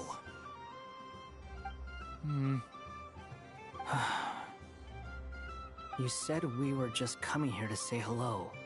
I did, but then I recognized a few more people as I got closer. Do my eyes deceive me? Is that... It's our little dragon! He's all grown up! Someone's popular. Well now, since you came all this way, why don't you try out this lovely game we have going? First try is free! He'll have a go. I'll pass. It's only one free try per customer. You can't give your try to him. I'm aware. How has Elder Almond been lately? He's in great shape. He goes for a run in the forest every morning to stay fit and healthy. He tried to go boat racing with Firecracker a while back, but he couldn't even make it onto the Lotus Leaf. Firecracker was in fits of laughter. How about you, little dragon? Can you still fly? Yes, I can. But you've become less chatty. Has growing up been tough on you? We call that maturity. You know, the thing people sing about. The knight wields a sword of stone to defend those hearts that are made of gold. Stone is very heavy. That's what keeps him from talking too much. That's awesome! I want to be a knight when I grow up too. Ring, here I come! Oh, the hat-wearing man. I never thought I'd see you again. You seem more determined than when I saw you last on the train. If you say so. Oh, I do say so. The people you once helped see it clearly. It's because you are once again on the right track. May the engine in our hearts propel us to the station of our dreams. I can move! I can move now, Roselle! What are you doing? Running into the rings like that? You got them all so quickly! I've never seen anything like this in all my travels! Is this guy actually an old friend of theirs? But how? They're origami animals and clockwork people from a fairy tale! Getting to know them would be quite an arduous task, unless they share a hometown? I have to get to the bottom of this. Next time I see the Great Mage Alice, I shall demand answers. Thank you, Dory. I had a lot of fun.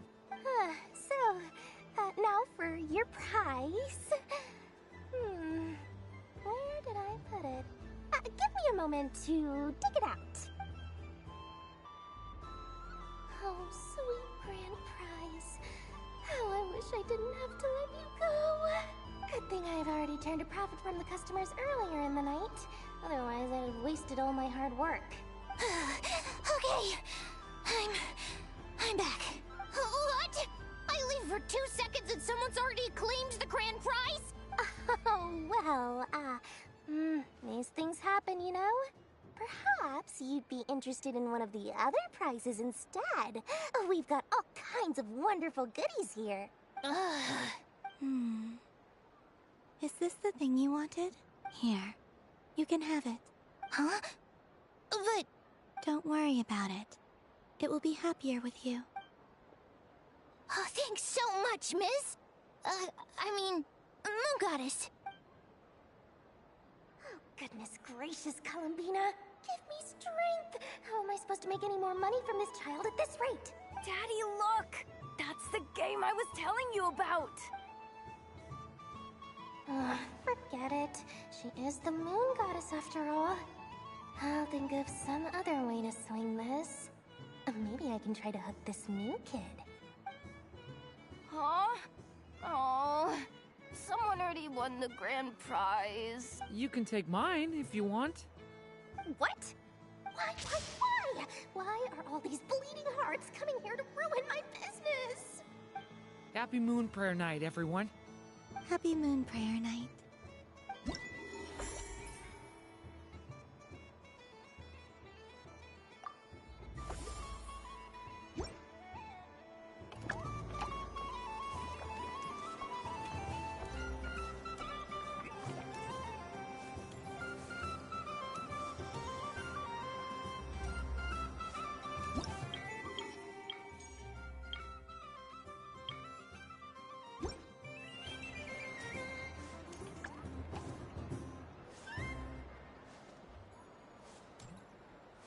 There are so many attractions here.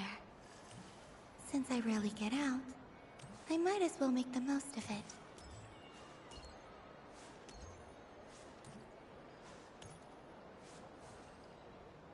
Moon Prayer Candy! Beautiful, tasty Moon Prayer Candy! Buy a whole box, share it with your friends and family!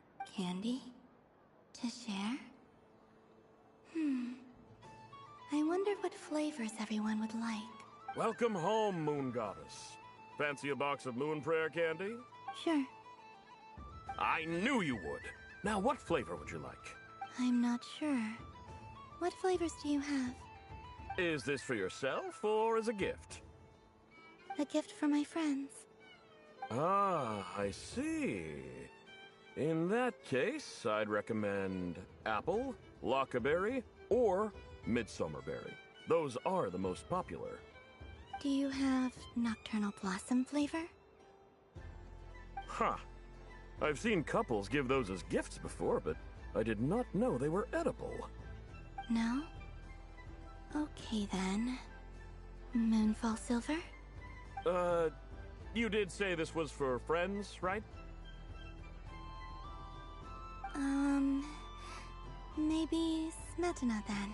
Hey, now that's a creative idea! I've never tried it before, but if you're happy to wait, I can see about whipping up a batch on the spot. While we're at it, you got any other ideas?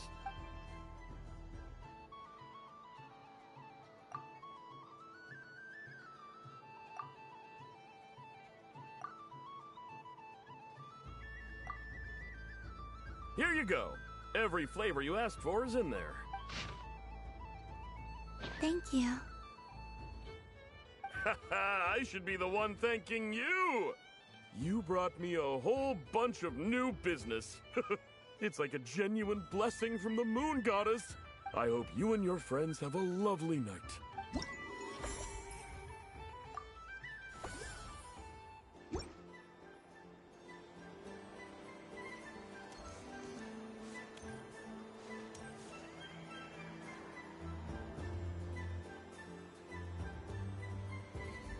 Well, look who it is. I heard someone went and disappeared on us the moment we let her out of our sight. They looked all over for you. Frankly, I didn't think you'd be back for Moon Prayer Night. Were you worried about me, Sandrone? You would like that, wouldn't you? Do you even hear what you're saying? It seems to me like you disguised yourself with festive headgear, just so that you could come see me on Moon Prayer Night and make sure I'm okay. You didn't even bring Paulownia with you. You? Ugh, I thought you couldn't see. I cannot. But I sense the confusion of those around us rippling through the Kuvaki currents. Based on what I know about you, let me guess what you're wearing. Is it cat ears? Shut up! I'm only here to protect the Fatui's interest in this territory. Running into you was pure bad luck. Really? But you were the one who asked Arlecchino to help everyone find my name. Columbina! Ugh! Just one more word, and I'll unscrew your vocal cords. It's Columbina Hyposelenia now. Tell someone who cares. I've missed you, Sandrone. The whole time I was gone, I was thinking. I hope I get a chance to say some ugly words to you. Is that supposed to be a joke? Anyway, let's go play that game. What? You mean that frostfin whale? Yes. It's some kind of game where you get bitten if you step on the wrong tooth. Seems like fun. Who in their right mind would wanna? Because you're not a scaredy cat. Fine! You wanna play? Let's play. Don't complain when I kick your sorry butt. Lovely. You old geezer! I'm gonna beat the pants off you! Just you watch! I almost forgot. What is it now? You'd better not lose, or I'm going to beat your head in. What? Allow me to demonstrate since I'm feeling so nice. You just step on the teeth, like this.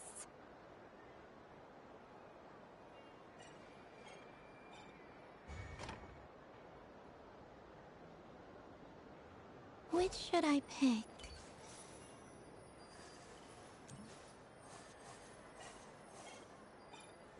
Your turn, Sandrone.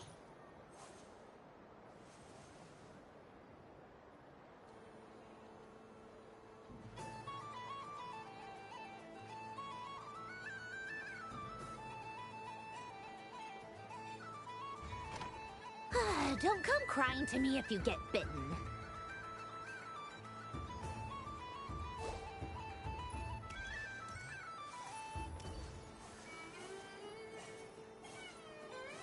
There are less and less teeth remaining.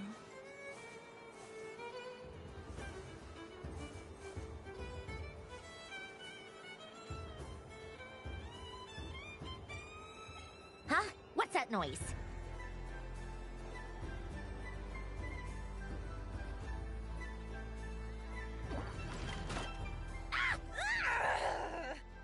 I think you might have picked a bad tooth, Sandrone. Shut it! Do you need any help? It seems like you're stuck. No! It's just a blasted toy! How is its grip this strong? Stop laughing! All right. Well, you lost. So just like I promised. Hey! What are you doing? Hiya! Why you? Oh, just you wait! Rematch! Are you all right, Sandrone? That was quite a strong bite. Are your clockwork parts? Quit your fussing! I don't need it! All right. I'll go first this time.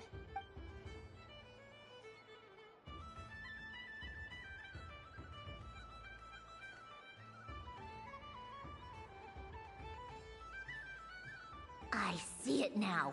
She can sense which teeth are rigged. So I just need to avoid the same ones that she does.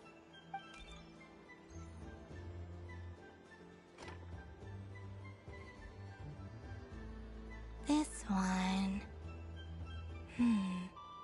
Seems fine. She avoided that one then? Now I've got you. All right, my turn.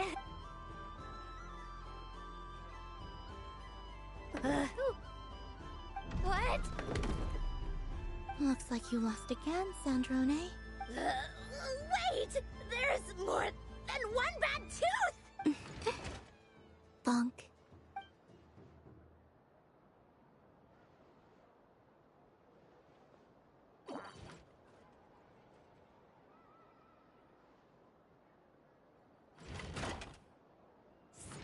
stupid game! What idiot came up with this?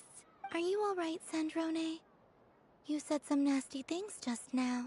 Oh, I'm peachy. Should I let you bonk me on the head as well?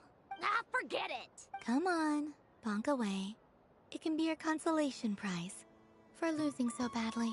I told you, forget it! Gah, you've always been so annoying.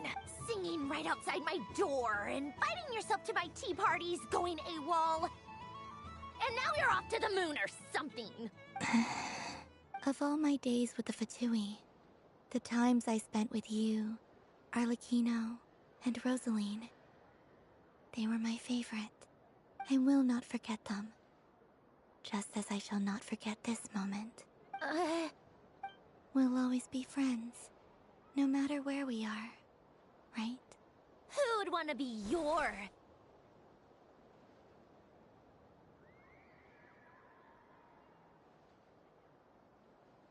I'll miss you, Sandrone.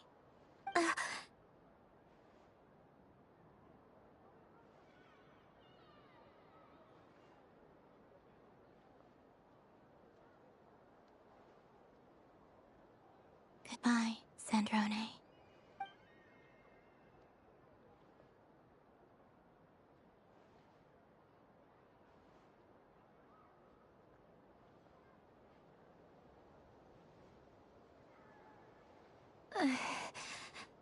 I'll miss you too, Columbina.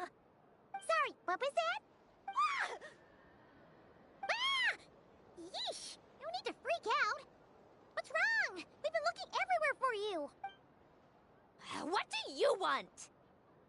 Oh, nice ears.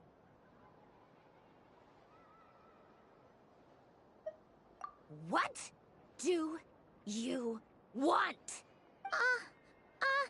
This. Huh? It's your turn to draw something. You're one of her friends too, aren't you? Doesn't know how lucky she is.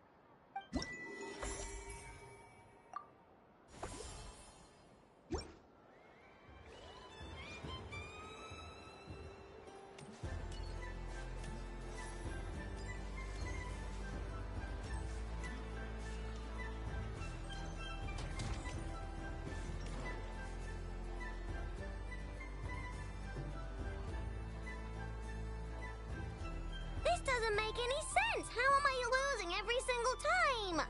Wait, Inefa, you're cheating, aren't you? Yeah, that must be it. I am not cheating, Aino. Uh-oh, sounds like Inefa's turning into a big baloney bot. I think it's time for some serious maintenance. Moon Goddess, help me. Miss Columbina, Aino is attempting to cheat. What the? I'm not the cheater. You're the cheater. How dare you throw it back at me?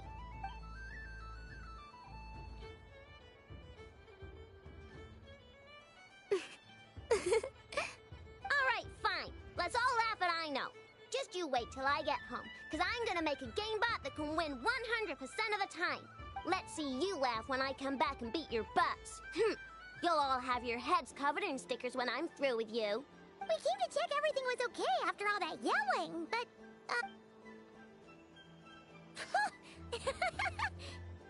Whatever it is, it sounds like cheating is allowed. Kuhenki concentration. Each player starts with differently colored Kuhenki. Each round, they draw one Kuhenki from their opponent. When a player has two Kuhenki of the same color, they make a pair and can be discarded. Any that can't form a pair must be kept. The round ends when a player can't form any more Kuhenki pairs, and that player gets a sticker. Ooh! Can 4 people play as well? That is fine, so long as the turn order is fixed beforehand. Alrighty then. In that case, the 2 of us will join as one team. Okay, but if you lose, you're both getting stickered. I don't want to hear any excuses. Sure. And if we win? If you win, only one of you gets to sticker someone else. I have taken to calling this. I know logic. Hey, lay off me, alright? Okay, so we're starting the game from scratch again, which means all my stickers so far don't count. Looks like Luanatar is the Kuhenki of honor for this game. Anyway, let's go clockwise, starting from Inapha.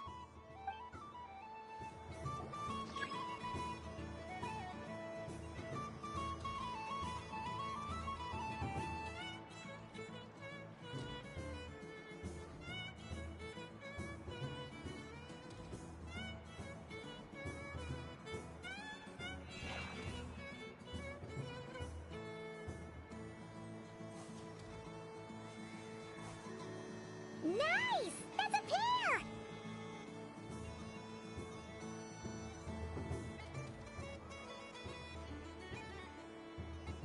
Go, go, fly!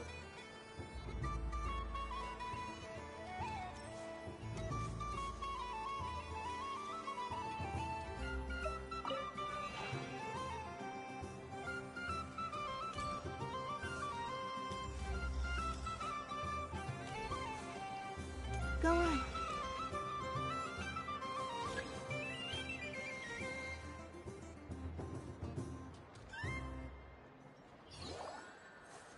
I have a pair.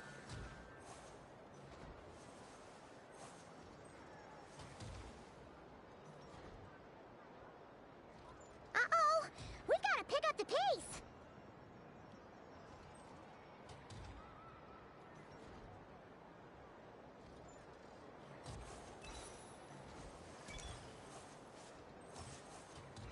Phew, that was too close. I thought I was gonna lose.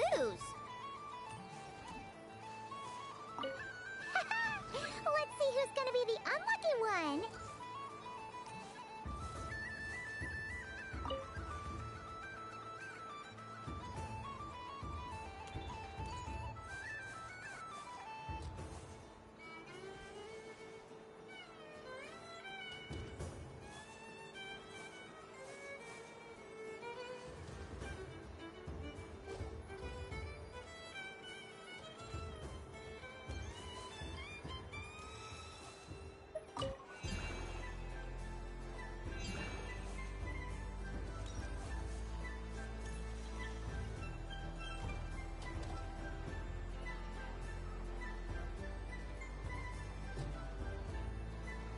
Let me pick a good one.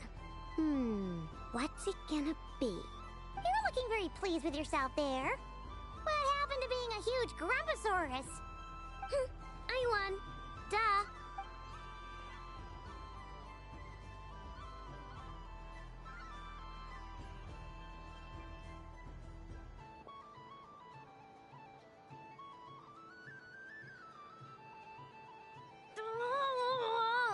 Me again? Don't fidget too much, Aino, or the sticker's going to fall off. I don't care. If it falls off, it falls off. If a pair of Kuhenki get discarded, why not a pair of stickers? Huh? Huh?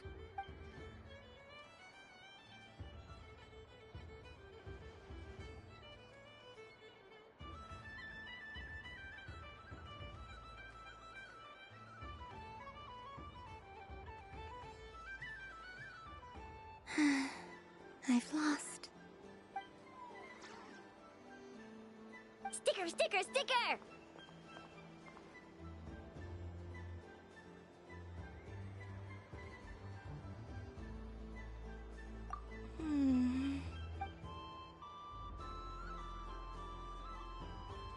Cute!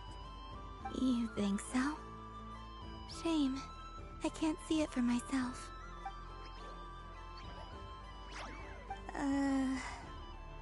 What did Luanatar say?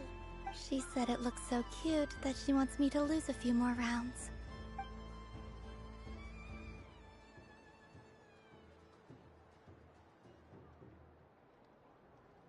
Who put these stickers on Paimon's eyebrows? Ugh! She can barely see! Alright, now, I think we got enough evidence to prove that there's a serious problem here. Yes, I agree as well.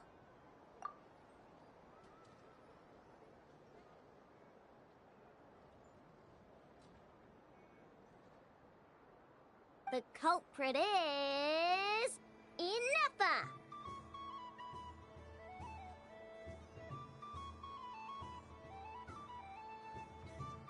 Culprit? What did I do? Quit acting dumb, Anefa. You're not wriggling your way out of this one. I've been watching you. Not only did you remember whose side Luanatar started at, but every time someone drew a Kuhenki, you were logging it and calculating every last possibility. Which Kuhenki pairs were gone, who had what color Kuhenki in their hand, even our facial expressions. You were keeping track of it the entire time. Exactly! What I said! Putting aside the fact that running calculations is not against the game rules, do you have any evidence to support your allegations? But that's not against the rules either. So she admits it. She certainly does. Alright, everyone grab a sticker. It's time to get Anefa back. But... Take that!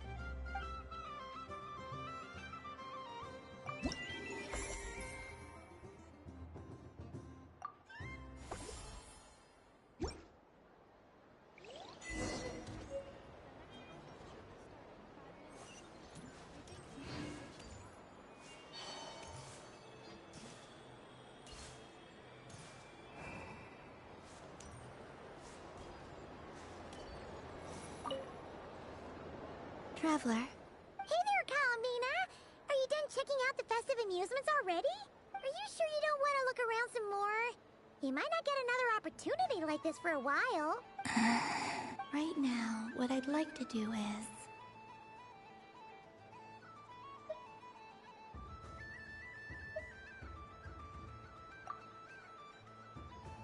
Oh! Candy for us? Thanks a bunch, Columbina! Don't mind if we do! Whoa! This one's intense! But it's so tasty! What about you, Traveler? How does yours taste? Oh, sounds good! Paimon's drooling now! Are there any more Smetana candies in the box? Yes, I believe so. Okay, gotcha! Let's see... Sure! This one, and... Yep, this one looks right too. Okay, that's 3. Here we go. 1 per person. It's so sweet.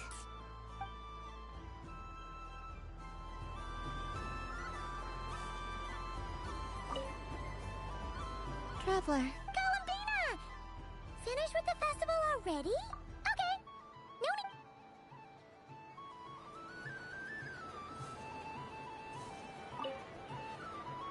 Traveler. Columbina! Finished with the festival Really? You're sure you don't want to have a little more fun out there? Final? Yes, I am sure.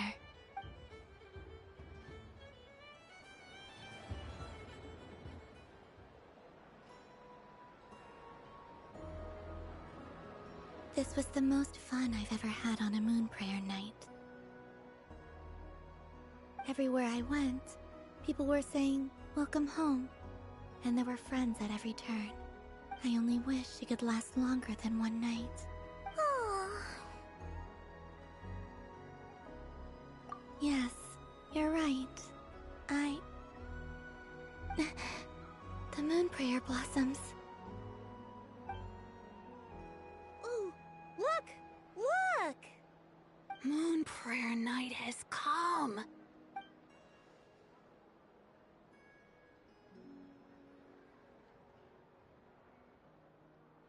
The moon. It's so beautiful. Happy Moon Prayer Night, dear.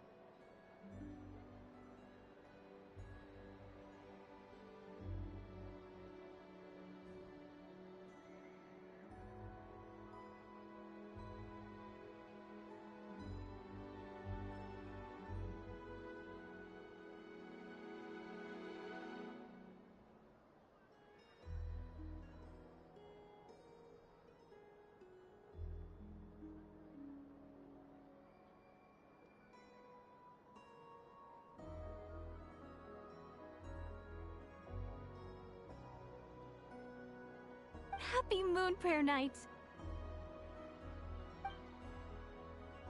Happy Moon Prayer Night.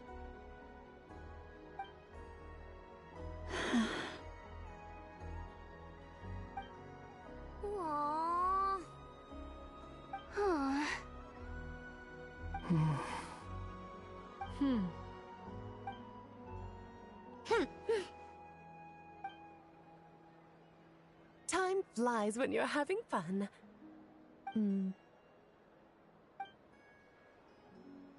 Oh, looks like the time has come. Columbina. You're heading off, then?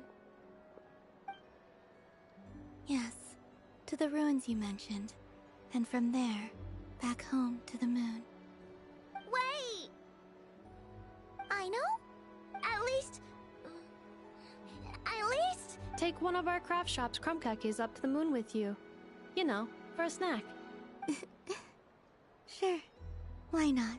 The Curatorium of Secrets believes in proper farewells. No story should be left without a satisfactory endnote. Never. Farewells are an important affair for the Ratniki, too. We never know when we might meet again. Haha! And here I thought grand farewells wouldn't suit tonight's mood. We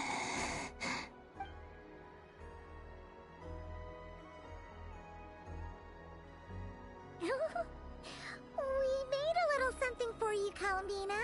Ta-da! What is it? A Moon Prayer Night greeting card with drawings by all of your friends.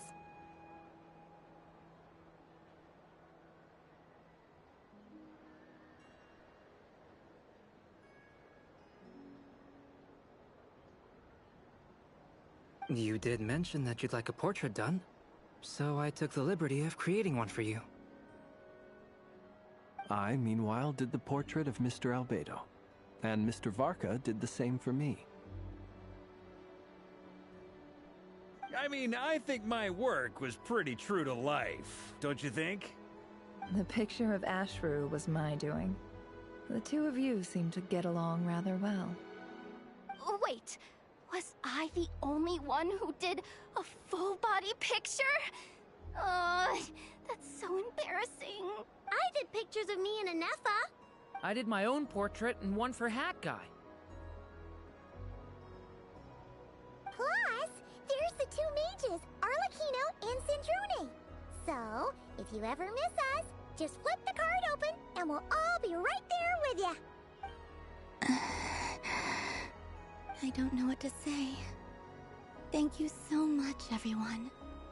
This whole Moon Prayer Night was more than I could have ever asked for. It is the greatest gift I have ever received. Lauma, I figured it out. Figured what out? Remember how the Frost Moon Scions used to use milk as invisible ink to write hidden messages? That was a very long time ago. Oh, are you saying? Yes.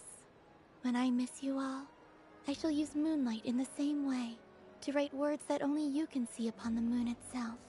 Wow, that sounds lovely. Quite. But how will we see them?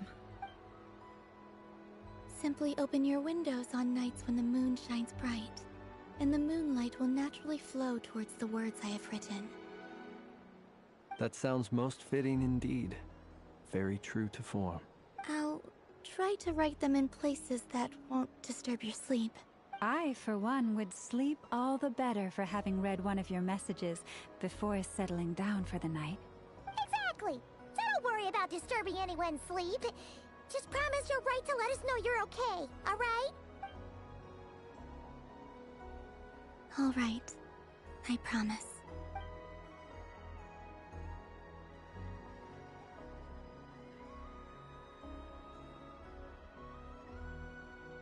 In that case, Columbina. I'm ready.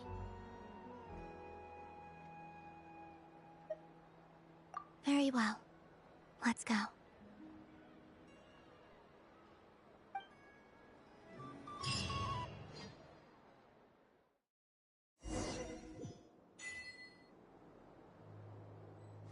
In just a few moments, I will be gone. I still don't know what to expect on the moon. Will I really be able to send messages to my friends? The Kuhenki, the animals of Nod Cry. I'll never get to see them again. I wonder where I'll be when the next Moon Prayer Night comes.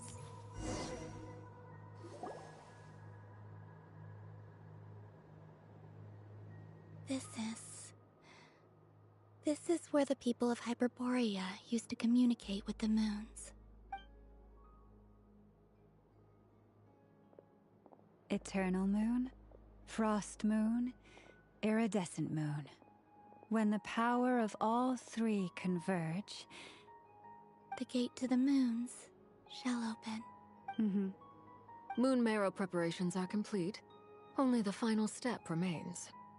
I'm sure Nasha Town is livelier than ever at this moment. Yeah, it's a shame you couldn't be there for it, but it's now or never, right? It's fine. I'm more than happy with this. My last piece of luggage. My only piece of luggage.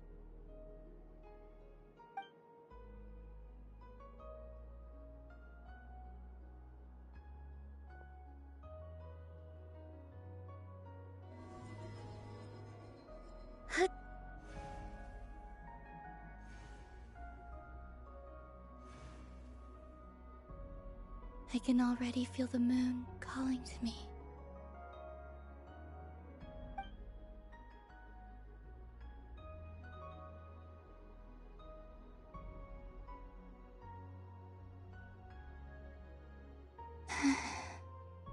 Your home lies on the far side of this light, Columbina. From now on, we will at last have a reason to pray to the true moon. Columbina. Yes? I'm listening. Be sure to come back and see us when you get the chance.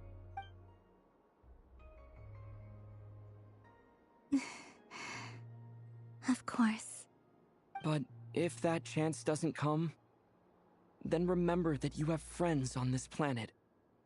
People who will miss Columbina. Yes, I will. Thank you for everything you've done for me. And remember, come night or day, the moonlight shall always connect us. Well then, farewell, my friends.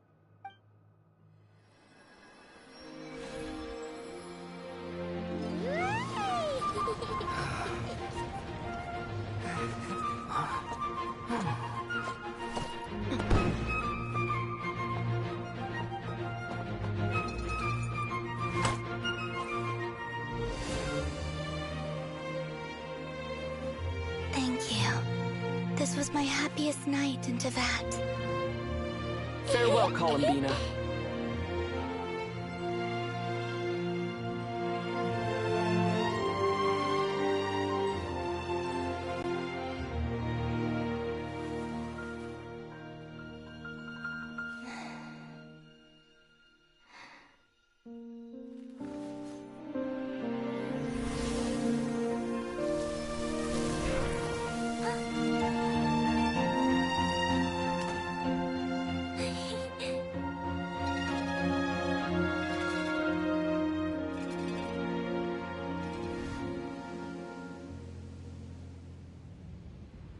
The moon really is closer than ever tonight.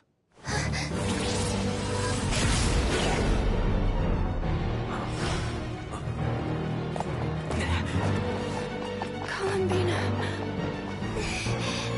All three moons in one place. Time for one final experiment. Reason, life, death, time, and space. They all believed I would fail.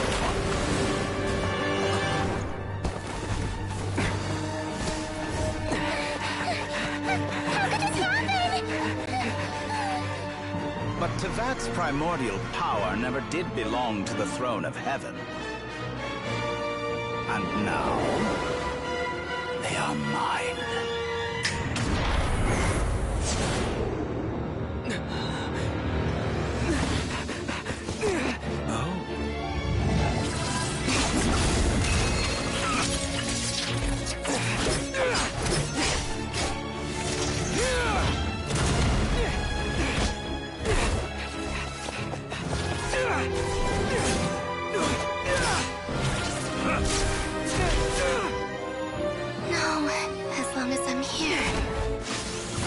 Is free to wield the Three Moons' power.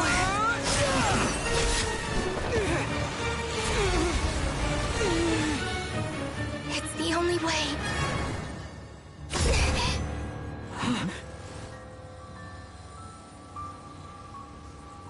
I guess I won't be going home today.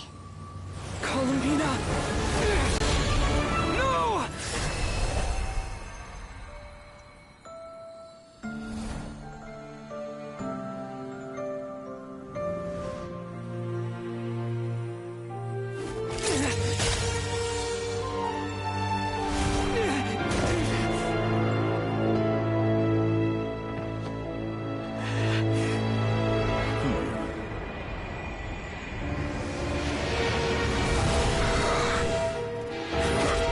Stubborn world, do not try to control me!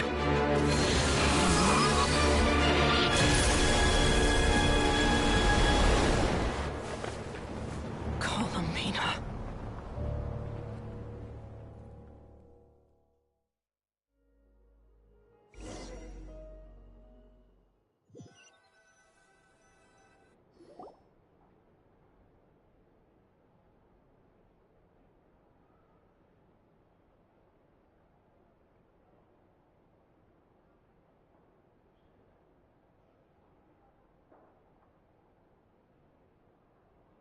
Are you all right?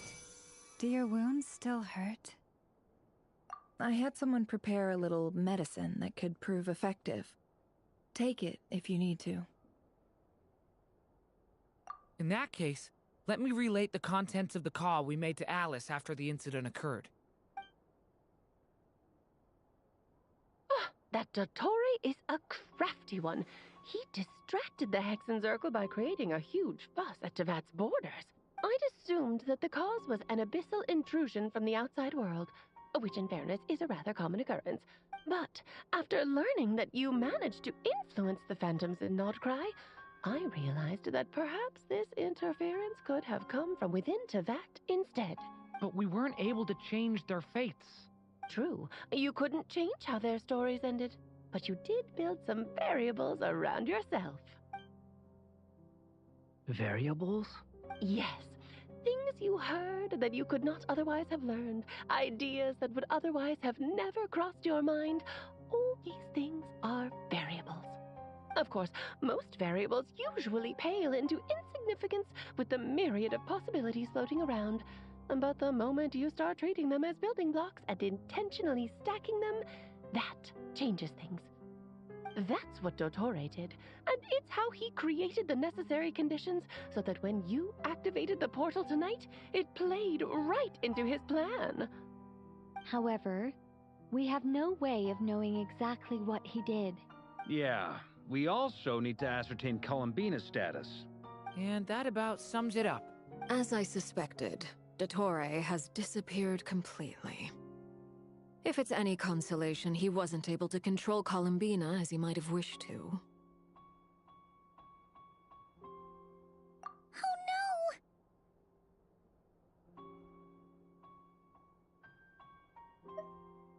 What? She did what? All we saw was Dottore appeared and used some kind of power. The next thing we knew, he and Columbina were gone and you were falling into the sea.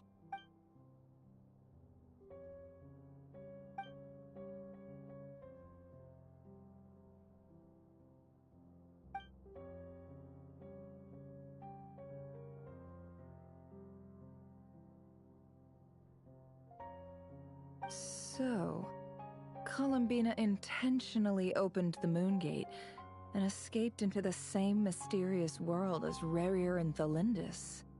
Sounds like bad news.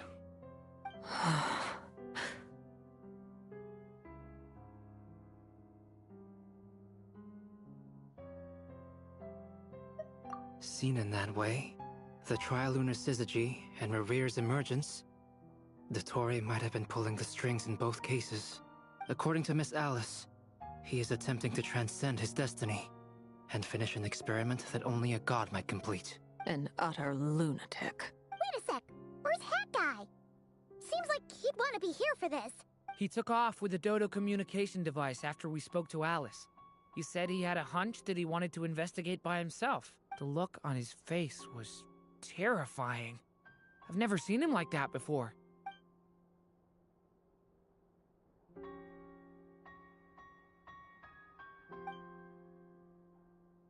I'm back.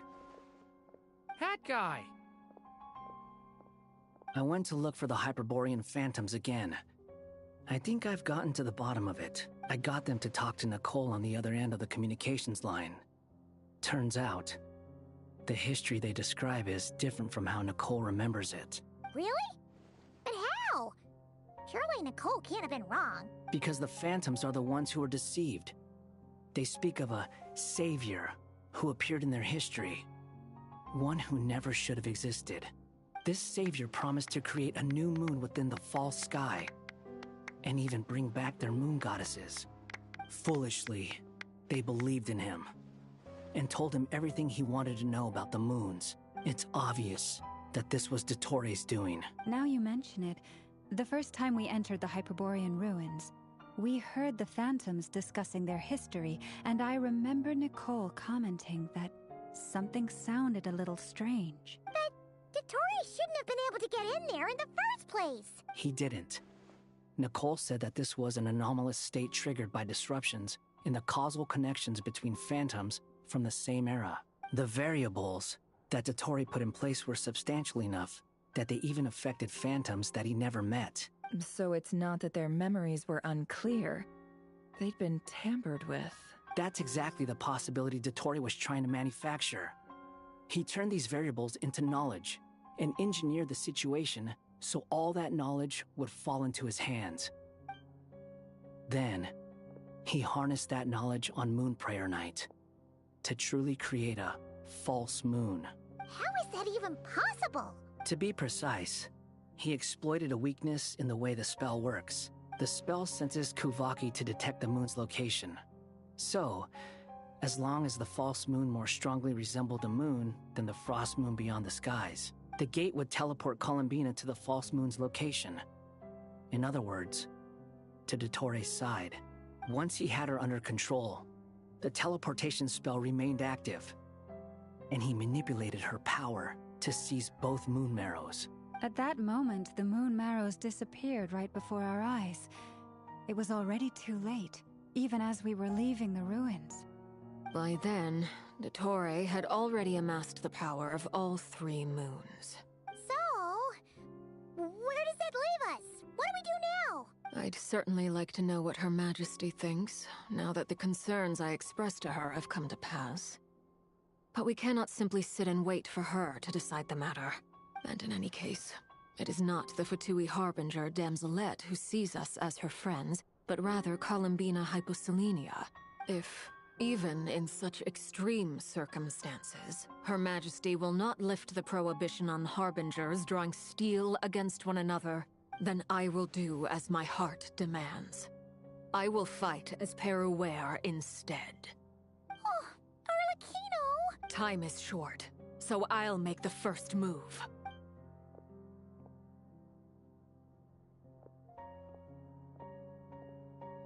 Whew. Even Arlecchino seems to be losing her cool now.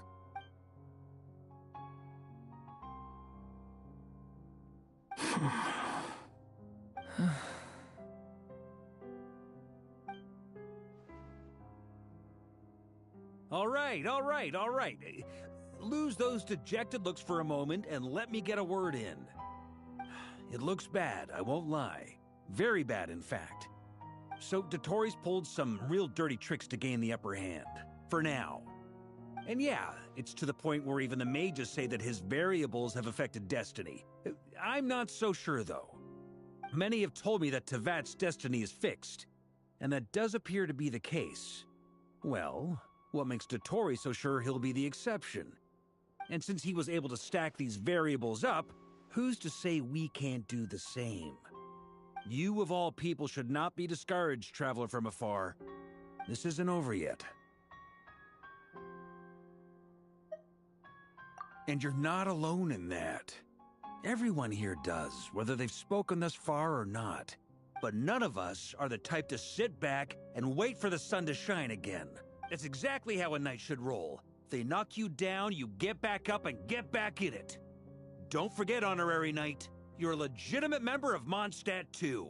Vark is right. This is far from over. Dottoro's already way overdue a butt-kicking given his past shenanigans. And after this, he's earned himself a double dose. That's what I'm talking about. How's everyone else feeling? I'll use Kuvaki to investigate Columbina's whereabouts. I am not ready to give up either. Leave the intel gathering to me. Whatever happens within Nodcry's borders, when the Curatorium of Secrets wants to be in the know, we always find a way.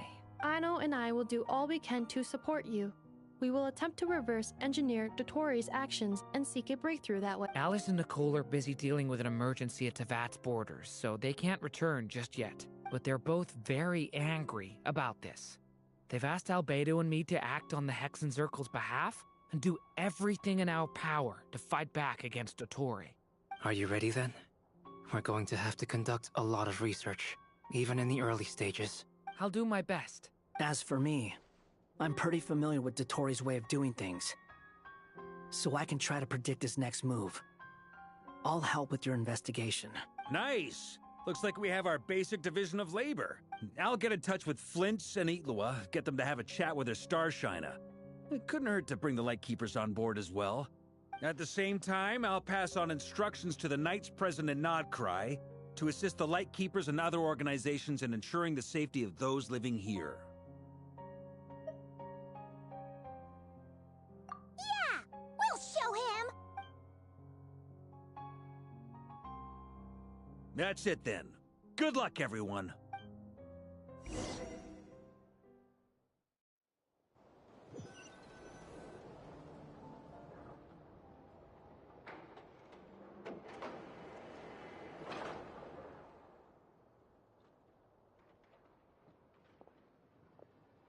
I never thought that Columbina would become my real name.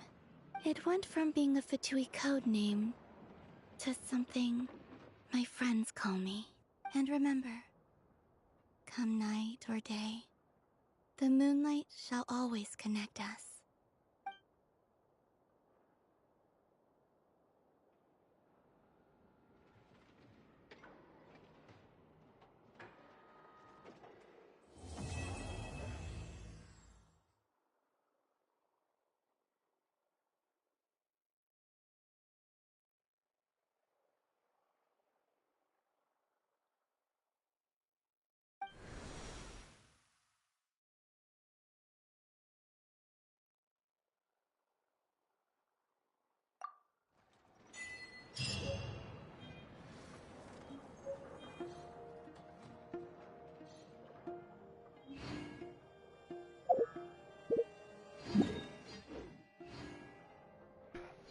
Well, guys, many insects have a compulsion. That's how we wrap it up. Hey, fuck. We need to get Columbina, bro. We need to get her back, bro. We cannot leave her. She's out of Tevat. And hope you're safe out there, Columbina. But we're gonna get her back. Gotta wait until a month till we get Luna 4. But I'm gonna see this through the end, brother. Hope you guys enjoy the stream. Appreciate you guys staying tuned. You know, I'm not complaining how they have it as like now that the Argon quest is, they're gonna make it much longer. I really don't mind, for real. It's better like this because you get more hooked up. You understand, you learn a lot. This Argon quest, and it's always peak. So we need to get Columbina back, no matter what. So thank you guys for joining us today. Thank you for all the likes, all the comments. Even though I don't get comments, but yeah. Hope you guys have an amazing night, day, who knows where. Thank you guys, and we'll see you in Luna 4. Adios, amigos.